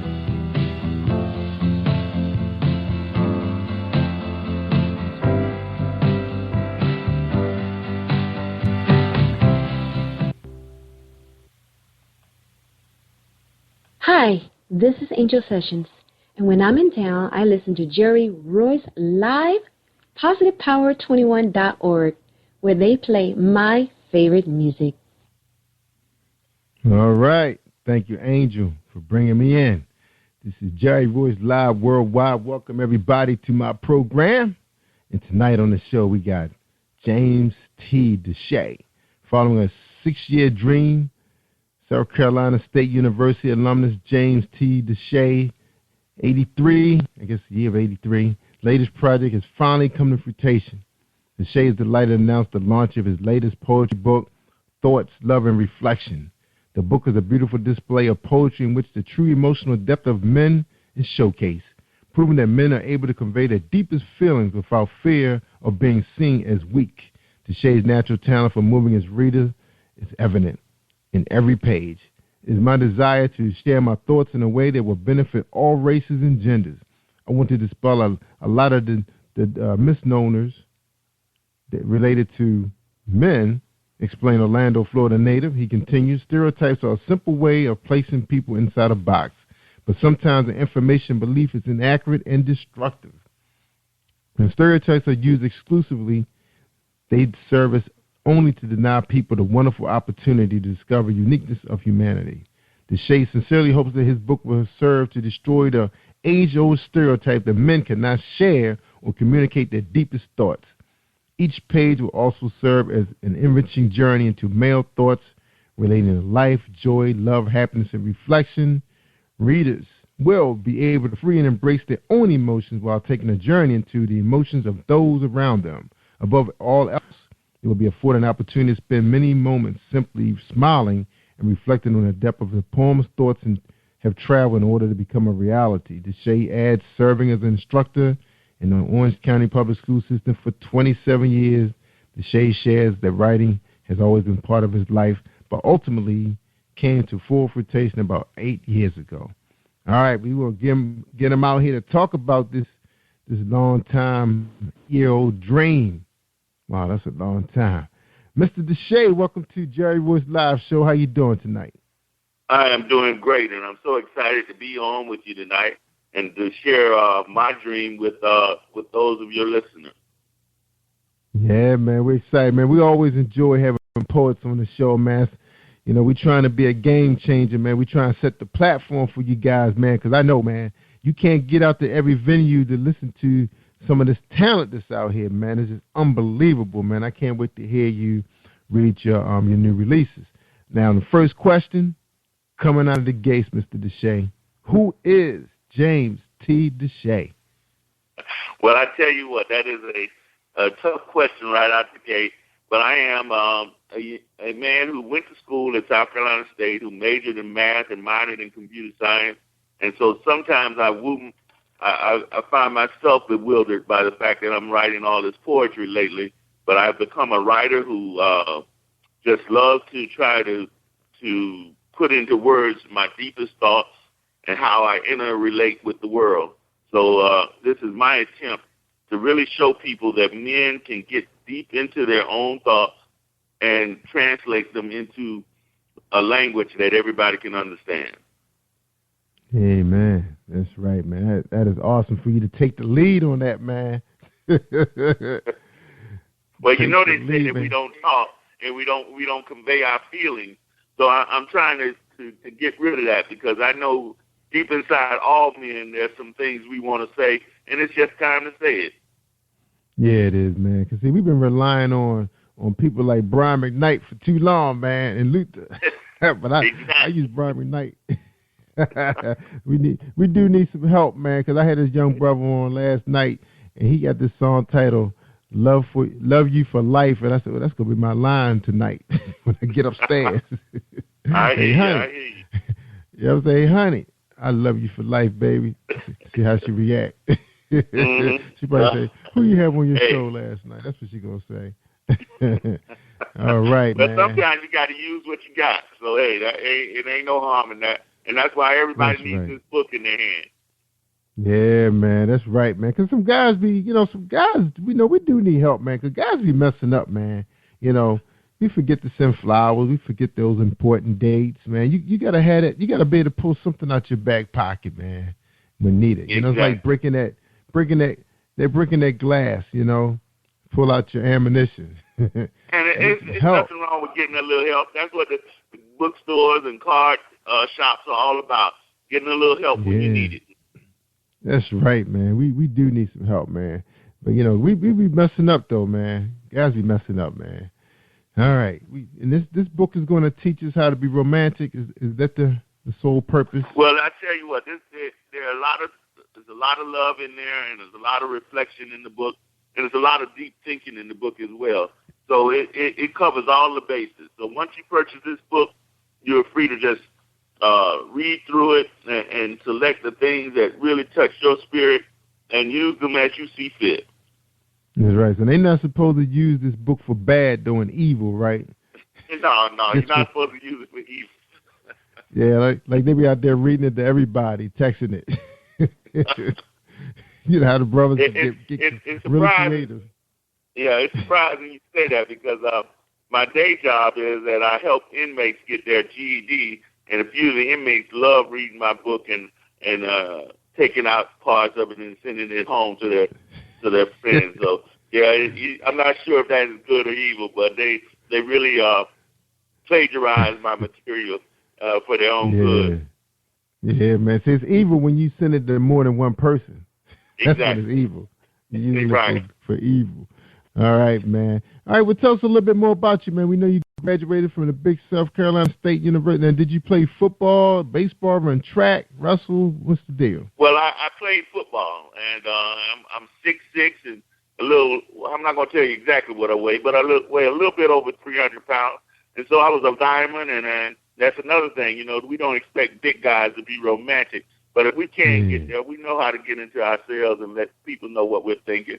And you can be strong and romantic at the same time. All right, so you describe yourself as being 6'6". You know, you're on the football team, probably an offensive lineman. So, you know, was you courting on campus, man? Had that special lady?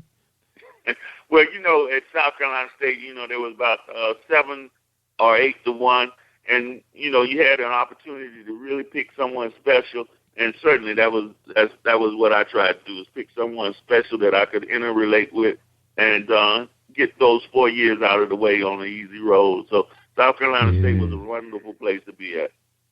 Man, I tell you, man, I tell them young guys all the time, man. I said, you better find her while you here, because when you get out, it's going to be hard. It's going to be hard to find somebody nice that's, you know, this well-rounded, educated, smart. At least while 4 years is a good amount of time to you know, take the first year and blow the first year. Let's have some fun. Second year, you need to be really looking. You know, doing a little dating here and there. You know, getting your mojo on. And then the third year, you should be ready to settle down with somebody, so you get that whole year to see if that's the one. You know, hopefully you didn't pick the wrong one, and that'd be the one that you can start a life with. That is awesome, man. Awesome. Yeah. I got to talk to my nephew. All the time, college is the best place for young men to start their lives, because you're around a lot of people who are trying to go in the same direction you're trying to, and there are a lot of young ladies there who are really worth trying to get to know. Yeah, that's right, man. And you can't go wrong, because like you said, if it's 7 to 1, now all of them going to be locked down, you know, and you'll be able to find your type, you know. Not everybody is meant to have a beauty queen, you know. Exactly. Or a Slimmy Slim, you know, model. You know, you just go for, you know, what looks good for you, you know, a good fit. Find a good fit, you know, because you'd be worried, man. You pick one of them beauty queens, you ring her phone and she don't pick up. It's like, who's she with? That's how you think. You're right. You spend a lot of time being worried. Yeah, man, that's too stressful, man, to start your life out like that. Man, let's find yourself a nice, homey girl that you can fix up once you graduate. That's what I say. I hear you. It sounds good. All right. That's right. Make sure she's smart so she can get a good job and help you out. You know. And educate your children. That's right, man. That's smart kid. You want no dumb kids. That'll be trouble right there. Yeah, we got too many of them. We need to educate as many as we can, because that's what's going to keep us in the game. That's right. That's right. Now, Mr. Deshay, do you have a website where people can get your book, or is it available on Amazon? Where can they get it? Well, I'd like people to go visit my site, because I have a single that I just completed last year, and I'd like to get everybody's comment on that single. It was the first single that I did using some of my poetry. So they can go to jamesdeshay.com. That's JamesDeshay.com. And play that single, and I'd love to know what they think. And it's also a trailer for my first book on that website, as well as a place where you can go and purchase the book. All right. Now your book is your book going to be available on Amazon, places like that? It is also available on Amazon and Barnes and Nobles. All right. Everybody got that. Barnes and Noble and Amazon. Okay. I just want to make sure we make note of that. All right. That is awesome, man. Now, we're going to give everybody a real treat tonight. We're going to have Mr. James DeShay. He's going to read some poetry. He's going to go as long as he can until, it's time for us to close the show out, which will be a real treat for you ladies. For those of you who haven't heard poetry, from a graduate of South Carolina State University, that may be a first for a lot of people. That's right. That'd be a first.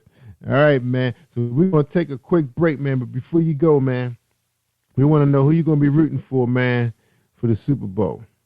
Oh, look here. I cannot stand New England. They're cheaters. They deflated the football. So I'm going for the Seahawks. I'm not a great Seahawks fan, but I want everybody to beat the New England Patriots. That's right, man. I was hoping that they was going to call the coaches up and say, we want the Colts and the Ravens to play the AFC Championship. That's what I was hoping. But, man, they weren't going to go that far.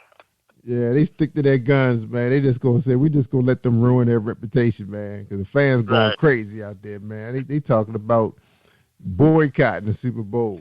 Hey, look at now, good and well, you deflate the football. Now he's saying he didn't know who did it. They know who did it. Yeah, and see, now people wondering now, man, does it go back several years, like when they beat the Ravens in the AFC Championship? Because remember that guy missed that 30-yard kick? How we know they didn't do anything with the ball then? You just don't know. Exactly. You don't and know. They got a team that was an history easy kick. He got a team history of messing up for doing stuff on the sideline. They recorded those signs from the other coaches. I mean, they be doing anything to win over there in New England. Yeah, knowing people were sick. They knew every play that was going in, man. That was messed up, man. They should have stripped them of that hardware like they did those colleges, man.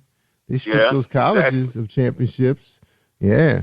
They just don't want to see nothing tarnish or blemish the NFL badge. But, you got to, you don't want people disrespecting the league like that, man. How that reflects on youth football, Yeah. And you don't want kids to believe that it's okay to cheat. That's right. Yeah. That's I hate it when I'm like Joe Flacco, man. I hate to see pro football players resort to trick plays, man. Yeah. Anybody can score. If you got guys lined up on the line and you don't know who the eligible receiver is and you're throwing it to a guy number 99, that's crazy. Right. That's not fair, man. Number 99 shouldn't be touching the ball.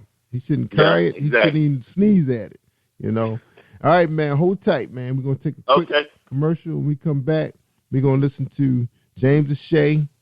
He's going unplugged with his poetry book called Thoughts, Love, and Reflection. All right, here we go.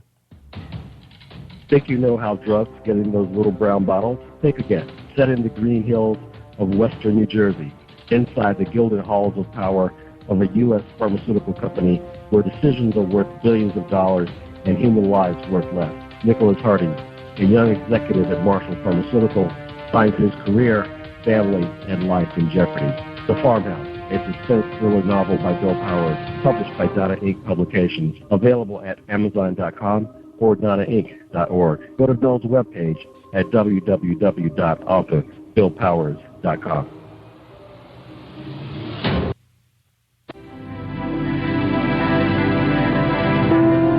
Are you looking for something steamy, hot, and erotic? Well, you're looking for Explicit Expressions by Brenda Williams, one of the most prolific erotic writers of all time. Brings to you her collection of sensual erotic stories, poems, and seduction that will warm the hearts of anyone. Each one penned, guaranteed to have minds wandering, hearts racing, automatically introducing sexual bliss. So lay back, get comfy, get ready to be mesmerized. This will be an experience you'll never forget.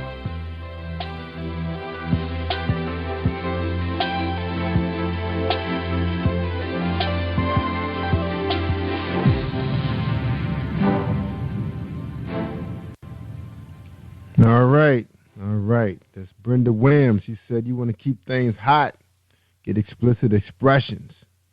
All right. We're talking to poet James T. Deshay, and he's about to give us a treat. His poetry book is titled Thoughts, Love, and Reflection. Ladies and gentlemen, I present to you Mr. James Deshay. It's all yours, sir. All right. Thank you so much. As I rise from my evening slumber, and focus on today's life's requirements, my mind slowly drifts to the joy you bring to my existence. I am blessed in so many ways, but none greater than knowing that a portion of my day will be spent in your space. My Creator has given me a number of gifts in order to feed myself and provide a roof over my head, but the gift of enjoying the most I enjoy the most is communicating to you the happiness created in my life by your spirit. No experience during my day will dampen the delight my heart will feel when my eyes fall upon your image for the first time this beautiful day. The only obstacle that will bring me any pain will be the slow movement of time as I wait to have your gentle arms wrapped around my shoulders.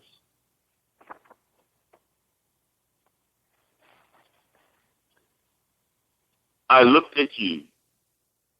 The desire created in my spirit simmers below the surface of my being, but so easily boils to the top by the glimpse of your amazing appearance. Nothing I say or do creates more excitement in my thoughts of the future than the possibility of spending more precious time and being stimulated by you. My purpose for living is easily redirected by the need to be satisfied by your every movement, bringing to light my needs for your affection. It clearly displays the passion within me for you as an individual.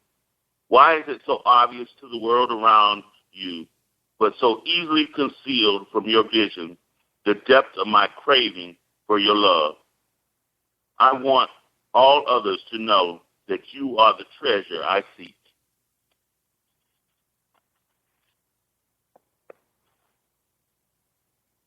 You have my body on fire. Oftentimes, words seem ill-equipped to truly describe the fire that rages inside of me, produced by your presence. It is inconceivable that in a short period of time you are able to reconstruct my future plans while creating a lasting image of pleasure. I find my heart wanting to erupt in unbounded portions of love and joy during a warm embrace, leaving me virtually uncontrollable. The moments that require separation are unable to be reduced. The power created by your touch leaves me unable to control the waves of intimate feelings created during our joyful embrace.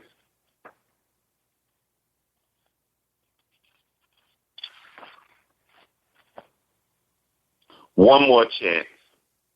How many one more chances can be required in a lifetime? In this number are unlimited or the first time too many to be given? Does the individual making the request truly understand the value of what he or she is asking? Is the request only being used to prolong the existence of a failed connection? If the value of the connection was known from the beginning, would one more time have to be required? The request can only be truly valued when it is known from the beginning how much it means.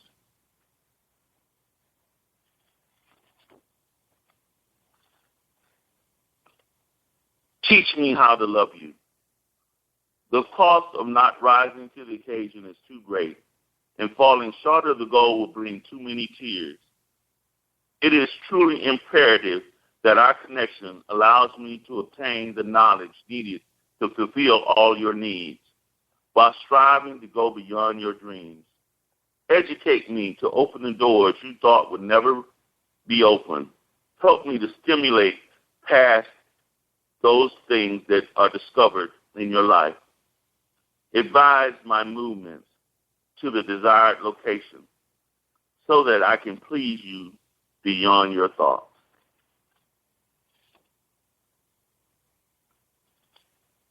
Allow me Allow me to open doors that others did not realize were being closed. Let my desires seek light in your spirit that will renew your past dreams. Permit my presence in your space to heal the pain from tears long since dried. Trust me to venture into the chambers of your darkest days to bring new light. Authorize me to explore and stimulate those areas of your emotions you no longer wanted to expose to the day of light. Give me these privileges so that my efforts will bring us both joy, the joy we seek, and allow me to close the doors with me on the other side. I seek this opportunity so much, not to be your savior, but to allow you to be mine.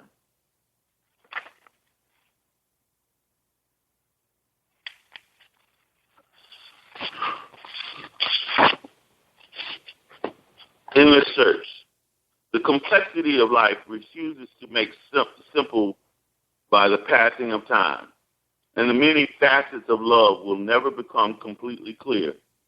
As we fight to maintain the love we have found, others search endlessly for the love undiscovered, while dreams of its unlimited sources for joy and pleasure. No chase and fight is more exhausting because the duration is scheduled for nearly a lifetime. Only the short period between birth and the innocence of childhood keep us searching at a distance. While birth and death will be experienced alone, life is an endless search for a connection and the opportunity to share the unboundedness of true love. All right. It's awesome. Mr. James, we'll give you a quick break, sir, and we'll be right back with James Deshay. All right? Hold tight, everybody. What's stopping you from making more, having more, and being more? Hi, I'm Helen McMillan. I'm a success coach. I can help you shift into your $1 million zone of joyful success. Be your most magnetic, confident, and powerful self. The first step is to get my free ebook, 7 Simple Ways to Shift into Your $1 Million Zone. Go to www.yourmilliondollarzone.com and download it now. What happens when a man meets a woman who's everything he wished his girlfriend was? Is his girlfriend's unconditional love and ride-or-die loyalty worth dealing with in her baggage? Find out the consequences of a man's need of self-completion and learn a lesson that everything comes with a price. The Lesson by Miss Cynthia Blue on Amazon.com. Are you ready to discover your spiritual potential? This is Lane Cobb, spiritual wellness coach and owner of Straight Talk Coaching for Women, your source for enlightened and empowered living, offering products and services to help busy women see who they really are so they can be who they really want to be. Contact us at www.straighttalkcoaching.com or call 443-756-8391 to empower your spirit and achieve your full potential. All right. LaneCobb.com. 2 B's. All right. We're talking to James Deshay, the poet, and he's gracious with a couple pieces. And so, Mr. James, if you don't mind, sir, 2 more pieces, and we'll have you close the show out, okay? And we'll get your final All right. After your last well, I pieces, just want to, first of all and foremost, just say thank you for allowing me this opportunity to share my first book with you, Thoughts, Love, and Reflection, and I hope you enjoy the rest of the show. The next piece is called Love Me Special, Girl. Love me special, not in the way the world has become accustomed to, but in the way that shows me you truly value my time and space. Love me in a way that allows me to stand tall around my peers and elevate me beyond my years. Love me in a way that displays my strength and encourages the power yet to be seen. That which will manifest in all our dreams. Love me in a way that confuses your sidekick, because the respect you display is beyond the scope of human vision.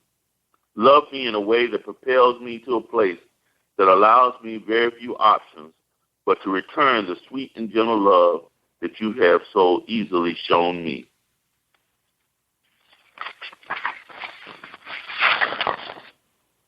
The request. The request has been made and submitted, and the reply is pending.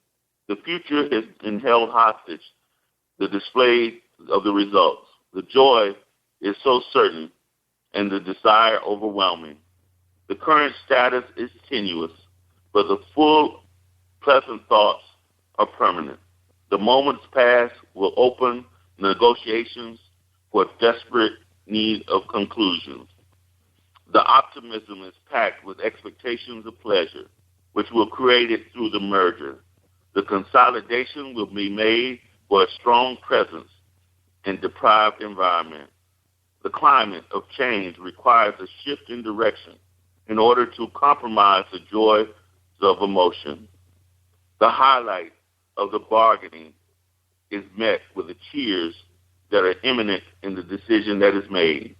The resolution is prelude to all the wonderful tomorrows of the union of our love. Oh, that's awesome, man. Tell us about that piece, the request. Well, I think what it is we often are requesting a woman's hand, and we're requesting that she becomes one with us. And that oneness is a merger that we need to value and respect. And it just goes on to talk about what that union really means. And we shouldn't take it lightly, because there's so much dependent on both people being as one and committed to the union. That's awesome. And you had one piece that was called The Fire Inside of Me. Right. Tell us about that one. Well, that's the passion that rages when two people get together, and that is the passion that we so deeply want to keep throughout our relationship.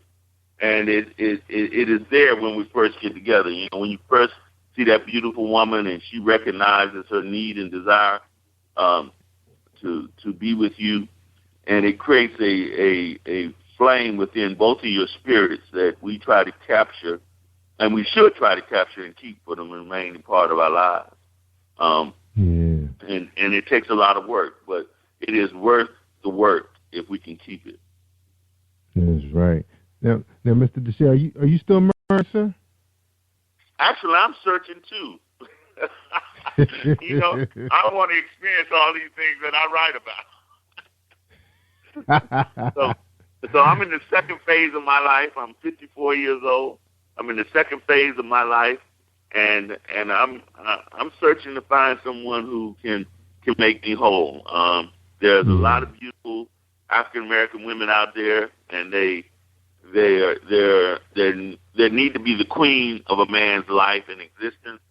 And I'm looking for my queen. Yeah. So what, are you a widow or you divorcee? I'm divorced. You're divorced. Okay. So what happened? You didn't whip out the poems on her, or it just came to a point where you guys just grew apart.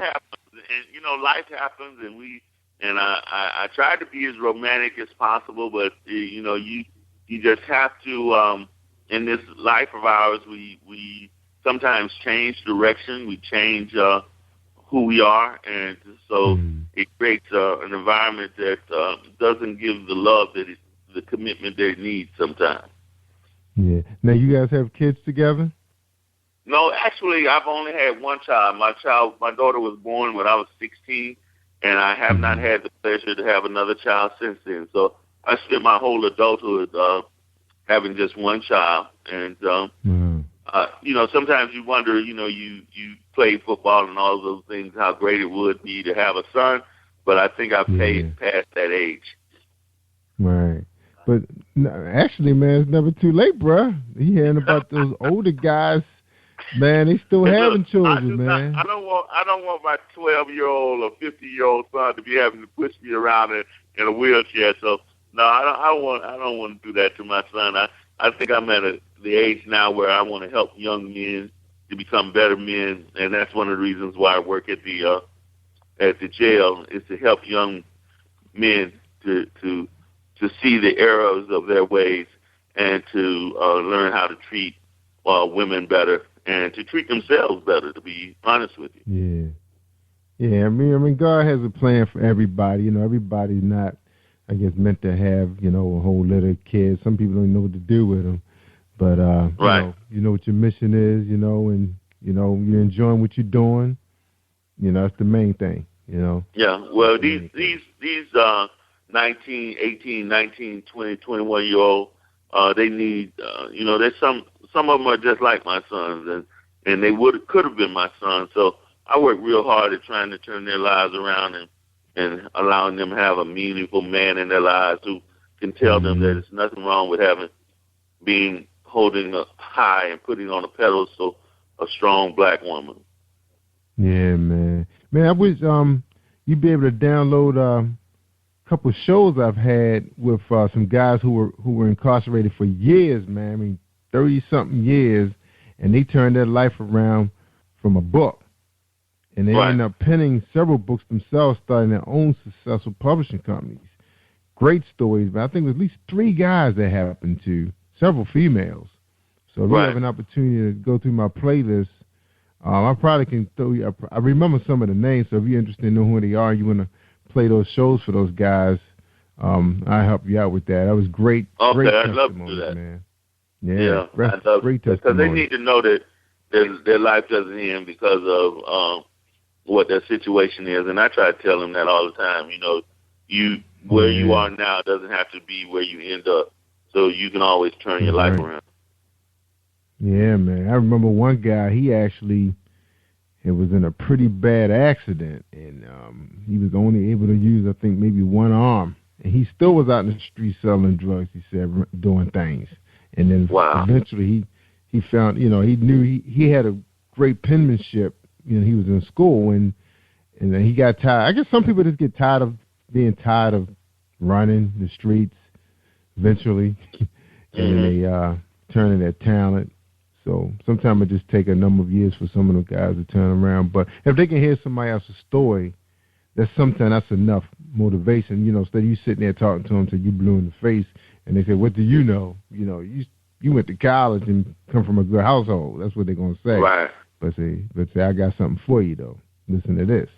You know, that's awesome, man. You're doing that kind of work, man. That's definitely a blessing. All right, man. Appreciate your final thoughts, the reading, and if you don't mind, we're going to add a little bit of music to it. And if you want to try to get those other tracks to us, we appreciate that, man. Because we want to introduce you in our weekend program of Unplugged. Give the ladies a chance to hear your pieces on the weekend. And ready. Okay, I would love that. Okay. All right, ladies and gentlemen, that's Mr. James T. DeShay, the poet. And I really enjoyed that piece, you know, The Fire Inside Me. I wrote that down so I can take some notes. I might have to take something from that. Well, you're welcome to it, man. Do what you do. You know what I'm saying? If we get it done for you, hey, I'm glad for you. That's right, man. We work all the time, man. I got to have some arsenal, man. She's about to go away for a couple of days. I got to be ready. I know you're right. That's right. All right, ladies and gentlemen, I'm going to tell you, Mr. DeShay, I tell people all the time, man, if you want to hear the good stuff, I mean the really good stuff, you got to listen to Positive Power 21.org and Spreaker.com/Positive Power 21. Take care, everybody. Stay awesome all week long. Thank you for tuning in to Jerry Royce Live on Positive Power 21.org and Spreaker.com/Positive Power 21. This is a Royce Enterprises production. And don't forget about replay on Facebook.com/Jerry Royce Live.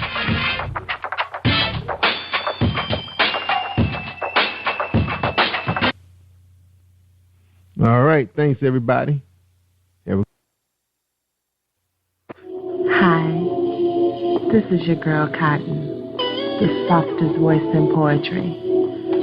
And when I'm online, I listen to Jerry Royce live worldwide on positivepower21.org. You should be listening to Jerry Royce live. How's it going? My name is Brian Kotcher, a.k.a. Tower of Confidence, the rapper. You know what I'm saying? Doing the thing today, man. I'm hanging out with Jerry Royce live today at 8 p.m., and I am always just down to listen to it online when it goes to Jerry Royce Live on positivepower21.org. And you know what, man? We're about to have a great show. Let's get into it. You are listening to positivepower21.org with Jerry Royce.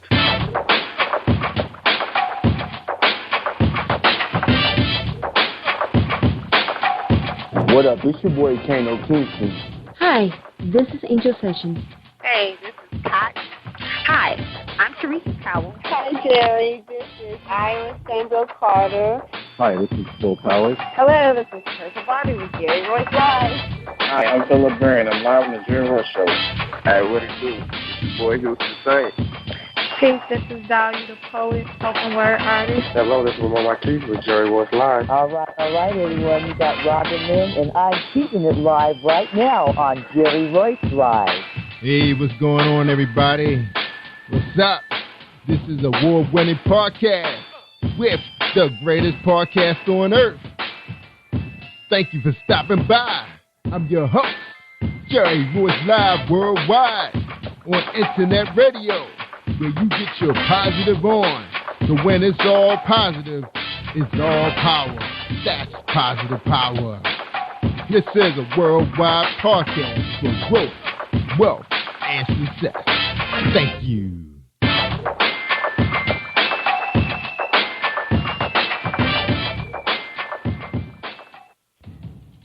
Think you know how drugs get in those little brown bottles? Think again. Set in the green hills of western New Jersey, inside the gilded halls of power of a U.S. pharmaceutical company where decisions are worth billions of dollars and human lives worth less. Nicholas Harding, a young executive at Marshall Pharmaceutical, finds his career, family, and life in jeopardy.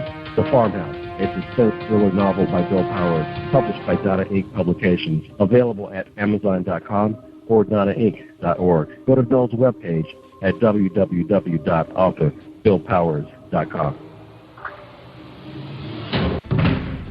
Are you looking for the next great read? A book filled with love, passion, betrayal, and intrigue. The award-winning novel, Season of Change, by Tamika Patrice Kane, is sure to satisfy your literary sweet tooth. Check out this must-read book reviewers are calling uplifting and emotional, and exceptionally great read, deeply intense and thought-provoking. Order your copy today, available in paperback and ebook on Amazon.com or at www.tamikapatrice.com. Are you an author looking for promotional services or a reader looking for a great read at low prices? In this competitive world of books, Writing Royalty Promotions is dedicated to bringing authors and readers together to build a greater respect for literature through our various promotional services and online bookstore. So head over to WritingRoyaltyPromotions.com and check us out.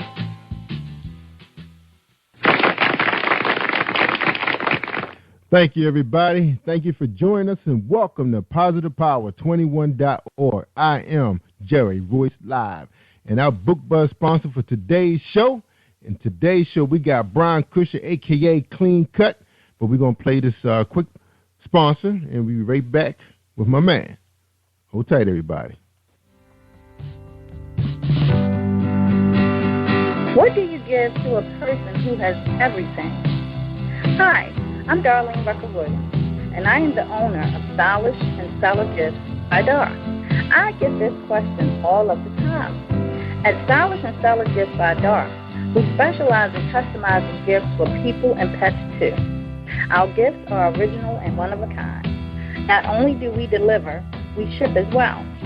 We work according to your budget and your theme. We have gifts for all things, including baby showers, 14, get well, bridal, birthdays, pets, just because, and that's just to name a few. So let Stylish and Stellar Gifts by Dar take the worry out of your gift giving today and also for the holidays. Our website is www.stylishandstellar.com, and our phone number is 443-682-5664.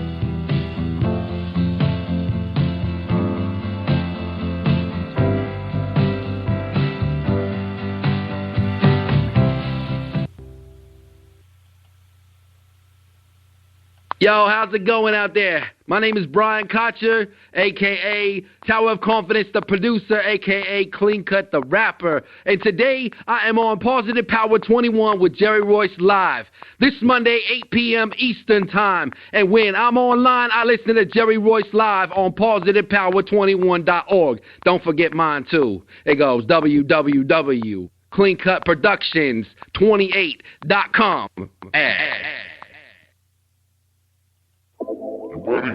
Nah, man, I don't think they're ready. Confident in the house, you know what I'm saying? Let's do this. I'm gonna get it, toss it, spin it, confident, I'm in it to win it, competition, I break it and bend it. That's how I'm living. I'm gonna get it, toss it, spin it, confident, I'm in it to win it, competition, I break it and bend it. That's how I'm living. I'm doing the time, dropping the rhyme, defining what's mine at the drop of a dime. Calling this cool like the breeze of the times. It's your point, I'm about to shine. Stepping it up and impress your luck. Confident on the scene, time to give it up. Repeat it back, come on, turn it up. Pop bottles and we sip it up. Leaning to the side, you can't see my lazy eye. New disguise, new shades, call them black flies. On that white guy, chillin'. All right. Woo, that is Clean Cut, a.k.a. Brian Cusher. Man, that sounds good, man. We're going to play that full version when we go unplugged, because he's going to drop some more cuts on us, and we'll be able to allow the audience to get the full-blown impact of what he has to bring to Positive Power. And his bio reads, my name is Brian Cusher. One great thing to know about my talent and me is I am self-driven, self-taught. At the age of 12, I taught myself how to draw. At the age of 16, I was introduced to Wu-Tang, which later started me in rapping. At 20, I started to learn beats, how they were made with the sound and quality it takes to make a hit song. At 34, I picked up the skills of videographer, and later I will share achievements. Now, he said, for now, I give thanks to the Lord for all his blessings and thank him for my friends and family. I would not be the person I am today if it was not for my heart. So thank you, Lord. Amen. And that's the rapper and the producer. Clean Cut, welcome to Jerry Royce Live. How you doing, brother? Hey, man, I'm doing great. How you doing? I'm good, man. Oh, it's a pleasure to have you on here, man. I'm glad we was able to find a spot for you on a Thursday, the way to close out the week for us, because, you know, we don't work on Fridays, man. We just be doing studio work. But hey, that's right, baby, man. For real, though. That's right, man. So the first question coming out of the gates, man, who is Brian Cusher, a.k.a. Clean Cut? Yo, okay, hey, so check it out. It's Brian Cusher. But yes, definitely who I am, man. It goes way back when I was just a kid, man. Growing up when I was a kid, man, learning life the way it is without my dad for a minute, you know, and kind of like a broken family and things like that. Then kind of like put together where I looked and I found my talents and I just like went through it. So becoming who I am as I am today, like writing music was like my scapegoat to get out and to like basically, you know, talk about the times that I didn't have that other kids I saw had, you know what I mean? So I got to grow, I got to learn from it, and then I got better at it. And then finally now I'm at a point where it's like I don't treat it as I want anything back from it. I just want to do it as a passion because it's my hobby. You know what I'm saying? Yeah. All right. Just like radio, man. When it's on your heart, it's on your heart, man. All right, so we're gonna talk. We appreciate you sending your bio, and we're going to talk a little bit about what you sent to us. You definitely say, you said, despite your inexperience, you follow your ambition, your dedication, determination, and you stay focused. Now, are you self-taught, Brian? Yes, I am. I've taught myself almost everything I know. Wow. Almost everything from drawing. I looked at a picture, started drawing it until I got it right. Listening to what it was, came out with the mouth rapping until I got it right. And of course, you don't come out like with your